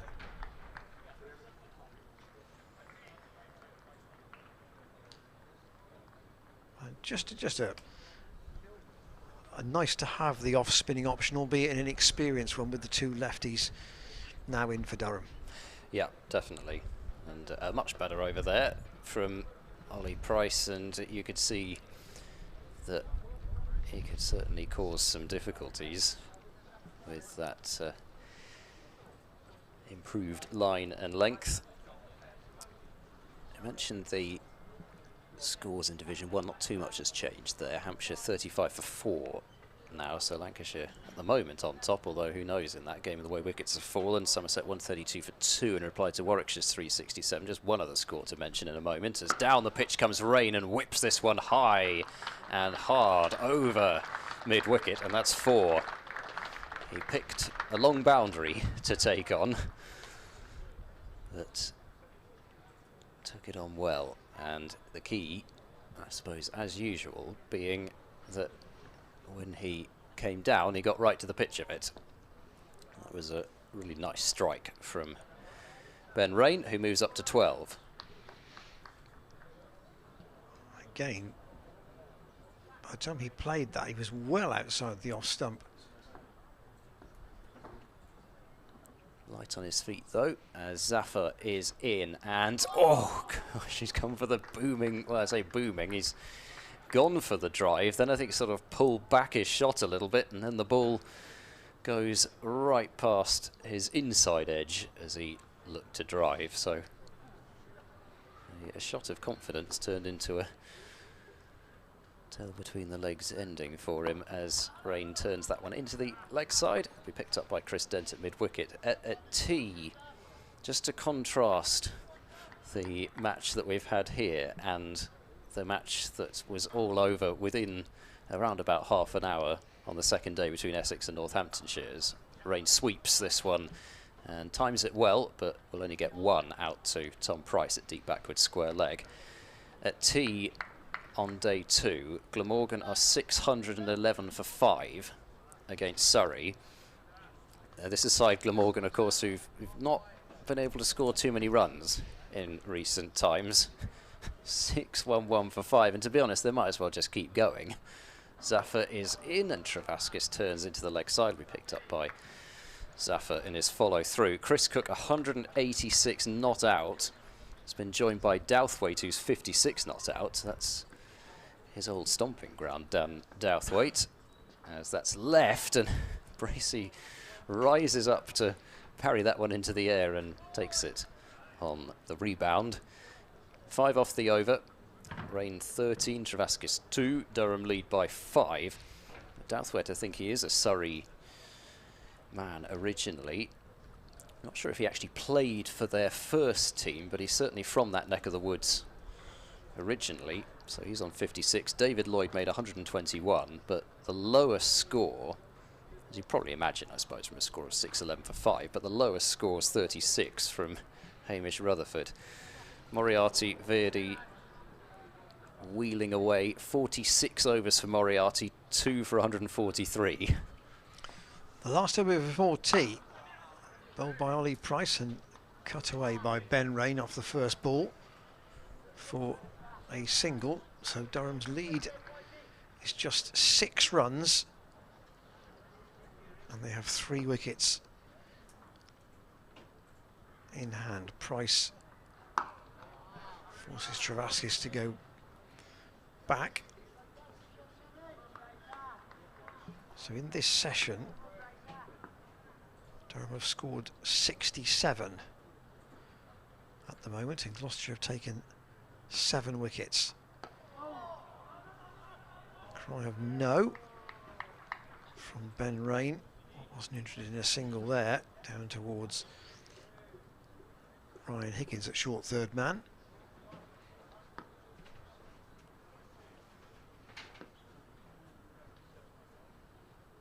Price staying around the wicket. And interesting that he's thinking, as a bowler, that he's beating the batsman, and the batsman is playing quite a comfortable defensive shot, and that perhaps is the difference between him expecting to take wickets in the second 11, or maybe in club cricket, and not doing so here, and he's just short as that's clipped straight back towards Ollie Price, but only on the bounce from Travaskis. Just the one slip in, and that's cut away. There is a man out at deep cover. Brother Tom sends the ball in, and that will be tea on the second day, with Durham 85-7. The lead is only 7 runs. They have 3 wickets in hand. There are 32 overs left after tea. In theory, we could have an extra half an hour if there was a chance of a result tonight. Nobody with a score of 20 in that Durham second innings, and Zafar Gohar has been the chief destroyer. 5 for 32 in 17 overs. Reasonable to assume he would continue after tea. I suppose the question for James Bracey would be, what does he do at the other end? Yep, several choices. I don't think there's a wrong choice really, but yeah, I think like you say, there's been 2 differences really in this game. One is the fact that Gloucestershire applied themselves better with the bat than Durham did in their first innings, but the second and probably the biggest difference has been Zafar Gohar, who has been so difficult to play and has shown really what he can do in terms of control, flight, spin, variation of pace. He's been masterful for Gloucestershire. And just before we take a break for tea, and maybe you're going to go and boil the kettle as well, just a thought that Travaskis took 5 for 78 in Gloucestershire's first innings, but he bowled 33 overs to do that. Zafar has got his 5 wickets in only 17 overs in the Durham second innings, and people talk about batting strike rates. You've got to talk about wicket strike rates here as well. And Travaskis, as laudable an effort as that was, has not had the real threat in a short period of time that Zafar has. Yeah, and the other thing that's allowed is more overs to be bowled at the other end, where the seamers were bowling all the time in Durham's innings pretty much, and it just allowed more runs to be scored against the seamers, who didn't carry quite the same amount of threat consistently as the spinners did. Not that they bowled badly at all, but the threat on this pitch was always going to be the spin. So Durham 7 runs ahead at tea on this second day, 85-7. They are the 2 left-handers. Travaskis and Rain are the not-out batsmen. Rain has 14 and Travaskis has 3. Just Matthew Potts and Chris Rushworth to come. Can Gloucestershire clinch their 8th win of the season before the close? Join us at about just before 20 minutes to 4 for the resumption after tea.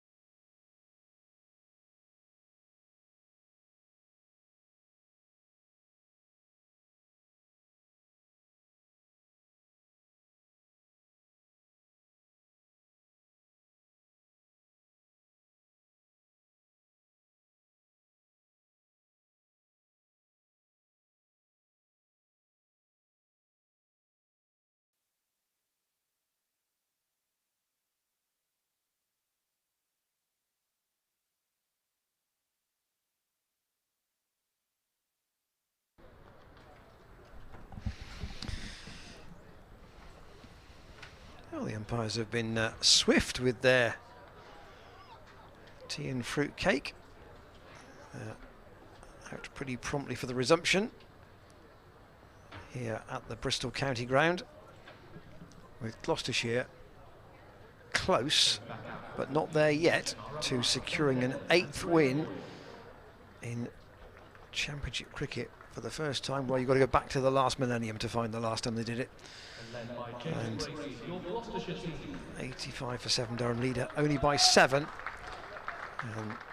So Gloucestershire will have to bat again, and we have the prospect of 32 overs plus another 8 if there was a chance of a result tonight. But they have to, first of all, split this Durham 8th wicket pair and then nip out the tail as well.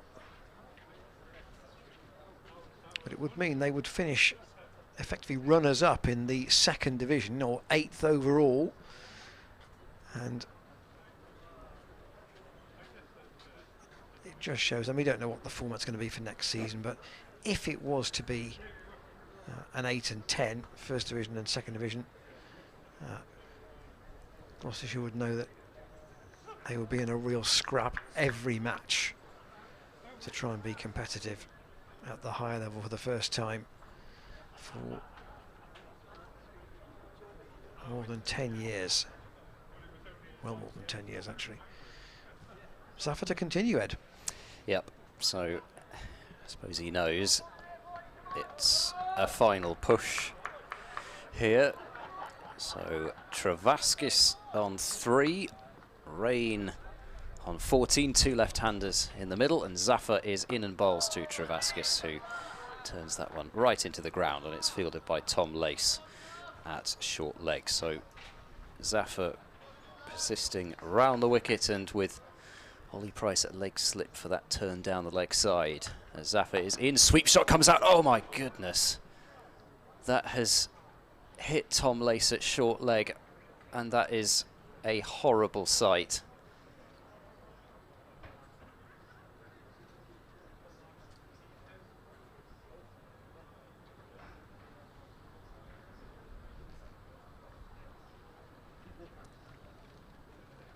Side of the right leg, just where the pad's on, not, I suspect.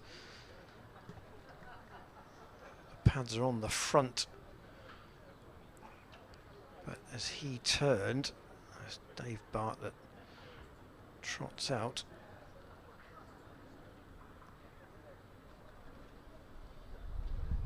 as he slightly turned, the shot was played with some force. Lace is at least sat up, but that was quite a blow at that range. And they've taken the pad off, as you might imagine. I mean, it does just show you the tightrope you walk in a way, fielding there. Just, I suppose, there was one ball earlier on where he was hit on the pad, but right on, flush on the front, and it was if, as you might imagine, almost as if there had been no impact at all. But it's like sometimes when you're batting, you get caught with the ball striking the inside of the leg, say between the bottom of the thigh pad and the top of the actual batting pad. It just goes inside the pad. That can be pretty painful as well. I mean, the knee, there are so many things that can cause real long-term issues when you start talking about a knee injury, but thankfully on his feet, and not only that, he's got his helmet right back on. So some magic spray. I haven't seen the magic spray out for a while. And a good old spray with that, which I'm not sure. I was told that it never made a huge amount of difference, but there we go. I suppose better than nothing. It's Chris Powell has administered that, And Tom Lace, well, call it brave, call it foolhardy, he is going to continue under the helmet as well. It doesn't want to come off. He's going to field at silly point, however, rather than at short leg. But thank goodness that was not a serious injury, because it looked at the start as though it might have been, as that's left alone by Travaskis. Zafar now possibly may just adjust his overall line of attack to being a little bit wider up off stump rather than targeting that leg stump. He's going to sweep here though, Travaskis, so not sure whether that was bottom edge onto pad, but he certainly didn't connect with it, and Zafar will continue to be quite happy to see Durham sweeping. There's still those two fielders out on the leg side boundary rope for that shot as well. Travaskis drives firmly back to the bowler, and Zafar is able to field off his own bowling. So 5 dots so far this over, and the ball's hurled off to Van Buren at mid-off to give it a shine, and then we will find out who is going to continue from the Ashley Down Road end. Travaskis waits as Zafar takes his time and is in and bowls. And Travaskis turns that one with the wrists right into the ground. And so it's a maiden over to start with. But Lace, who's whipped the helmet off, first thoughts are for him, and thank goodness that he is okay. 85 for 7. Yeah, David Payne is going to be used from the Ashley Down Road end with the 2 left-handers in. That makes a certain sense to have the left armour at least attacking early after tea. Zafar's going to go down to third man. Sponsored by David Payne. Payne hung around with the bat earlier on today while Zafar was having some fun at the other end, made 14 not out. Doesn't sound a lot, but when you consider that in this second innings Durham have not had anyone get to 20 yet.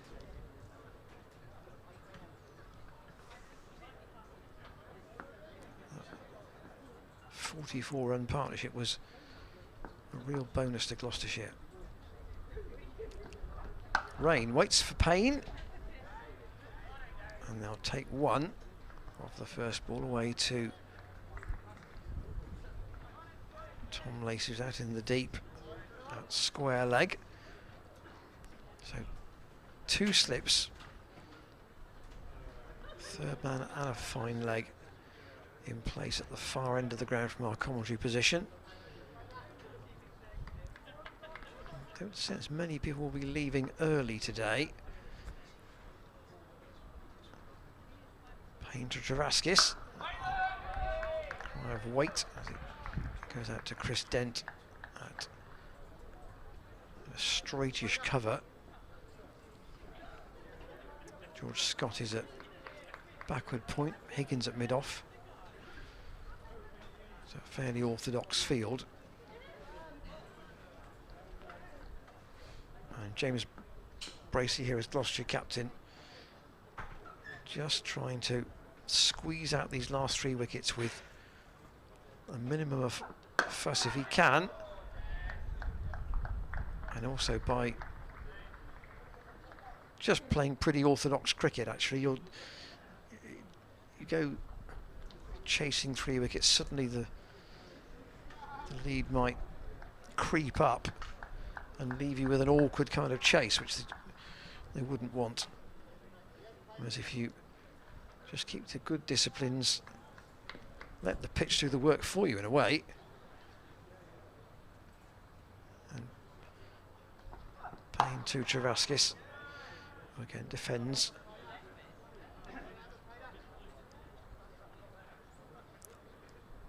And that ought to mean a target that was in Gloucestershire's compass if they do that. Yeah, I don't. It's not too much, quote, funky cricket. No, I don't think doesn't need it. that it's the kind of surface where you could really think about that. Is if there's a seamer anyway. I mean, as a spinner, you just put it on the spot and you get with something. a window again. Oh dear. Thankfully not ours. No, well, there's not. It'd be quite tricky to do something about it if it were ours. We'd have to commentate from behind a pane of glass as well as the balcony. Payne to Travaskis. Almost dragged that on, played it back into his pad. Not that the glass itself is the problem, but it would be the join between the two sets of doors which open out.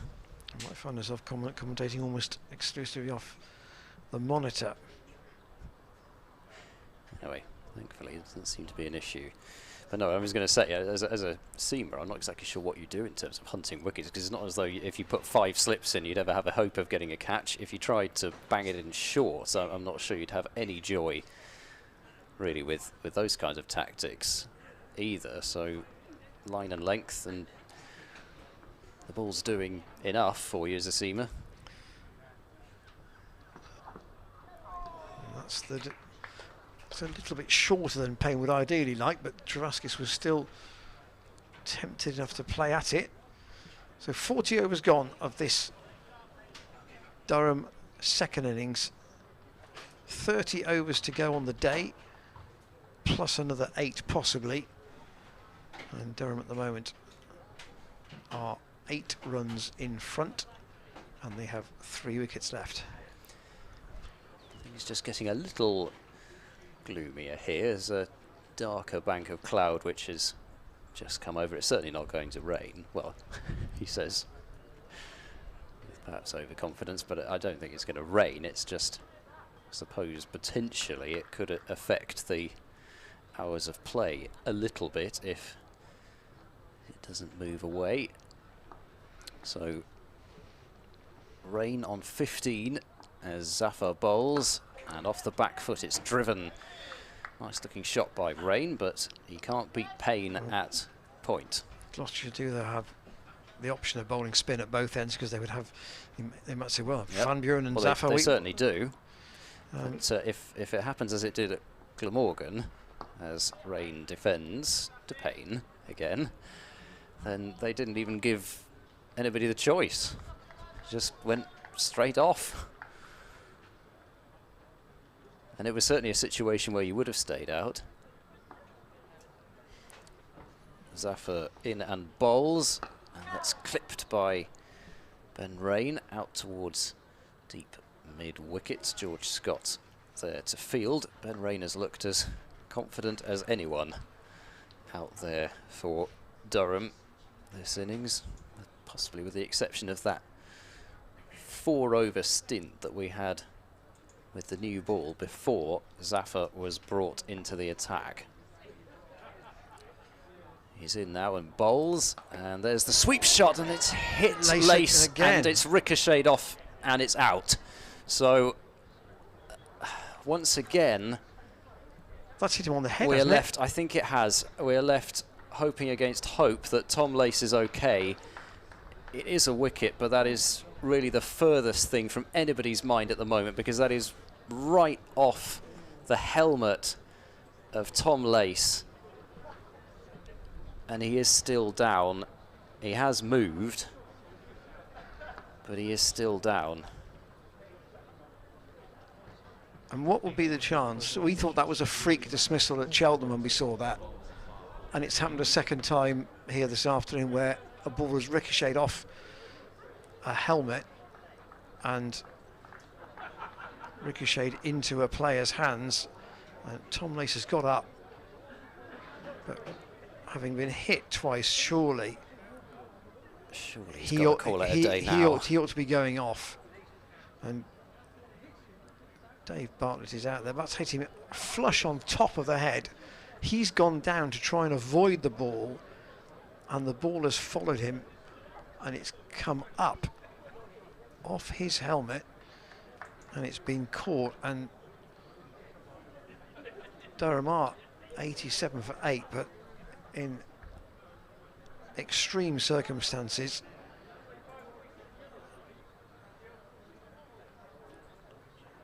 And Zaffa has a 6th wicket, but at the end it's been taken by James Bracey, the catch, and Travaskis has had to go. Where is Lace now? He's still out there. It was he was doing the walk away from Dave Bartlett for a while. He does not want to go off. And now, at last, the crowd can show their appreciation for not just the wicket, but also the bravery of Tom Lace, who refuses to have his season end in such a way, and refuses even to let somebody else come in under the helmet. So Matty Potts is out at number 10, and he's leaving his first delivery from Zaffa outside the off stump. And well, for quite a few moments there, everything cricket related just disappeared. But Zaffa is in, and that's swept by Potts, and swept well, backward a square on the leg side. That'll be 4 runs to get Potts off the mark. Just heading down the leg side, and you know, there's nothing wrong with playing the sweep shot per se. It's just that all too often Durham have chosen the wrong deliveries to try to sweep. That was right there for the sweep shot, and it was helped around the corner for a boundary. So as things stand, as that is the end of that over, Zafar Gohar is on his career best in terms of match figures. Of course, it could still change, but 1 more wicket for him, and that would absolutely guarantee it. His career best for an innings is 7 for 79, so that you could break both. both. Also in danger. Yep, could do both in one swoop. 91 for 8, lead of 13 runs. I'm looking at James's direction. Do you have yes, you do. They're just trying to find the footage that you can watch again of the wicket, and indeed the hit that Tom Lace took. So Payne to Rain, and he'll take 1 and possibly 2 out through extra cover, and squeeze Durham up to 93 for 8, and the lead just 15 runs. Well, 15 was, I think, what Gloucestershire had to get at Glamorgan last week, was it not? It may well have been. I can't remember actually. They got, yes, you're right, it was 15, over 15 without loss. Yeah. So they will hope it not to be many more than that here today.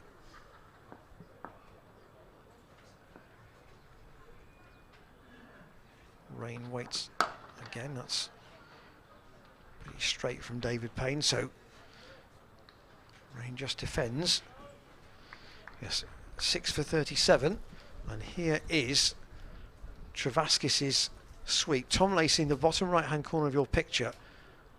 He's anticipated that going over his head, and as you can see, it hit him flush on the top of the head and rebounded to James Bracey. Payne again sees Ben Rain defend. Lace at the moment is at deep square, out in front of the main stand. He'll have a bit of a headache in the morning. Well, hopefully not. Well, you'd have thought he might do. He might have a bit of a headache now, actually. But if Had Gloucestershire, that to be taken off. yeah, if Gloucestershire can win this match, he might have a beer. That might help it a bit. Mask the pain. Am I talking there as somebody who doesn't drink alcohol, do you think?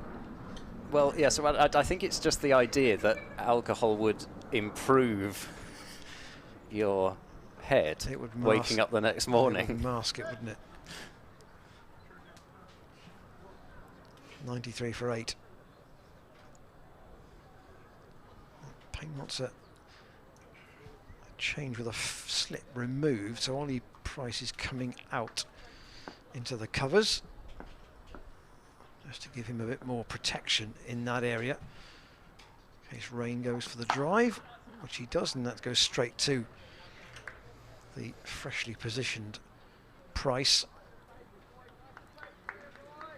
It's kind of difficult for Rain to know exactly what to do at the moment, because if he doesn't attack, he'll probably be thinking he's running out of partners, but at the same time he's shown more security than any of his predecessors, really. So what does he do?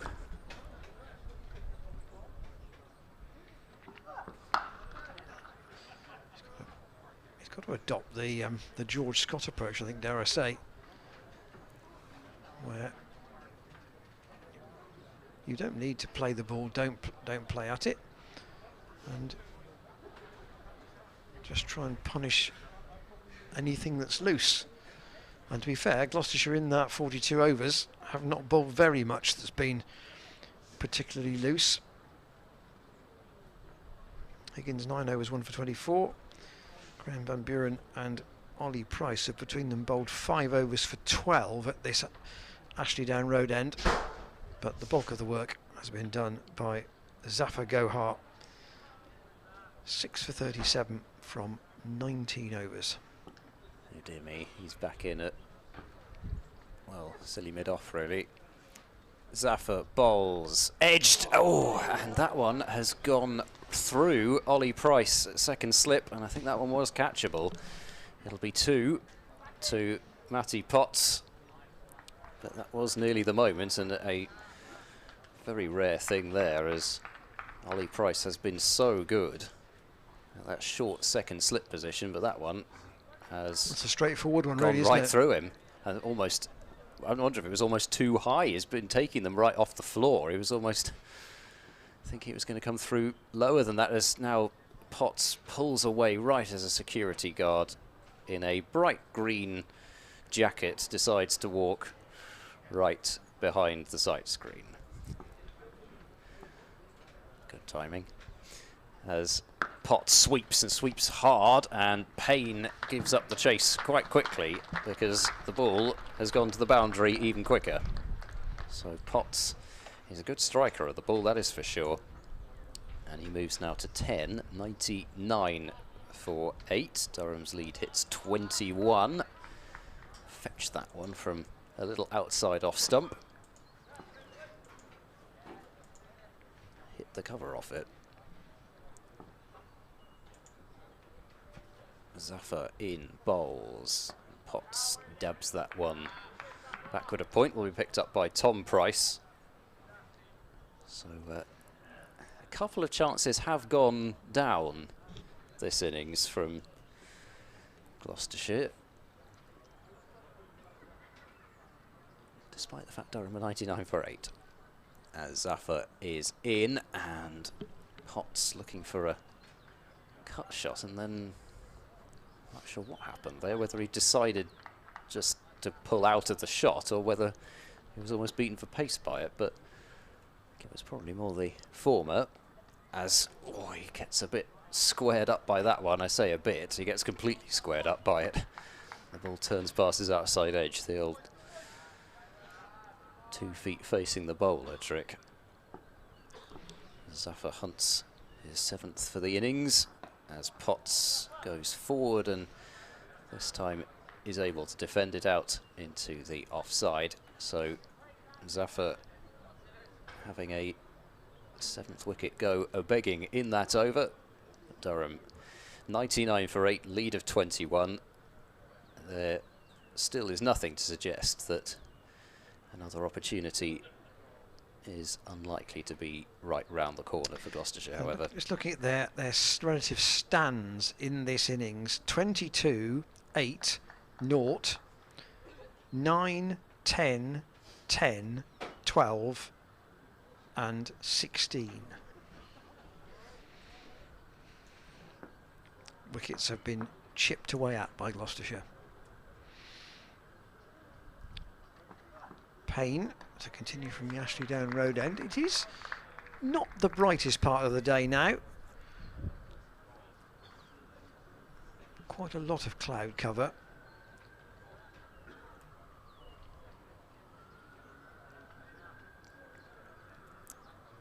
Yeah, it's just descended a little bit. It's a big dark cloud, but maybe over in the distance where the weather seems to be coming from, maybe we might get a brighter spell again after it's passed.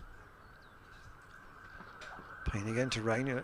Again, is inside the line. Miles Hammond is the one remaining slip.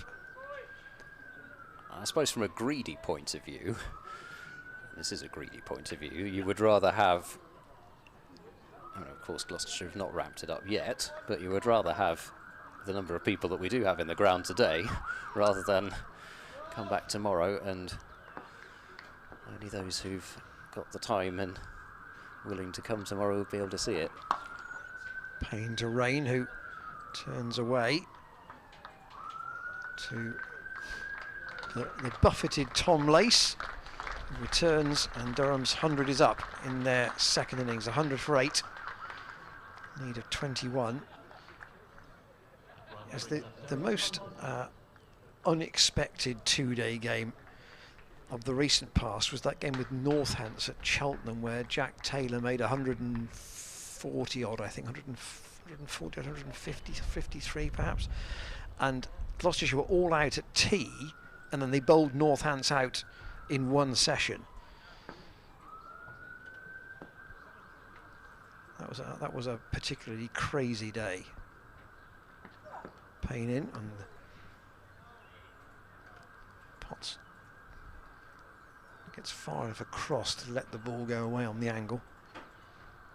Yeah, 156 off 125. Yeah, that was quite a knock. Sure it was. I wish I could have been there. I think we ended up with something like 350 runs and 17 wickets on the day or something. It was a real firecracker of a day.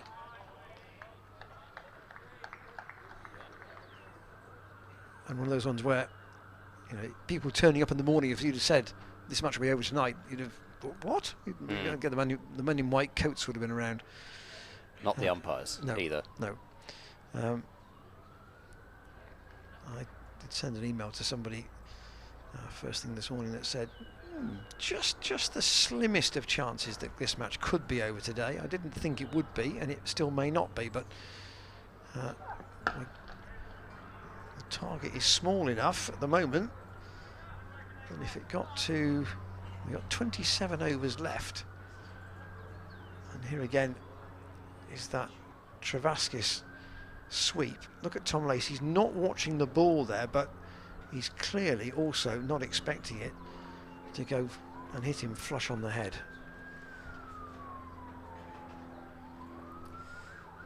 No, well, it gets to that point, doesn't it? As a short leg fielder, you just, the natural human instinct takes over not to be looking at the thing that's coming at you that you can't do anything about. Absolutely no time to get out of the way. Rain on strike on 19, so you'll see how things play out in this over. Matty Potts certainly looking as if he wants to get after Zafar Gohar, and possibly not. Rain may follow suit. Higgins dropping out at mid-on, probably nearer to long-on now. Zafar bowls, Rain turns into the leg side quietly. It'll be picked up at mid-wicket by Chris Dent. Got Scott out at deep mid-wicket. Tom Price at a, well, somewhere between a deep backward square and a long leg, really, probably more like a long leg. And Rain's going to go for the reverse sweep and is struck on the pad, and it rolls quietly to Miles Hammond. He played that shot a couple of times quite well in the first innings, did Rain, and whilst he did miss that one, again, he chose a decent ball to play the shot to. Zafar in, and that's whipped down towards Higgins at deep mid-on, and they'll get one for that. I suspect Zafar be happy to bowl at Potts, given 20 off 46 for Ben Rain. Given what happened in the first innings as well as what Potts has shown so far this innings, I think Zafar will fancy his chances as Lace goes into silly mid-off, and Zafar is in, and Potts plays very correctly this time back up the surface certainly looks to want to play Zaffa off the back foot. As he comes in and bowls. That's right up to the bat, and a big shout which is strangled quite quickly. And I think you can tell when Zaffa doesn't really think it's out. He just kind of pointed a finger of inquiry in appeal there, but not too much more. Zaffa in, and Potts just turns quietly into the leg side, and just a drop and run there, really, as Lace springs out from under the helmet on the offside, and so Potts will keep the strike. He's got 11 and 102 for 8. Durham's total at the end of the 45th over of the innings. They lead by 24 runs. I just had someone send me a message watching the stream. An observation from James Young, which I'll read out. Surely Tom Lace has to be removed from the field for his own benefit. That blow was in Phil Hughes' territory. Common sense is to remove him and keep him under specific observation. And you could see the argument for that.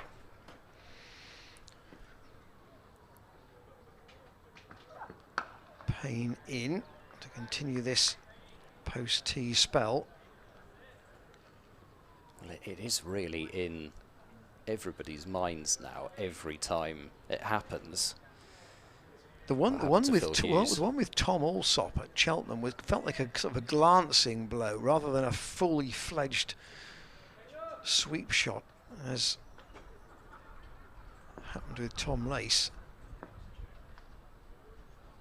Gloucestershire still need 2 wickets. Kind of weight from Matty Potts.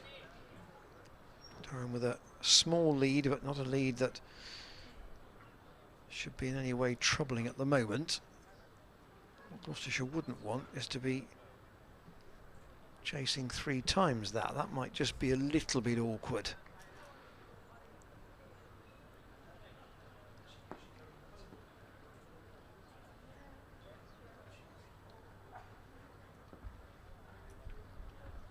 Payne with 2 slips in. And Potts again happy to go onto the back foot.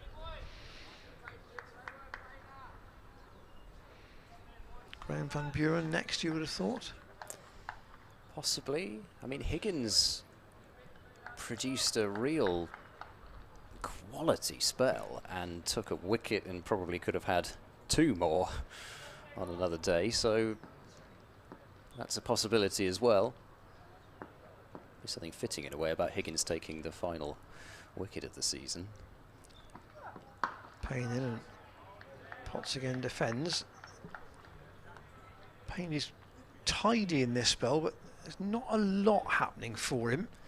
No, there's been a lot of defensive shots which have clunked into the middle of the Durham batsman's bats.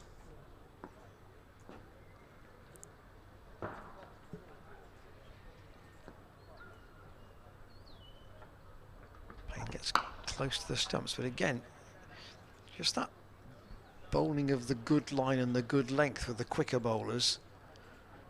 And not easy to get away, but equally seem more defendable.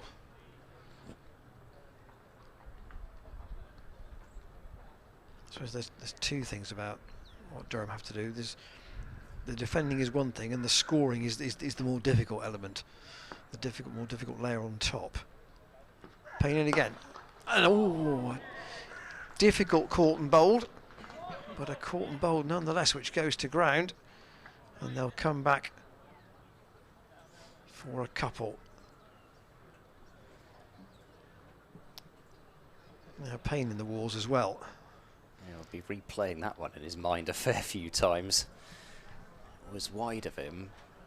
It was hit fairly firmly, but not one of those ones where he'd say so much it's one of those ones where it either sticks or it doesn't.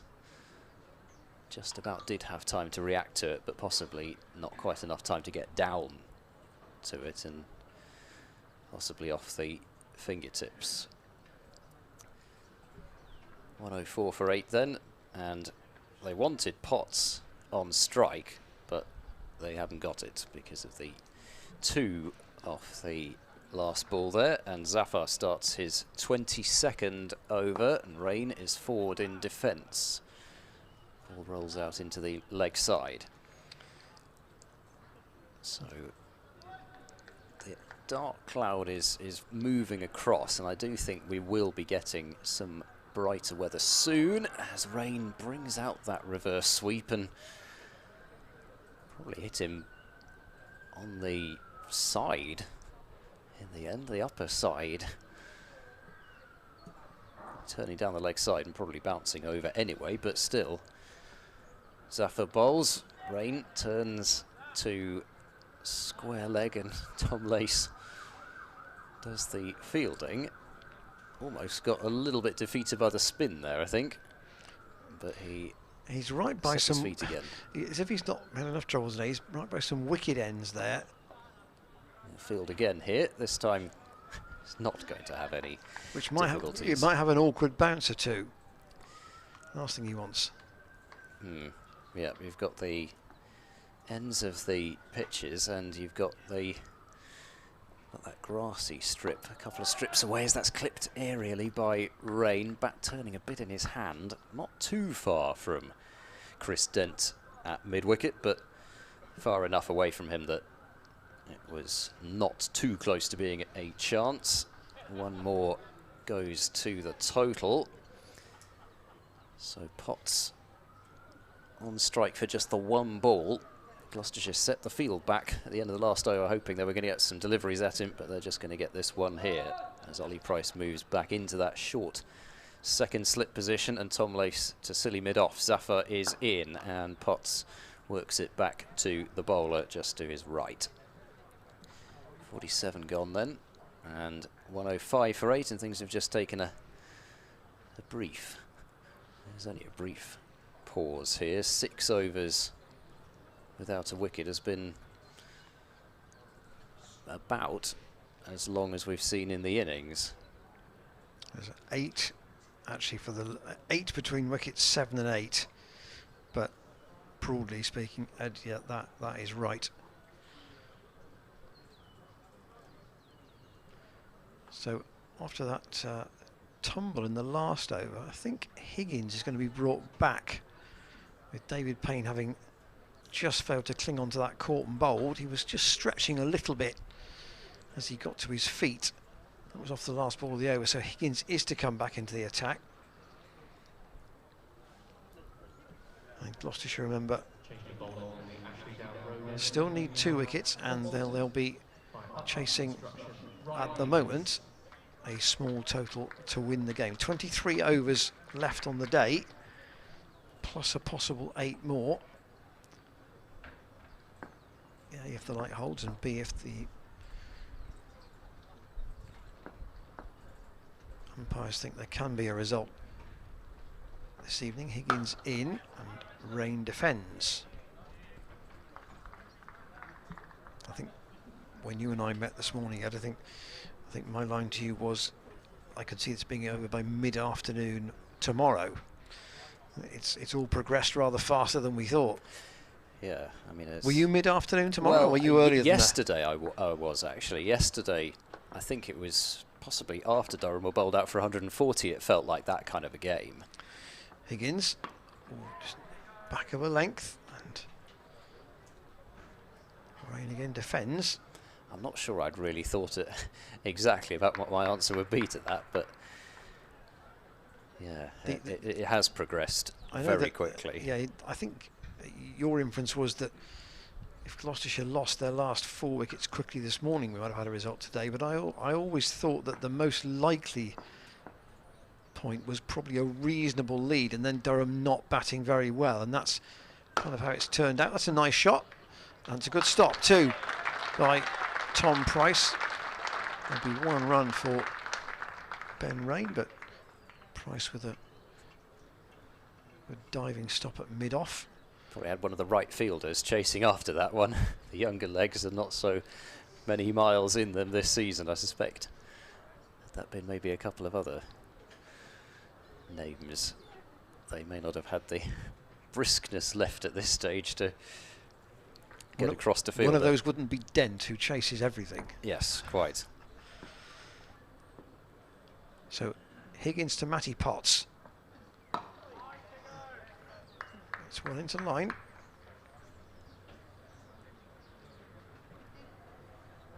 So this stand is worth 23, and it is now the biggest of the innings.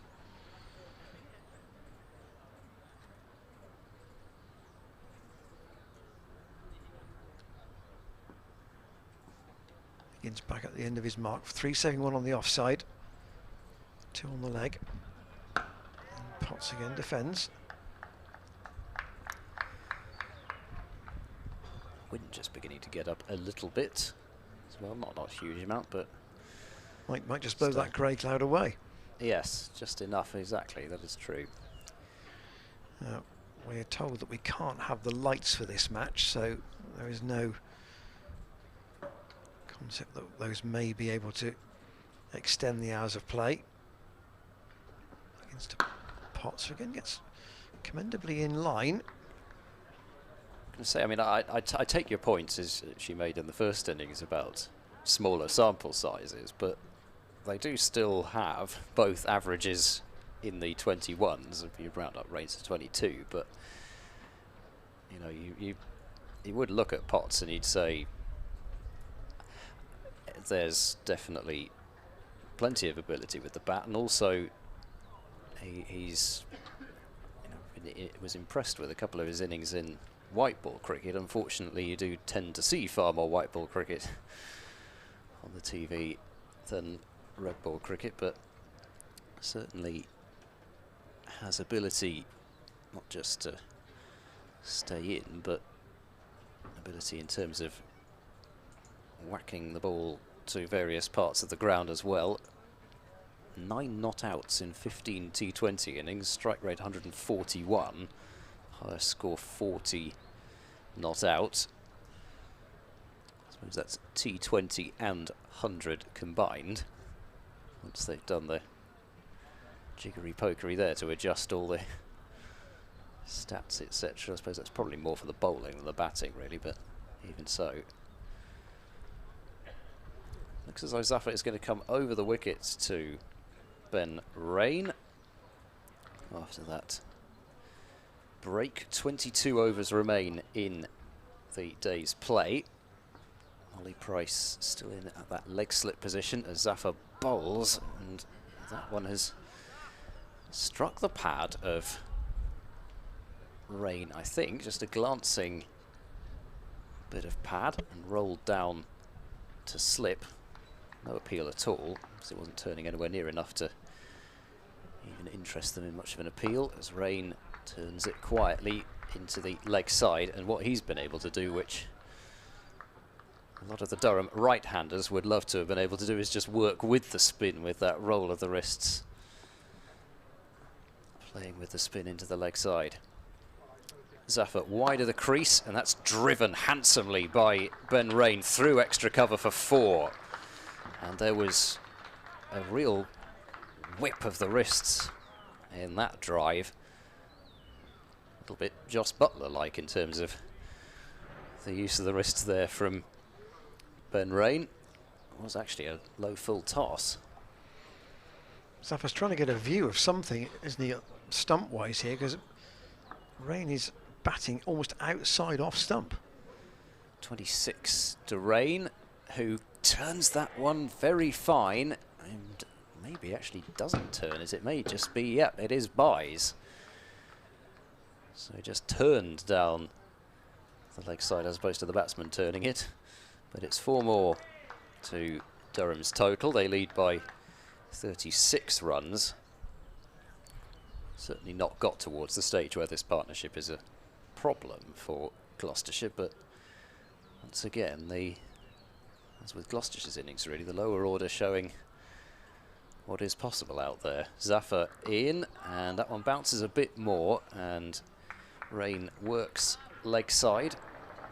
No run on offer there, no short leg in place, so he's got a bit more security in terms of playing leg side again as he gets this one also on the low full toss and whips it hard out to Scott on the deep mid-wicket rope. And picks up 1, so 9 off the over. And Durham's lead up to 37, Ben Rain 27, so I suppose comfortably the top scorer in this innings. Second highest scorers were Michael Jones and Graham Clark, who made 17. And Alex Lees, the only higher scorer for Durham in the match, he made 40 in the first innings. Sun just starting to filter through again, which will help the light. This ball 49 overs old now, so wouldn't expect the seamers to get a great deal of help with it, but their chief friend when here is the pitch, if they can find that length, but it is a bit fuller, that has helped the spinners. Higgins to Rain from the Ashley Down Road end.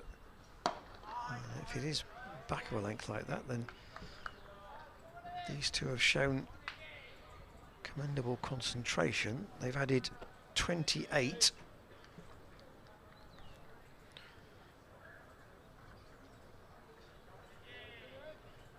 And just making it a little bit awkward for Gloucestershire with this stand.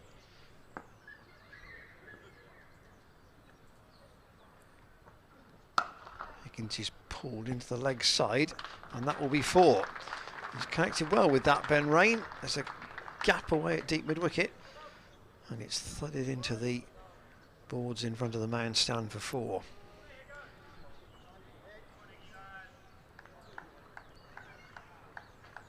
There might be a thought of Tom Price, perhaps. Possibly, or as you say, possibly Van Buren would come back into the attack, but Higgins has not had the same level of threat this spell as he had in the last one. I noticed, by the way, that Glamorgan have declared on 672 for 6, and I was very disappointed to see that they took 2 runs when the score was on 665 for 6, so that we couldn't have sextuple Nelson for 6. 666 for 6. That would have been quite pleasing, but it didn't happen. I'm having a chat about the ball at the moment. That last punch through the leg side from Ben Rain has just seen them check the shape, and I think the answer is it's okay.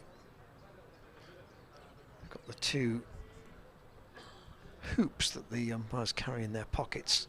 The handcuffs. Is that what they're called? Well, no, but they sort of look a little bit like them. I don't think that's actually, well, maybe that's just what I call them, but To check that the yes, check the ball is not like an egg. ball gauges.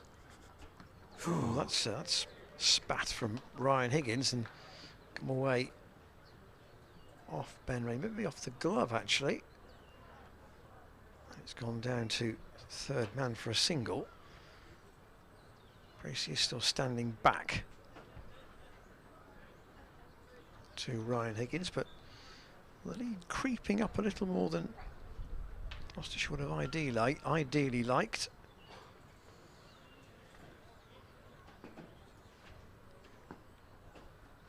Two slips for Matty Potts. Higgins to try and find this 9th wicket. Again, it's a little bit short. And fielded by George Scott. Yes, another 30 to 40 runs would at least, I suppose, mean that Durham could make a fair bit of noise for the first few overs of the potential Gloucestershire chase. More than that, then yes, that changes things a bit. Chopped away by Potts again, down to 3rd man, and the longer this innings goes on, the less likely there is to be a finish tonight. To go back to your point about Wouldn't it be nice to finish it here with a reasonable number of spectators in? That no ball Yes, hasn't helped either. Last ball called as a illegal delivery by umpire Graham Lloyd.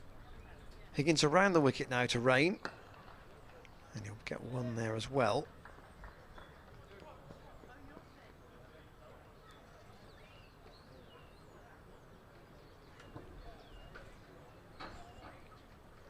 In the big picture, Gloucestershire is still in a very dominant position, but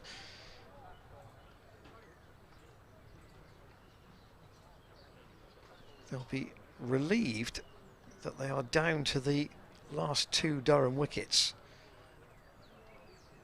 And that this resistance, whilst it's an irritant,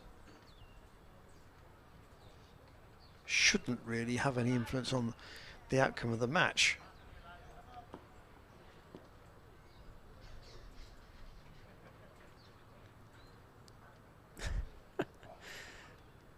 Bracey has decided now that he's going to come up to the stumps. Well, only 1 ball left in the over.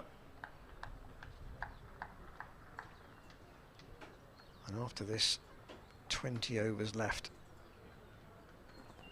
in the day. Higgins to bowl and Potts again out on the onside.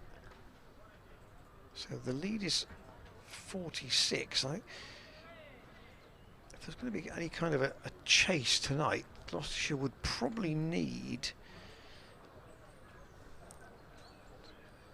They probably need to take the remaining 2 wickets inside 10 overs, maybe even inside 8 overs, because you've got 2 between innings, and then you've got the option of adding another 8 tonight if they thought that could help them secure a victory. And we are going to see a change with Zafar Gohar coming off after bowling 23 overs and taking 6 for 51.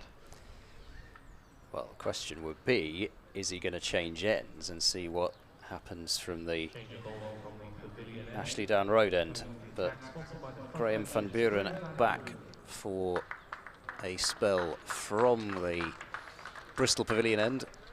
Just bowled 2 overs earlier on and was replaced by Ollie Price, who bowled 3, 2 overs for 5, but 3 wickets in the first innings for Graham van Buren, that of Eckersley, Graham Clark and Matty Potts, who he had caught and bowled off a drive that was just one-handed back to Van Buren. He is so bad. I'm not sure if it's something about left-arm spinners who do this, but certainly seems to be left-arm spinners more than other types of spinners. You think they're going to bowl and they don't. Van Buren to Rain, and that's clipped into the leg side. There's hesitation here. Bracey, however, can't affect the run out. Rain would have been safe at the non-striker's end there, but more hesitation. I remember there was the former left-arm spinner who I suspect Graham van Buren probably knows from his time in South Africa, Paul Harris, who used to do that every single spell that he bowled. It was actually a superstition, so that you knew as you faced up to him for the first ball of the spell that he wasn't going to actually bowl it. Van Buren bowls, turn and bounce, but from well outside off stump, and no issue with that one. Potts, as he just watches it go by. Van Buren bowls, turned up towards mid-on, and it'll be fielded there. Is that without the numbered shirt? Van Buren bowls, forward goes Potts, out into the covers this time. So they've certainly not given it away by any stretch of the imagination. If Gloucestershire felt that Potts was just going to have a pop, and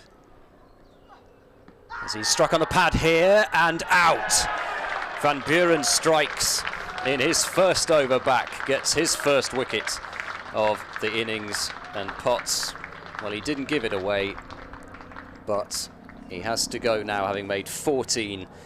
So Durham's resistance for now is ended. It certainly looked pretty straight, and Potts was given his marching orders. 125 for 9. It wasn't going over the top, and didn't actually look as if it was going to spin a great deal. It was one of those ones that just straightened a little bit rather than literally turning off middle and missing off stump. So now, what does Ben Rain do? He's got Chris Rushworth coming in at number 11. The lead is 47. Does he have a dart and see what he can get? Maybe. I mean, you know, as we said in the first innings, it's not as though Rushworth is any kind of a mug with the bat. It's just that you've got 1 wicket left, and Rain may feel like if he can get a quick 30 or 40 runs, at least give Durham something to bowl at. Maybe that's the way to go. But Rushworth has to face just the 1 delivery of this over from Van Buren, and then we'll see what happens at the Ashley Down Road end. May have been affected by that wicket there. So is that... We've got a short leg coming in, wearing Tom Lace's shirt, but that doesn't look like Tom Lace. Is that Ollie Meadows? Van Buren now bowls forward, reaches Rushworth for that one, and it goes away out towards backward point, and that is the end of a successful over from... In fact, no, it is Tom Lace, in fact. Pardon me, I thought it must have been the sunshine reflecting off his hair. I thought it looked golden. That's the end of the over from Van Buren. 1 run conceded, but 1 wicket taken. He's broken the partnership, got rid of Potts for 14, and claimed his 94th victim in first-class cricket.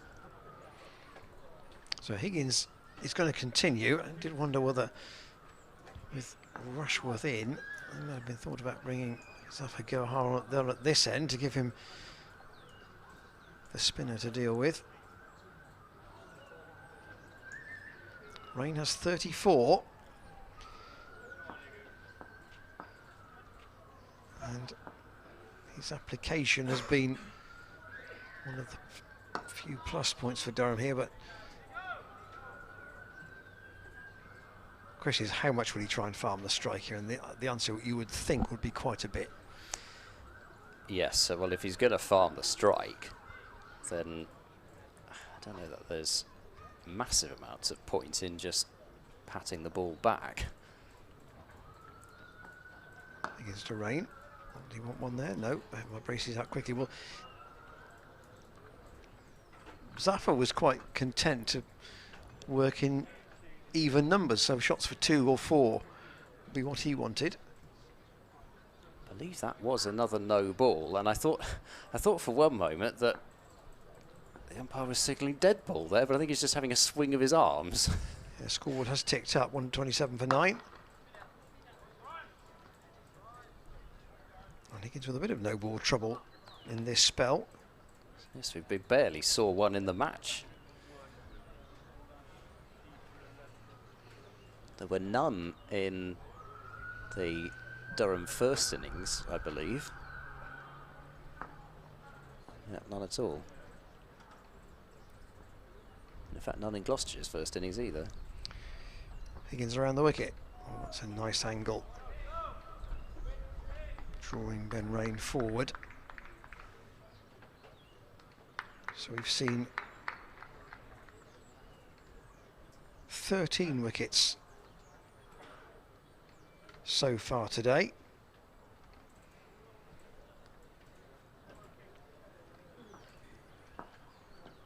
(199 runs for those 13 wickets. All down the leg side from Higgins. Rain tries to help it on its way, but doesn't get a touch.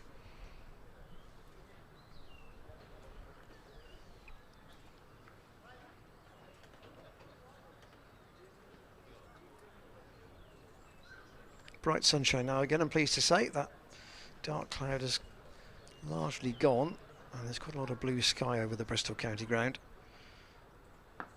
this Wednesday afternoon. Begins in, and rain has to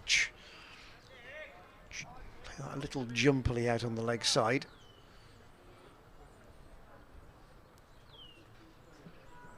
We've had a lovely email in from Stephen Larkham, and it is a really... That's not the former Australian rugby fullback, is it? No, not spelt that way. No, not Larkham. No, Larcombe. Oh, my goodness. It's a reverse paddle pickup shot from Ben Rain. It's gone for 4 runs. What a shot that was, out of nowhere. I thought he was just going to be patting the ball. Well, considering he'd barely done anything like that before, he's brought out the ramp shot right out of the new school of coaching and picked up 4 runs for it. Gloucestershire may not mind that, because it keeps Chris Rushworth on strike to Graham Van Buren. She's going to get through the email during an over of Graham Van Buren. It might be quite difficult. Zafar Gohar is quick enough, but Van Buren tends to be even more rapid when he gets through them, as Rushworth pushes this one off the back foot, and it's fielded by Chris Dent at extra cover. I don't know whether the feeling from Rain was... doesn't really matter too much. Oh, that one is scudded. Really didn't get up very much at all, and it didn't turn either, and must just have missed off stump, not by very much.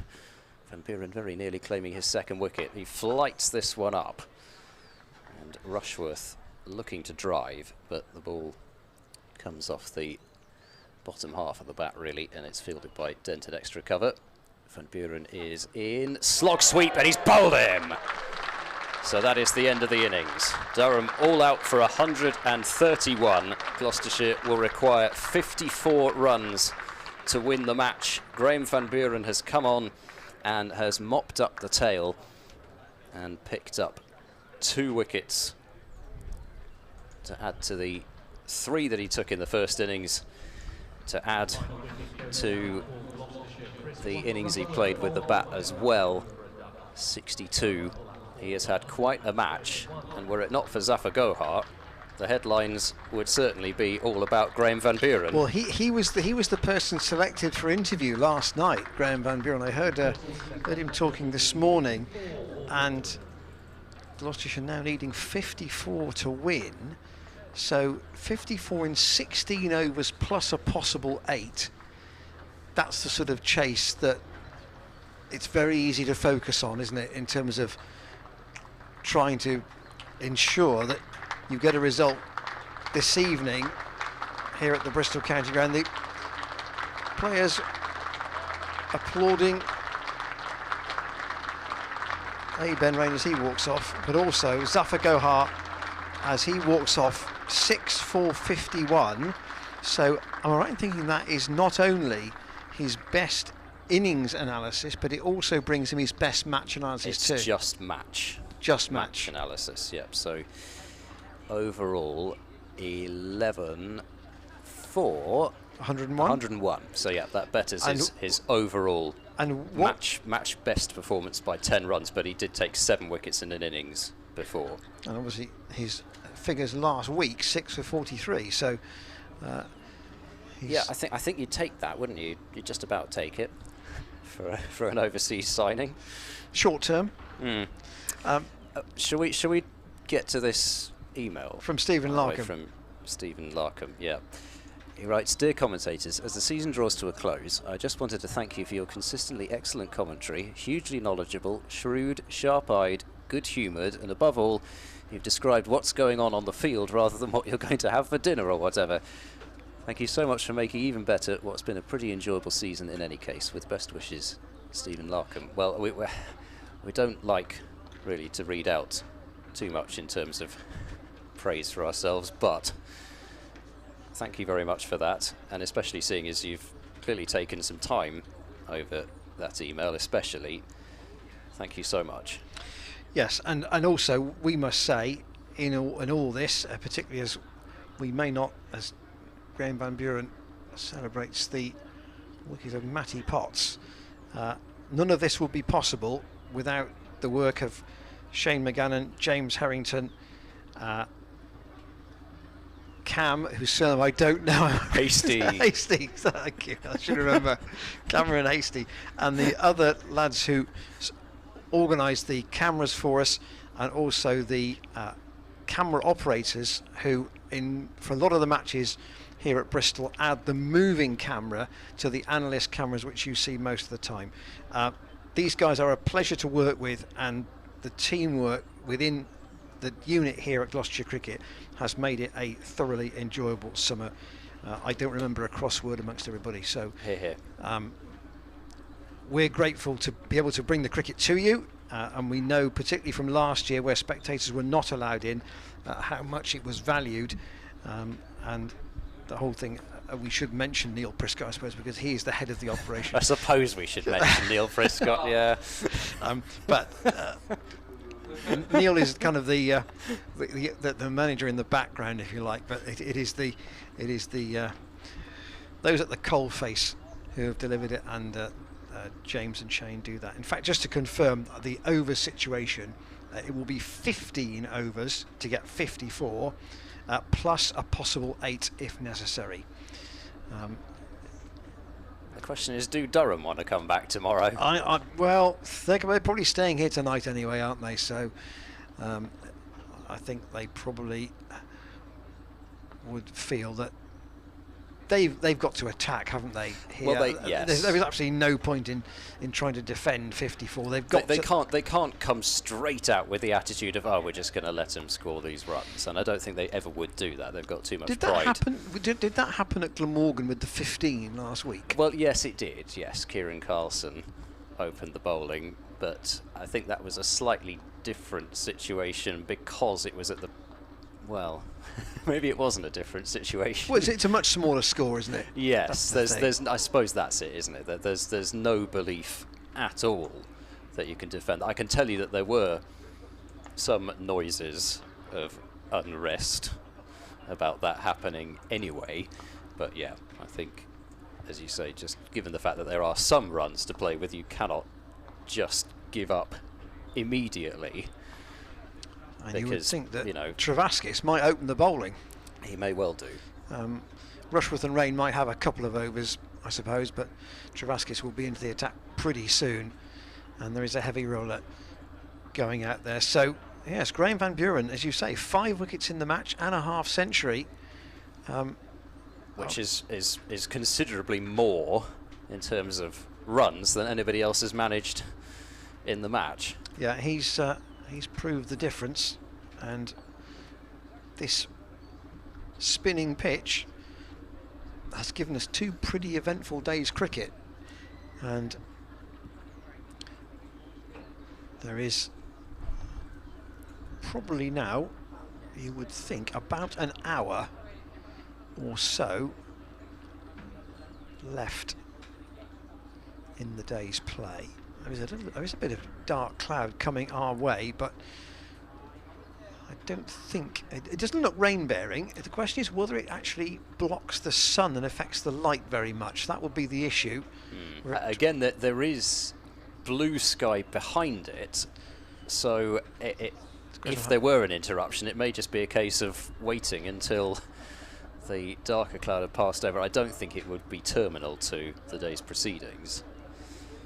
Might just be rather annoying for everybody. But it is extraordinary to think, isn't it, that Gloucestershire are going to get to the end of this season, in all probability, having played 14 red ball games.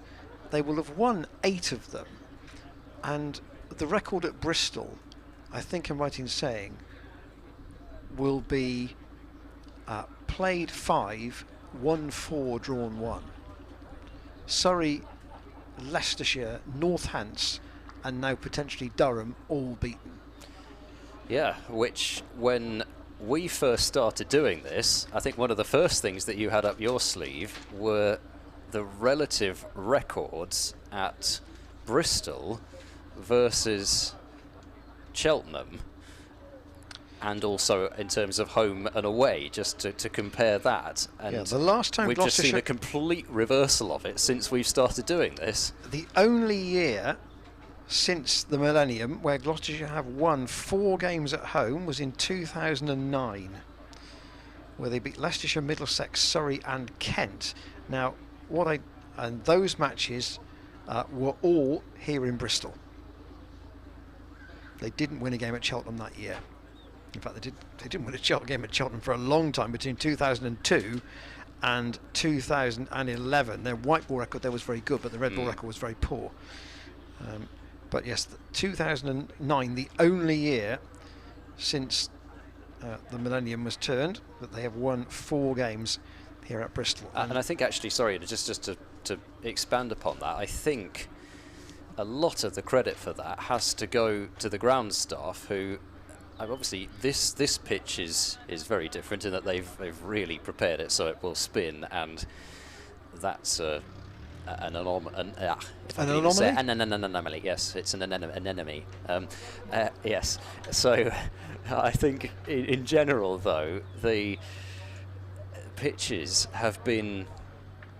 When you think back to the surfaces for that Northants game, when you think particularly the Surrey pitch at the start, I think they've, and going back to last season as well, going back to the pitch where that terrific game was played on against Warwickshire, I think they've produced long games, but really exciting games, and games where actually there has been a really nice balance between bat and ball. And that's not to say that this match there's any problem with not having the balance between bat and ball, because sometimes it is actually quite nice to see the spinners come to the fore in this country. But I think just a lot of the credit for that must go to the ground staff, and also Gloucestershire. It suited their way of playing, I think, and their way of thinking about 4-day cricket. Yeah, I'd add 2 things to that.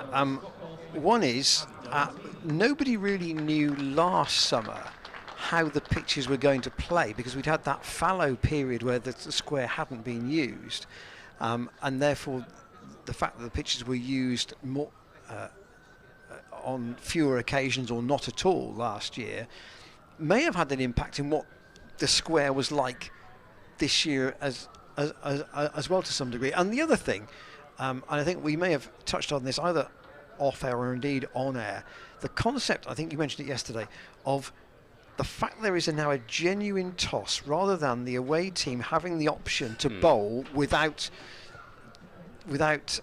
having the choice of bowling without having a toss. Gloucestershire's 4 wins, if we're going to get a 4th win, will all have come chasing and batting last.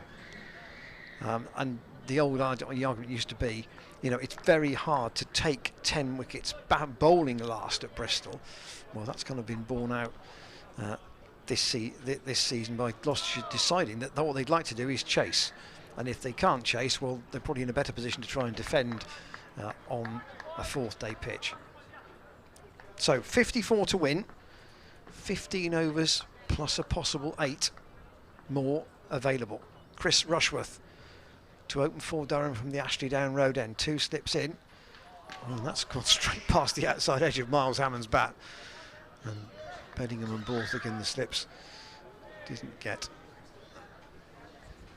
a nick, but they would have been interested, because Rushworth, despite only having a small total to defend, is still going to show some pride in his yes figures at the end of the season. They've been too good to be, they won't be spoiled by today, but more chances to get wickets. But that's a nice drive from Hammond straight down the ground. That will go all the way for 4. That's a clip, and it's Dent in fact who's on strike. My apologies.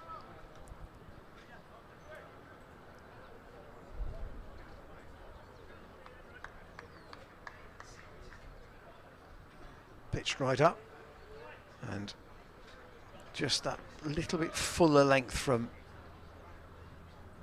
Chris Rushworth and Dent onto it quickly.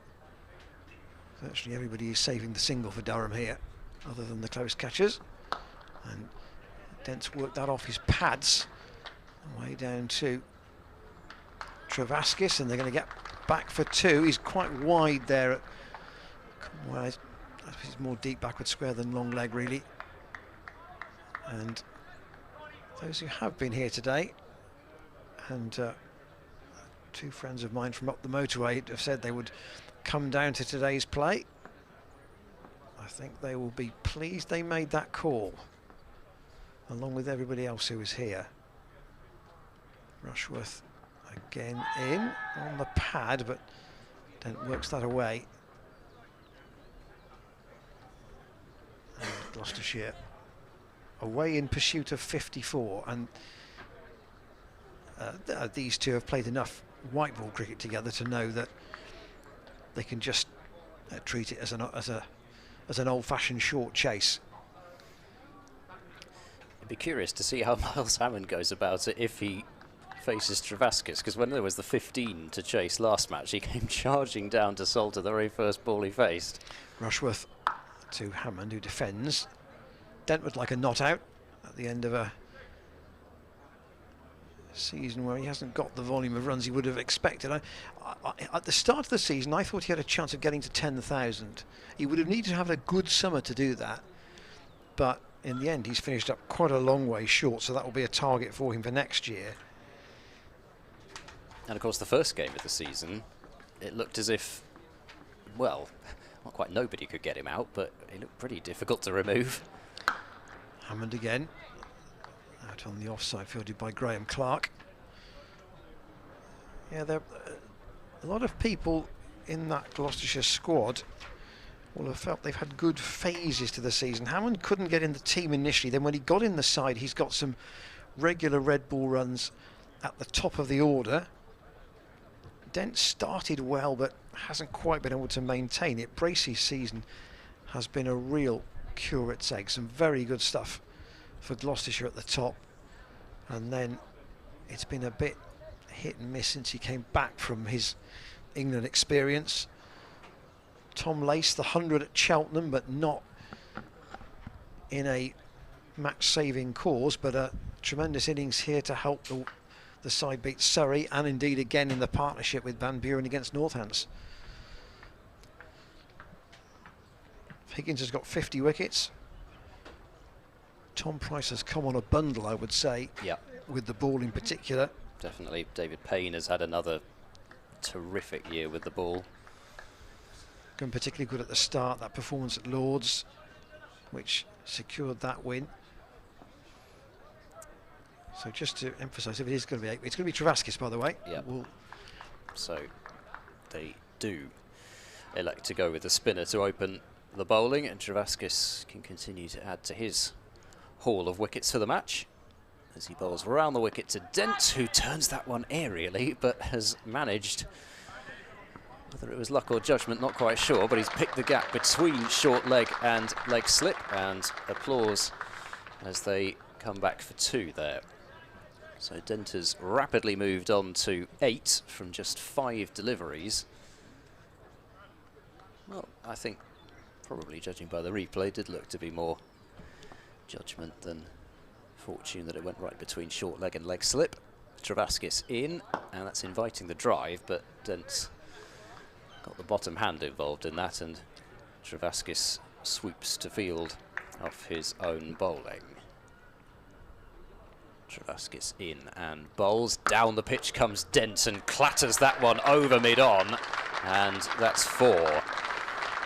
It was possibly not the absolute cleanest of strikes from Chris Dent, but he got more than enough of it to send it over the head of the fielder at mid-on and got to the pitch of it. Didn't look to over-hit it either. He wasn't looking to absolutely clatter it into the second deck of the pavilion. 13 without loss. Travaskis to Dent, full toss and wide, and drilled through extra cover for 4 more by Dent. So he can certainly, as you say, just add some useful runs to things at the end of the season here, and Travaskis, he barely bowled a ball like that in the first innings. It was a low full toss outside the off stump, and with extra cover open, you're not going to get away with bowling those. Just wonder whether Durham's confidence has gone a bit. Travaskis, he's a young bowler, and he's clearly today returned his career best figures after a long bowl. But this is a different scenario. Travaskis in, and Dent turns into the leg side. It beats the dive of Graham Clark at short leg, which will allow them to come through for 1 run. 17 from 9 balls from Chris Dent, and I must admit I thought it would probably not shake out exactly like this. Not to say Durham won't take a wicket or two, they certainly still could do that, but I wasn't quite foreseeing a start this rapid.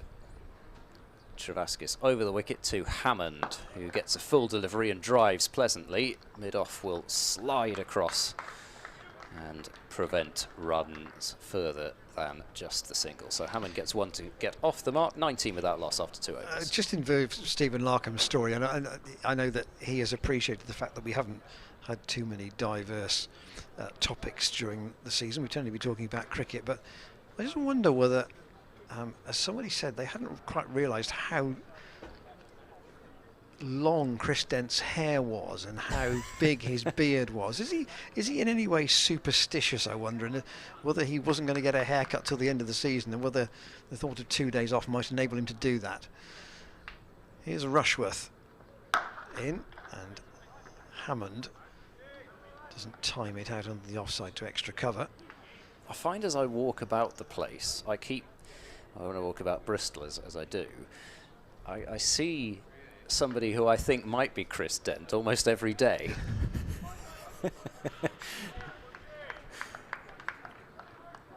Do they walk on the same route that you do? Well, I don't know. It could be that. It perhaps. No, I'm not exactly sure why it is, but it certainly is the case. Rushworth and Hammond. The target is 54. There are 12 overs left today after this one, plus a possible extra 8 if Gloucestershire want it. And then occasionally you do actually see one of the players, like yesterday when I left the ground and Miles Hammond was on one of those electric scooter things. Was a whole raft of those the idea of one Mr. B. Johnson? Was that his sure. thing? Not sure. Rushworth in. Oh, Hammond's get it on the pad. It dribbles out on the offside.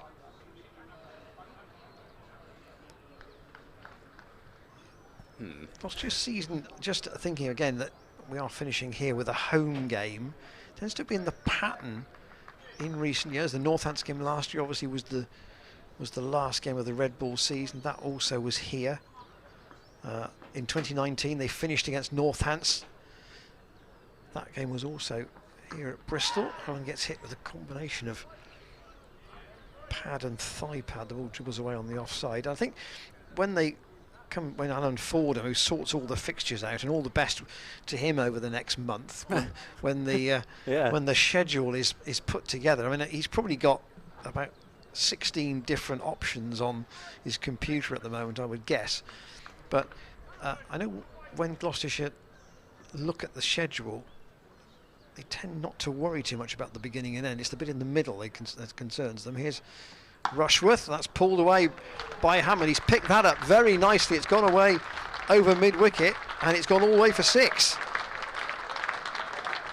That, I think, is the first 6 of the match, and it's come as Gloucestershire try and put the accelerator down to chase these 54 runs to win. I must admit, I actually lost sight of that one. Yeah, you weren't alone. But it was some strike. I mean, it's a real strength of Hammond's, that pick-up of a delivery slightly short of a length. You see it over and over again in T20 cricket. Rushworth around the wicket. Hammond defends this time.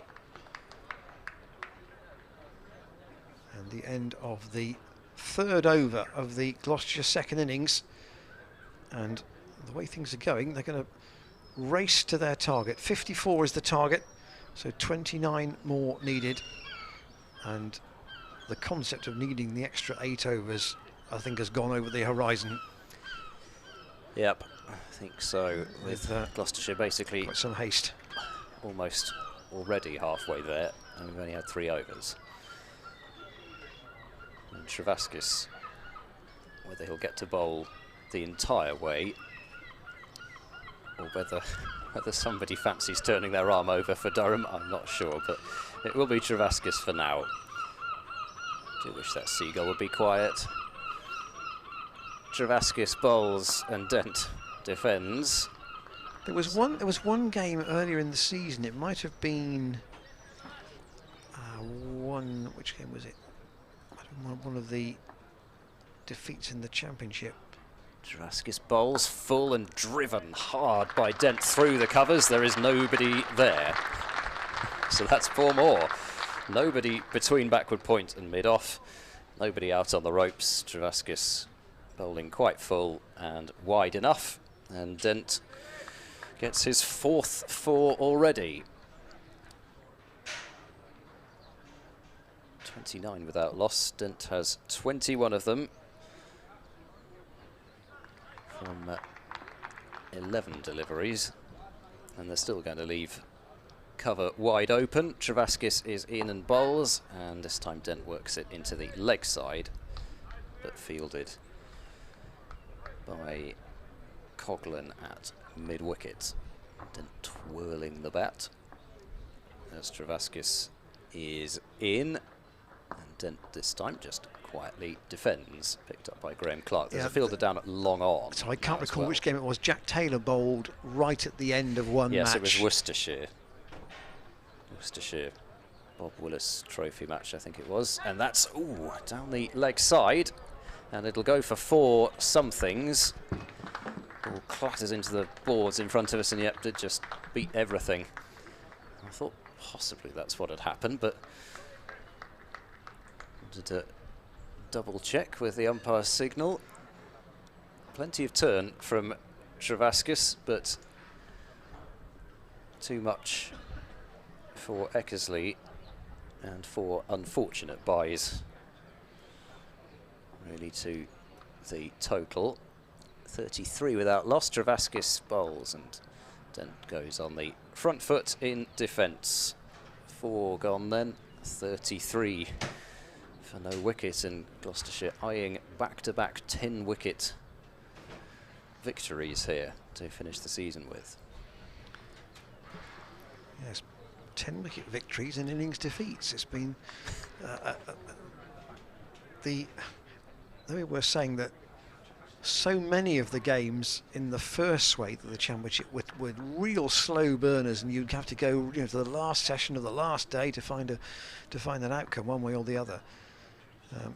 But a couple of them were quite one-sided, and Gloucestershire finished with, are going to finish here with 2 thumping wins, and that's a nice drive too from Miles Hammond. That'll be 4 more off Chris Rushworth up towards the boundary at long off, and this has been a very easy to focus on white ball style chase from Gloucestershire here, with Durham only having 54 to play with. They've had to go hunting looking for wickets. There have been gaps, and as a result Gloucestershire are racing towards their target. Only 17 more.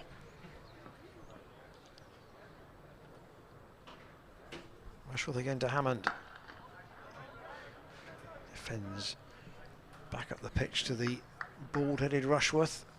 You wouldn't bank against him taking another 50 wickets next year, would you? No. In fact, you'd be, I suspect, pretty safe in doing just that, in terms of somebody who's been so consistent throughout his career. He needs, what does he need? 33 more wickets to get to 600 first-class wickets. Hammond waits, and firmly back down the ground on the bounce. Rushworth fields off his own bowling. And funny, isn't it, how this I mentioned right at the start the record that Gloucestershire have against Durham, where this is now looking like their 8th win, 8 draws, and they've only lost 2 times to Durham, 1994 and 1999. And is that anywhere or just here? I think those are 1 each, 1 home loss, 1 away loss. Hammond again inside the line. Michael Jones comes in to field. His run out really, it wasn't the tipping point. It certainly gave Gloucestershire a leg up at the start of the Durham second innings. Bracey's direct hit. Jones and Borthwick getting in one of those yes/no moments.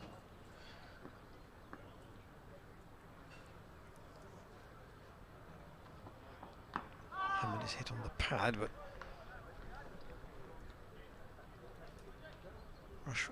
Eckersley just naturally having something to say.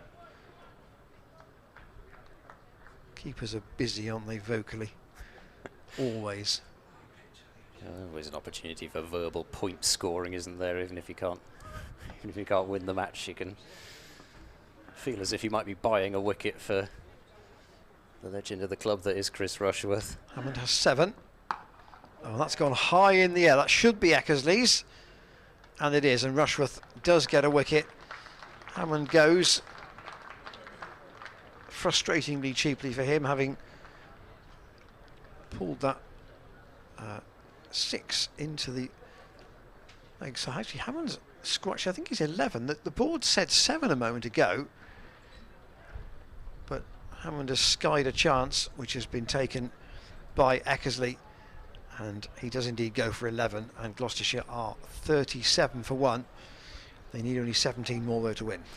Yes, I suspect that would be slightly frustrating for Hammond in a way, because I think he's done a terrific job since coming into the side, and he was certainly not somebody at the start of the season who was really being considered as part of the Red Bull side, and came in, and really, were it not for his performances in the 2 innings defeats back-to-back at the Oval and Grace Road, there would have been really no cheer at all in the Gloucestershire dressing room going forward, and he's really shown that he's made himself pretty much impossible to leave out, actually. And just to extend that, if you look at his form in the 100 as well, sorry, that competition we mustn't mention, he actually had a better tournament than probably most of the other Gloucestershire players who were away with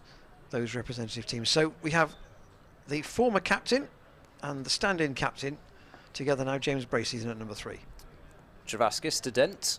Dent defends, picked up at short leg, and of course he did that batting in the middle order in the T20. So he's had a fair few things thrown at him this year, Miles Hammond, in terms of coming back into the Red Bull side, and Dent turns that one just in front of square on the offside, and will come through for a single. I say he turns it. I thought initially he was looking to work that one into the leg side, and then just nurdled it out into the offside. 1 run to Dent. He's got 22.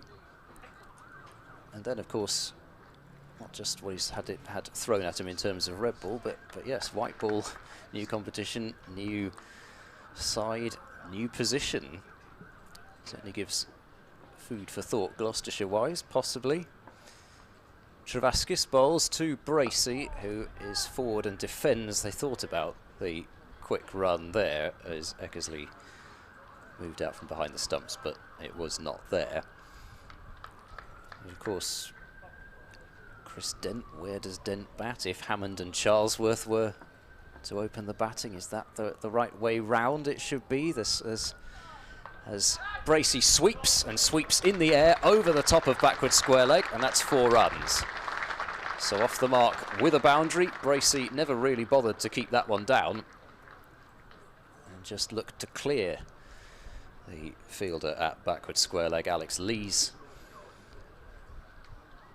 And 4 runs to Bracey to get him off the mark for the innings. 42 for 1. 12 more runs required to win. I don't think they'll do it in 2 blows, but you never know. No, it would seem unlikely. Travaskis to Bracey, who's sweeping again. There's a shout for leg before wicket, which is really strangled. As though Bracey probably got himself outside the line of off stump that had moved across his stumps to play that shot. Last ball of this over. Travaskis bowls to Bracey, who cuts, and I thought he'd played on for a moment there.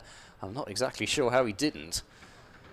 He must have cut it either into his own foot or into the foot of Eckersley behind the stumps. We'll be able to see possibly more in a moment, but 6 overs gone anyway, 42 for 1. There was almost a wicket for Travaskis there at the end of that over, but all in a lost cause for Durham.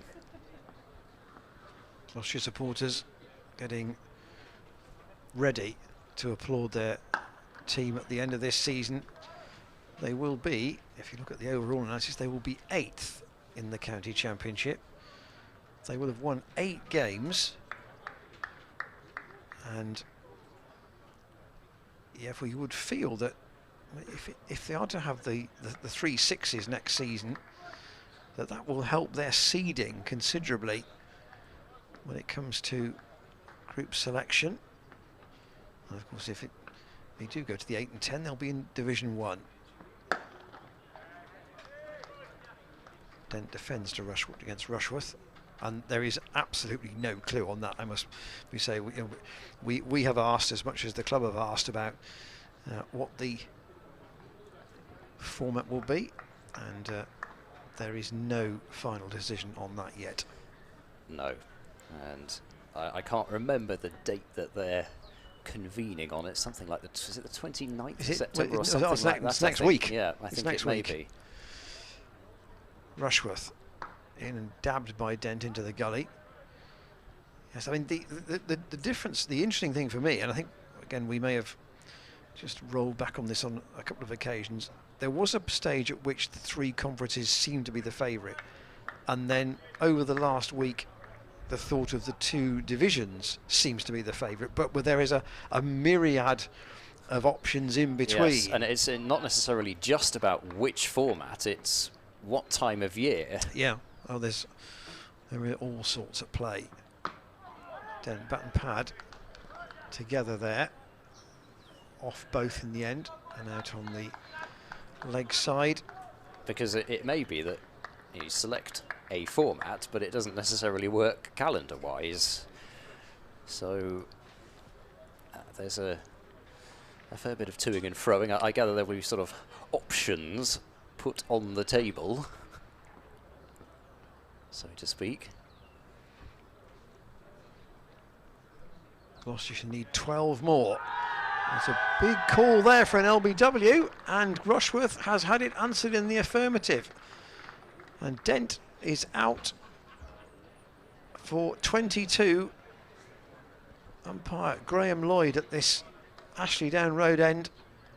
Dent facing Rushworth from around the wicket. Just the faintest of nicks off the pad took it away from the stumps, but Dent was so far back there was nothing really you could do about that. And the second wicket goes down with Gloucestershire still needing 12.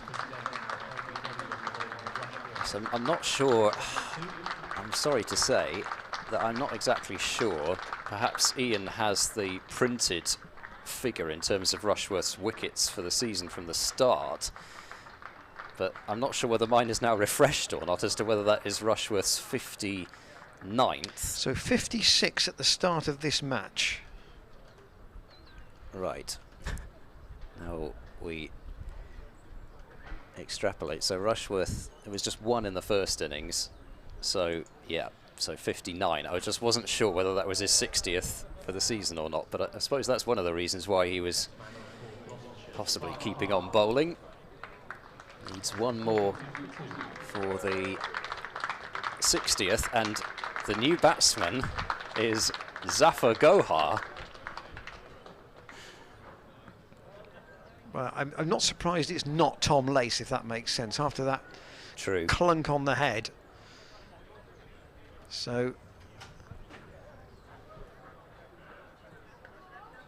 well, he's had a pretty good day. I'm going to say, if this is a farewell, if it is, then he's got a chance to make it a very fond farewell. So Zafar waits for Rushworth from around the wicket to bowl to him and steers that away into the gully. So he made...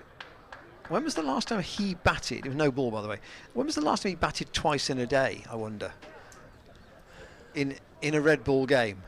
I think it could have been for Central Punjab against Balochistan in 2019. Why did you say that?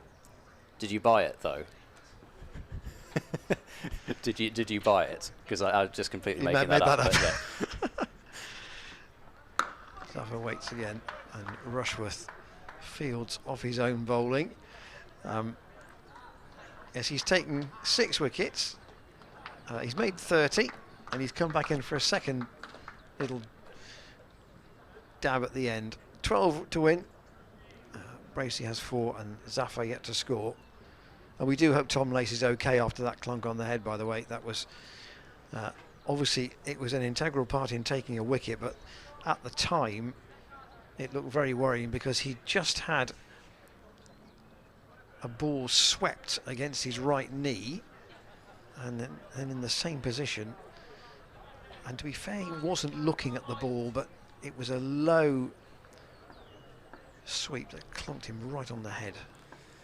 Travaskis in and bowls to Bracey, who defends right up the pitch. And I think the first time it was bad enough, but yeah, the second time really truly scary. Travaskis to Bracey, who gets a wide delivery which he's managed to drive to mid-wicket. Should have gone through extra cover, shouldn't it? Well, I think that's what Bracey thought, yes. Mid-off just taking a few steps wider. There's a huge gap through the covers still. Travaskis to Bracey, who sweeps hard, and that wasn't too far off Graham Clark at short leg this time. It's just the single because they've set that deep square, well, deep backward square. They had him about halfway to the boundary there. Bracey gets 1 to move to 5. Just 9 more needed by Gloucestershire. Michael Jones has been sent back by Scott Borthwick to deep mid-wicket. Interestingly, though, mid-on and mid-off is quite a long way up. Mid-off isn't. That's a top edge from Zafar, running back, and a really good catch is taken by Alex Lees. Running back from deep, well, I say not from deep, running back from square leg towards deep backward square. So Zafar departs for a duck, going for a sweep shot, and I don't think he played any of those sweep shots in the first innings. He played almost every other shot, but I don't remember a sweep. And he falls in a similar fashion, actually, to how he's claimed a couple of his wickets, particularly in the first innings. But maybe Zafar was just ensuring that he gets a special round of applause as he walks off on his own. He's dismissed for a duck, but he's being applauded as if he scored a good 30 or 40 there. 45 for 3. And who is coming out next? Now that looks to be Tom Lace to me. It does look to be Tom Lace. Well, maybe that was just the romantic end to the match if Zafar had been there. But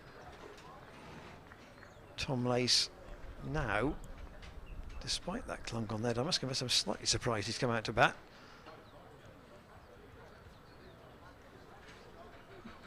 Coming in at number 5 with just 12 runs needed to win. A wicket for Travaskis. Yep, In fact, only 9 needed to win. My apologies. Lost mentioning that he hadn't taken more than 2 wickets in an innings. He hadn't taken more than 3 in a match. So bettering his career best match figures all the time, and Bracey on strike as they crossed, and he turns that one into the leg side, and there's no run. So things started off in a bit of a blaze of glory in the first few overs for Gloucestershire, but they are losing a few wickets here as Travaskis bowls to Bracey, who dabs that one away into the offside. And perhaps Gloucestershire don't want the season to end. Perhaps they're quite happy just to enjoy the evening sunshine here at Bristol, but they've lost 3 wickets now in pretty quick succession, and it's 45 for 3. They still need 9 more runs. 9 to win, 7 overs to go in theory tonight. Rushworth to continue and Tom Lace to take strike for the first time. It's been a bit of a skittish chase, this, but kind of what you might have expected, you know, late in the day when there is a desire perhaps to try and finish it this evening. Small total. Rushworth to Lace. Oh, away on the leg side. They want 1 run and they'll get it. Cochrane does throw at the non-striker's end, but they're comfortably through. It would be kind of fitting if James Bracey was out there at the end. And I'm sure he'd want to be. And he'll take strike to Rushworth now. Overall, though, he will still be, I think, yes, he will still be Gloucestershire's highest run scorer in red ball cricket this season, despite that time away with England. Rushworth the ball to him, and out on the offside, another no ball. So the first 2 innings of the match did not have a single no ball between them. I'm not even sure that. Oh, Higgins did bowl some in Higgins bowled 3, including the one that he took, well, could have taken the wicket, possibly of Beddingham off, but Beddingham maybe did hear the no ball call, I don't know. And then there was the 1 no ball for height, bowled by Ollie Price. 6 to win. Now, because he's now standing up, and Rushworth to bowl to Bracey. That's punched away through the offside. That will be 4 of them. Going out towards the boundary at cover, and it hits the rope now. And Bracey getting Gloucestershire to within 1 blow of an 8th win of the season. And when you're finishing the campaign on a sunny day in front of your own supporters, there's not much of a better way to do it than with a 2-day victory. Rushworth to Bracey, that won't be it just yet. Just dabbed away on the offside. I think Durham would be a different challenge at Chesterley Street, where there's a bit of help for the seamers. But here, they've been undone by the spin of Zafar Gohar. Yep, so not a pitch probably that played to Durham's strengths. But it doesn't, I'm sure, make this win taste any less good for Gloucestershire. James Bracey on strike.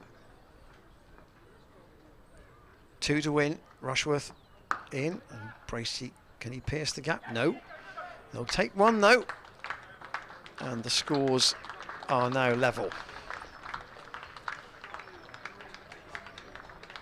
And no, we don't want to win it with a no ball. How hollow would that be?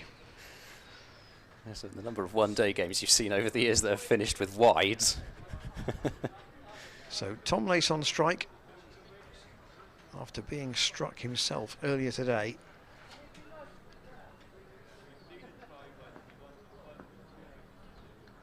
Just about everybody standing as Lace faces Rushworth and plays defensively out on the offside. There is 1 ball left in the over.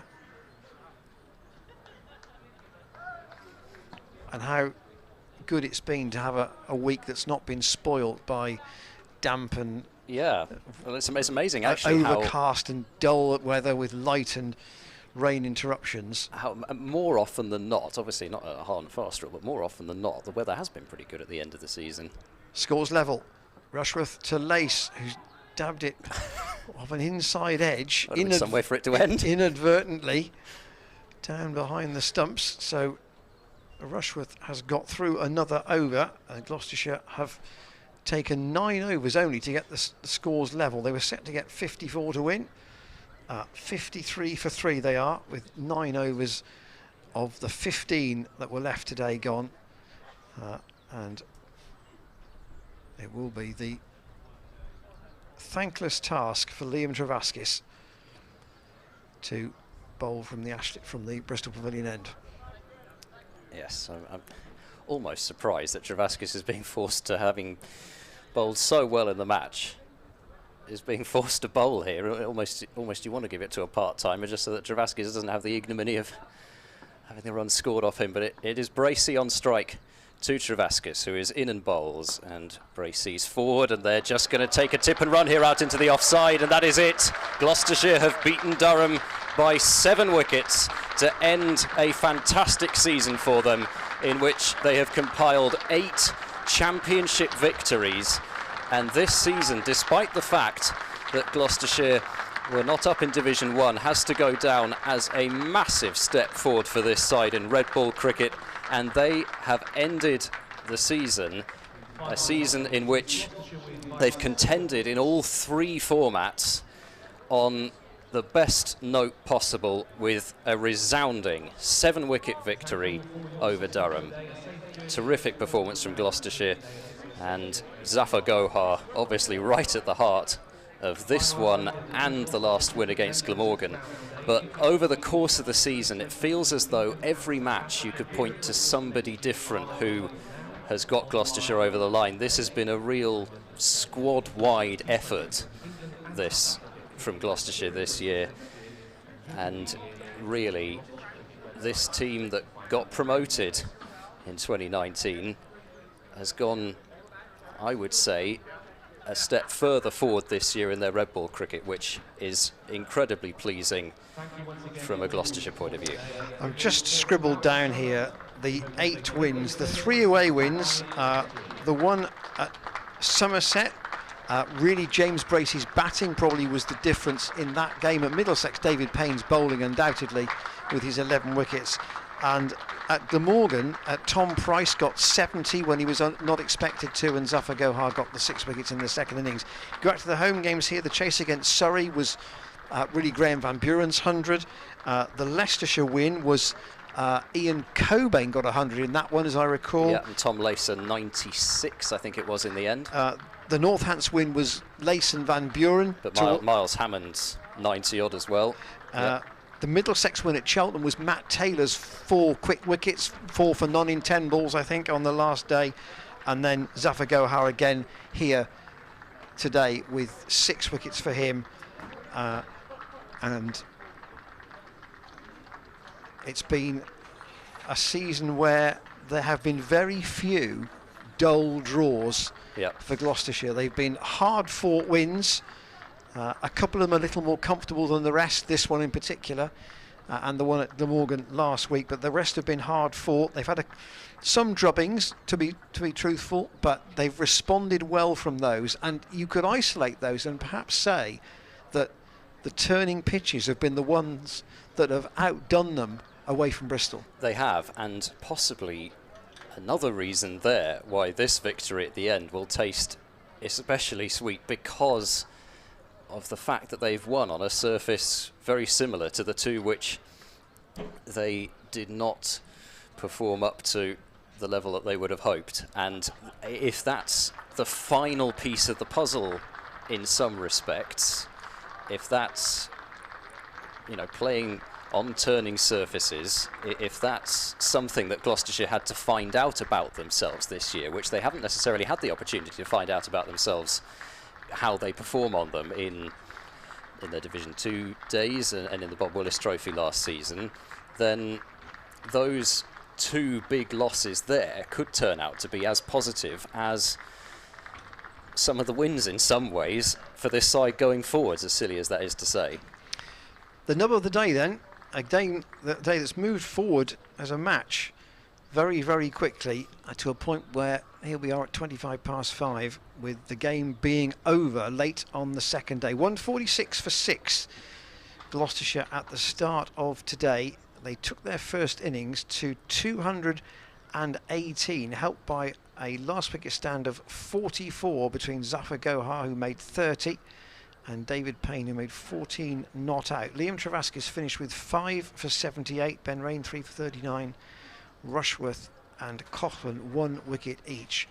And then Gloucestershire, having had a lead, therefore, of 78 on first innings, bowled Durham out in 52 overs and 4 balls for 131.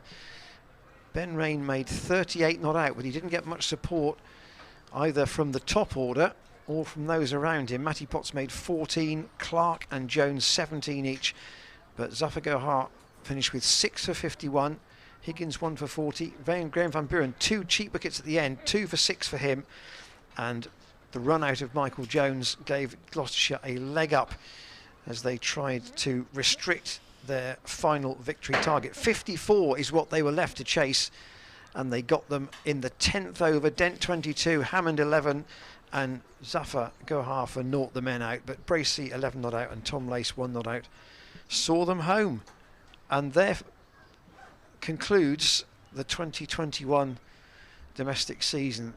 I'm sure that the ground staff will be relieved that they've got through the season, and as I remarked to someone on the way into the ground this morning, it feels as if here at Bristol we have lost very little cricket to the weather. The only game, the Somerset match, was the only one that was heavily affected by the weather. We've had one T20 against Hampshire was no play at all, but elsewhere, in terms of red ball cricket in particular, we've been very, very fortunate. A lot of dry weather, not much trouble with the light, and overall, if you've had a membership this season and you've been a regular watching red ball cricket here at Bristol, from when you were able to, of course, initially you weren't able to, only on the stream, I think you've had pretty good value for your membership this year, and as the birds gather on the outfield and the ground staff put the square to bed,